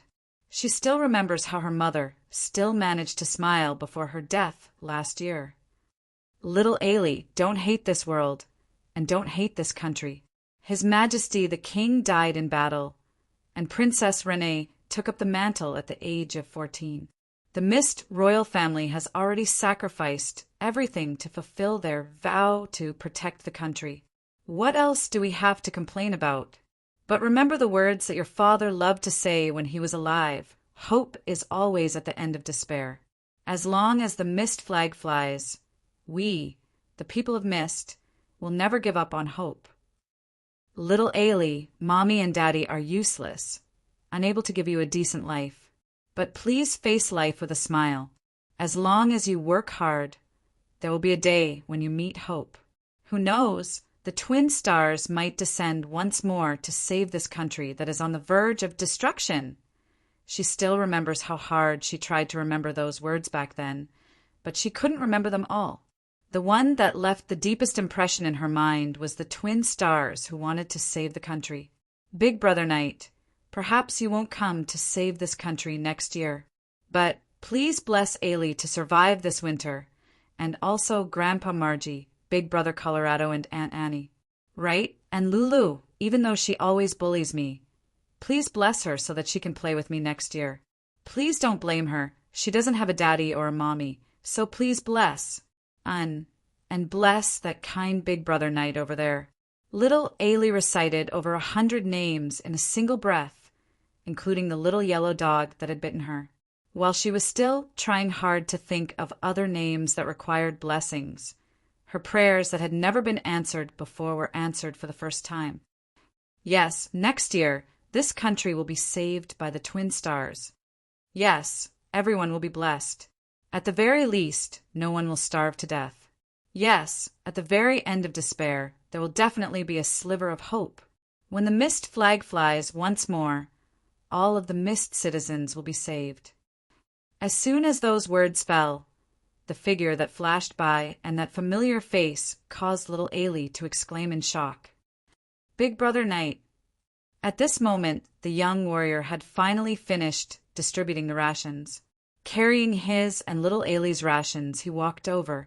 However, what greeted him was a flustered little Ailey. Big Brother Knight. It's Big Brother Knight. Big Brother Knight has come back to life. He said that he will bless everyone and save this country. Following little Ailey's finger, the elder brother in the sculpture of the twin stars was pointing the Roland sacred sword in his hand into the distance. The young warrior Cloer was taken aback for a moment before nodding his head with a smile. Prince Roland will forever protect the Mist country. The will of the Mist will never yield to him. Chapter 129. Sounds from beyond the mountains break, passing through winter and spring. The closer I get to my hometown, the more afraid I become to ask who it is. As we headed north, the closer I got to this familiar land, the more I felt the feeling of the closer I get to my hometown, the more afraid I become to my hometown. It was a pity that the situation was getting worse and worse, and I couldn't even be a coward. Since I was destined to be unable to avoid it, then I would just do my best to face it. Under my request, the Borealis would stop at every town, and I would walk around to check out the situation. Due to the frequent stops, the journey from Donlon Principality to the capital, which should have taken at most a week, had already taken more than 2 months. This was my usual style of doing things, and it was also the administrative basics that I taught and in Renee. Sitting at the top and giving orders blindly wouldn't solve the problem. In order to solve the problem, one had to first find out what the problem was. In this aspect, waiting at home for a report and personally witnessing it were 2 completely different feelings. 20 people starved to death, and personally witnessing 10 corpses frozen to death on the streets, witnessing the tragedy of swapping children for food, were 2 completely different things. The former was just a report that the higher-ups would forget after reading it, while the latter would cause any ruler with a conscience to be unable to sleep at night. But at this moment, the more I investigated, the more depressed I felt. The situation was far worse than I had expected. The worst-case scenario had come true. After losing the last of its mines, the financially bankrupt Donglon had been struggling at death's door for the past 20 years. The war with the Beastmen in the north a year ago had shaken the last of Donglon's foundations. After the war had used up the last of the country's resources, the country was unable to purchase enough food to last through the winter. In reality, the Donglon Principality was on the verge of collapse. This year's harvest was as bad as usual, and the country's treasury was so poor that it didn't even need to close its doors. There would definitely be a large-scale famine. Fortunately, after earning a huge sum of money from the Ottoman Empire, there wouldn't be many frozen corpses this winter. But even so, it was still painful to see the lives of the citizens who didn't have high expectations. When I met with a situation that I couldn't bear to see, even though I knew that it wouldn't be of much use and wouldn't solve the root of the problem, I would still extend my hand to help. Perhaps this can't change the fate of the entire country, but at least it can change the fate of the people in front of me. Along the way, I have received over 30 orphans with no one to rely on. If it wasn't for the fact that Ailey was taken away by warrior Cloer, I might have taken her away with me. Of course, if there was a good child like Ailey who made one's heart ache, there would naturally be no lack of tyrannical lords who bullied men and women, evil merchants who hoarded goods, and such people who made a fortune from a country's calamity. Whenever I meet with such a situation, I will secretly note it down and look for an opportunity to settle the score with them in the future. If they really go overboard, such as a certain domain lord using the right of first night as an excuse to extort and blackmail, causing the entire territory to be filled with complaints, I will not forget to carry out my duties as an executioner. Of course, at such a time, I will have to thank Renee for giving me the proof of being a royal envoy. That's great. The royal family is starting to punish the evil nobles. Since it was a death sentence, even if they were to be brought to a fair trial, for the sake of the citizens who are still being bullied, it would be best to skip this middle procedure. Even though I was very careful, such rumors still spread like wildfire. On the contrary, for some reason, it increased the authority and prestige of the royal family. However, what was comforting was that perhaps the nobles who wanted to live a good life had already fled to other countries. Or perhaps this country had a tradition of bestowing territories based on military achievements. Or perhaps the extravagant and decadent lifestyle of the human nobles hadn't been completely spread here due to the remote northern lands. Most of the domain lords whose ancestors were commoners didn't say such nonsense as, since there's no rice, why not eat meat soup? They still haven't gotten rid of their natural earthy scent and are still carrying out the basic duty of protecting their citizens. And using the words of those noble, pure-blooded, Ottoman, true nobles who had been passed down for several hundred years, the so-called nobles in the northern lands are all barbarians who use their muscles to think. They still haven't gotten rid of their earthy farmer scent. However, if you ask me, compared to those so-called pure-blooded nobles who are obsessed with feasts, luxury goods, and hallucinogenic drugs, I still prefer these farmers and barbarians. At least they haven't forgotten their origins.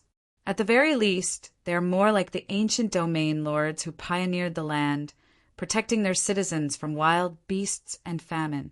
When the royal family fell into a predicament due to the Long War, most of the domain lords were still working hard to support this country. There were many who were diligent and loved their citizens. I have also seen many who spent their entire family fortune to help their citizens. Every time this happened, I couldn't help but sigh. When the citizens and domain lords didn't give up hope, it meant that the bones of this country weren't rotten yet. There was still hope. This was the good news that made me the happiest. No matter how difficult the external problems were, there were always ways to solve them. If even the bones were rotten, then there really was no hope. I had already promised little Ailey that I would change everything, but how to save her had become a huge problem in front of me.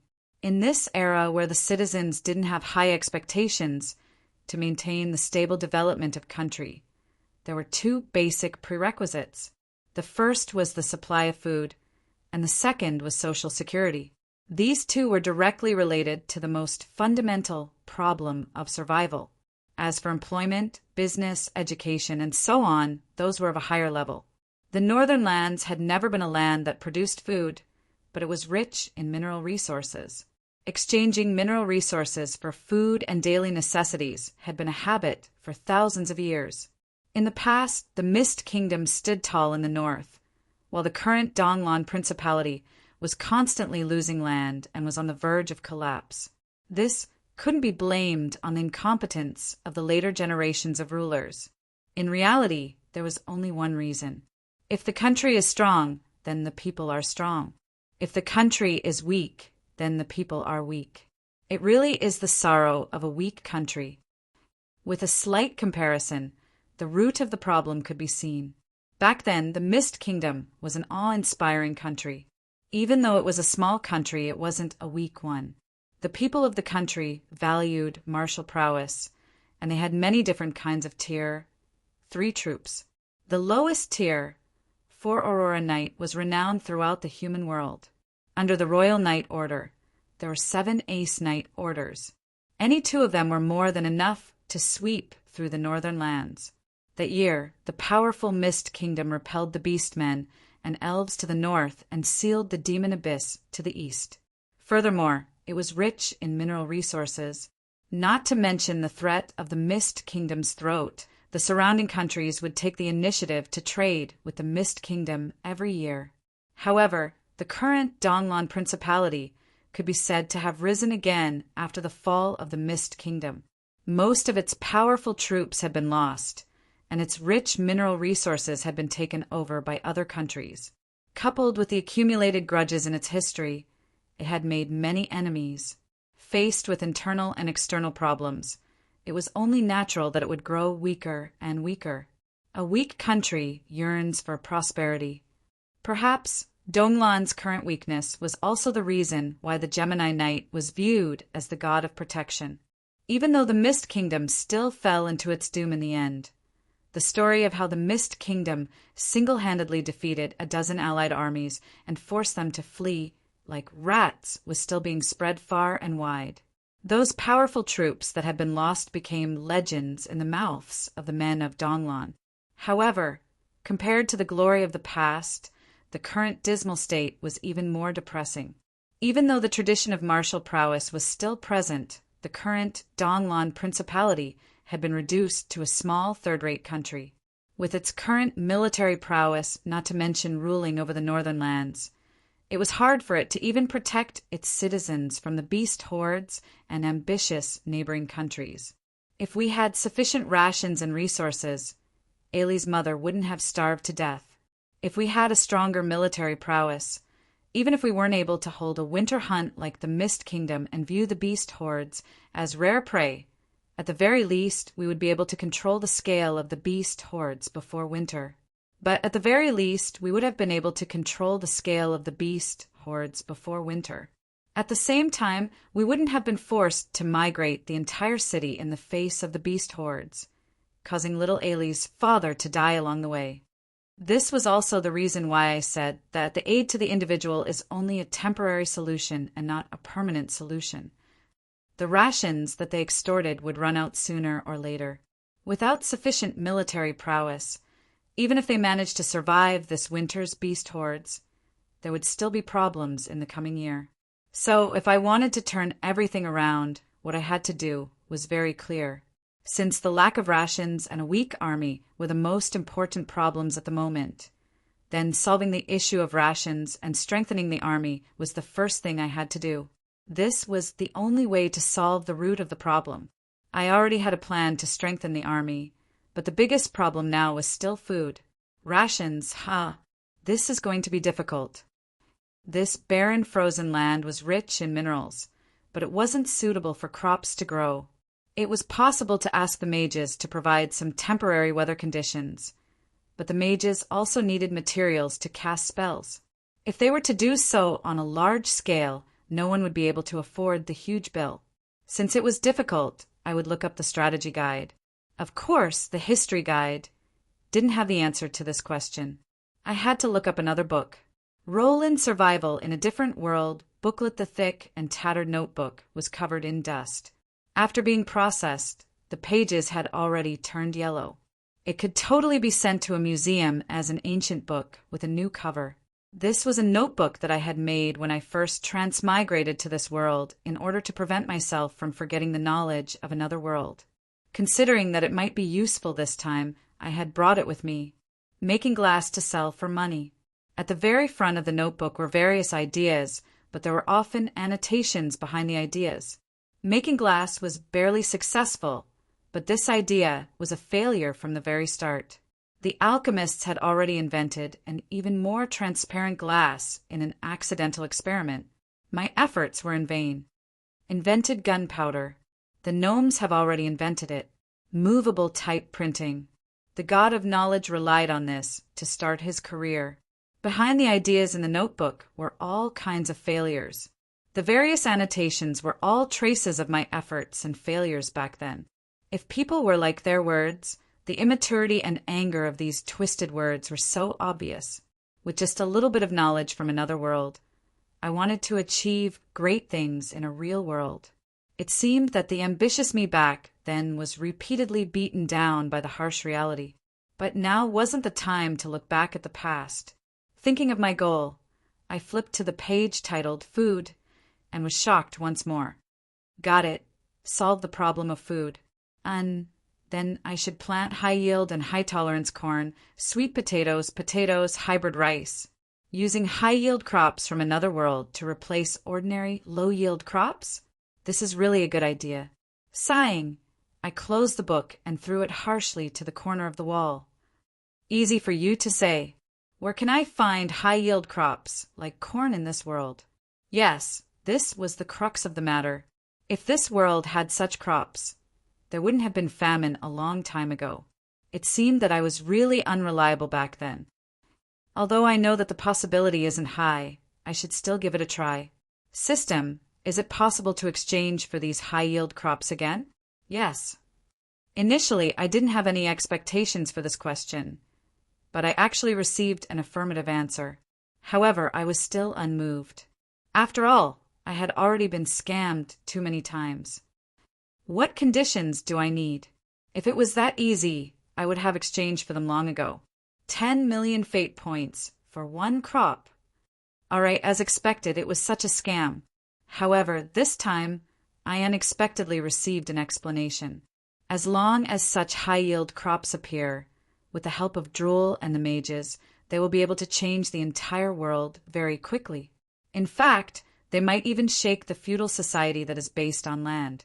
It's impossible for you to pay for such a huge amount of karma. So this was the reason why I couldn't exchange for the crops.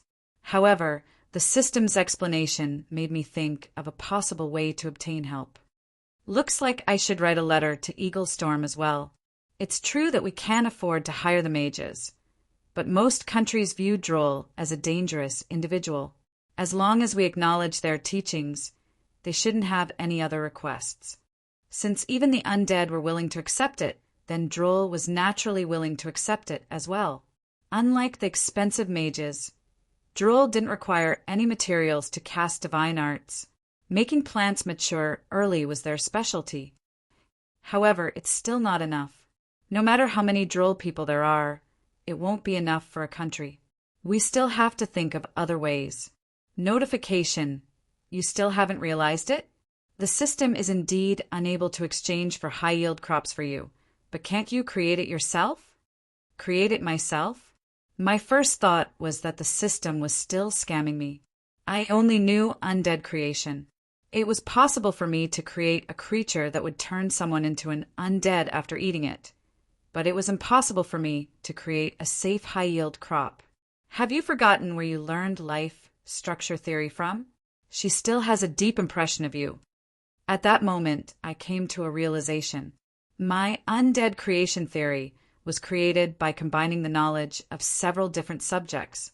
Many of the theories originated from the life structure theory of a certain great mage. If I didn't remember wrongly, that great mage specialized in the creation and summoning of plants. Perhaps it wasn't possible for her to create a high-yield crop that could change the world, but it shouldn't be difficult for her to create a cold-resistant crop for a small country in the north. Thus, I hesitated on how to write the second letter.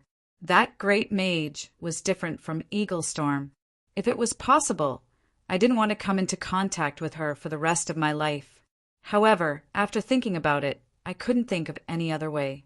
In the end, I could only start writing helplessly. Dear Senior Amelia, long time no see. Your junior has something to ask of you. No matter how long the journey was, it would come to an end one day. All of the preliminary work was completed and the familiar capital, Definder, was finally in front of me. However, I fell into a state of worry. There was no reason for me to drag it any longer. Just as I was about to enter the city, I received a new piece of news and immediately turned the ship around. More than half an hour later, I found my target in a mountainous region about 20 kilometers southwest of Definder. It was a silent campsite with a bonfire burning silently.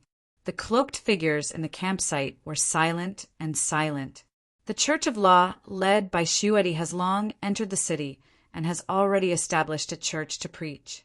As for Sir Ferdinand and the other undead knight, they are camped outside the city. This simple piece of news astonished me. After all, I understood Sir Ferdinand. He was extremely stubborn when it came to promises and military orders. Since I said that I wanted him and the undead knight to enter the city to teach those young knight of the new generation, he definitely wouldn't go easy on me. He should have entered the city long ago. However, the moment I alighted from the ship and saw the situation in the camp, I understood the reason. Originally, I thought that Ferdinand would bring 20 to 30 elite knight of various military types as instructors. Naturally, they would be able to easily sneak into the city. However, there were at least 300 black, cloaked figures resting in the camp. Not to mention sneaking into the city, there were more than 300 intelligent high-level undead, with at least 30 undead lords among them. They could summon an undead calamity at any moment and easily take down any city of the living. If news of them were to leak out, it would be impossible to hide or clean them up. What's going on with all of you? Didn't I say? Old Sir Ferdinand was the first to greet me. On the other hand, the skeleton old general showed an embarrassed expression. He knew that he didn't do things well. When everyone heard that we were heading to Definder, they all wanted to take a look. The number of people who signed up kept increasing. In the end, if it wasn't for Leader Bastion suppressing the situation and making adjustments to the number of people, I'm afraid that there would have been 5,000 to 6,000 of them. Looking around, Fade, Lucas, Timir, Slants, Lonnie, Kakana, the various Ace Knight were all here. When I looked at them, they felt a little embarrassed. I sighed helplessly. To think that you guys didn't get noticed along the way from the underground world? Forget it. It is a good thing that you guys are here. I happen to be in need of manpower, resting in the day and traveling at night, searching for barren mountains. The other countries are a little troublesome, and there were a few small conflicts, but no one was hurt. On the other hand, the Mist Country is a familiar place, so no one should have noticed us yet. That's right, but since someone managed to sneak into the vicinity of the capital silently, this generation's guardian knight is too weak. All right, it is one thing for these fellows to easily sneak in, but to think that they would complain about the weak defense of the other party. Then they should have entered the city, right? How do you feel? Even though it is impossible for a large group to enter the city, given their capabilities, it shouldn't be a problem for a dozen of them to enter. However, my question was met with an awkward silence. You guys, it can't be that you guys haven't entered the city all this while, right? Still silence. But this is already a form of tacit agreement. Even though we are clearly far away, we still want to take a look. But when we get close, we don't dare to enter. Fade's words received a wave of agreement.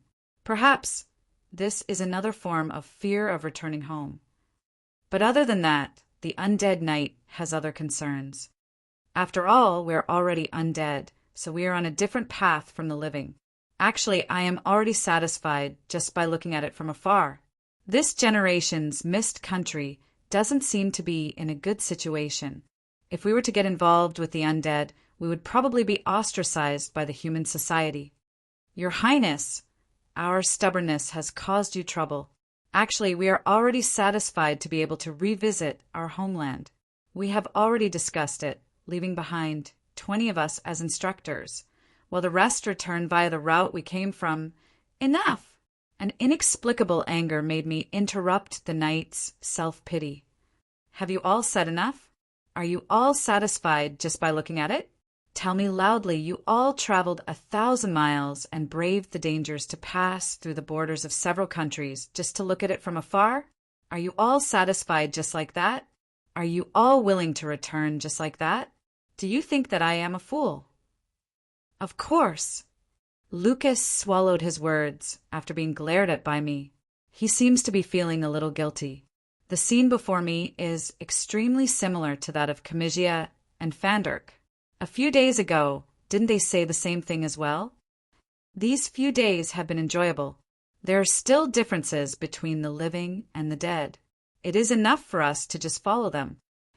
In reality, I know that no intelligent being would like to be alone, not to mention being treated as a different species, since they are already enjoying themselves. Then why should they stop this enjoyable interaction just because of how others view them? I also know that when facing the living, they are hesitant and fearful. They are worried that they will affect my plans, worried that I will be viewed as an enemy by the world because of them.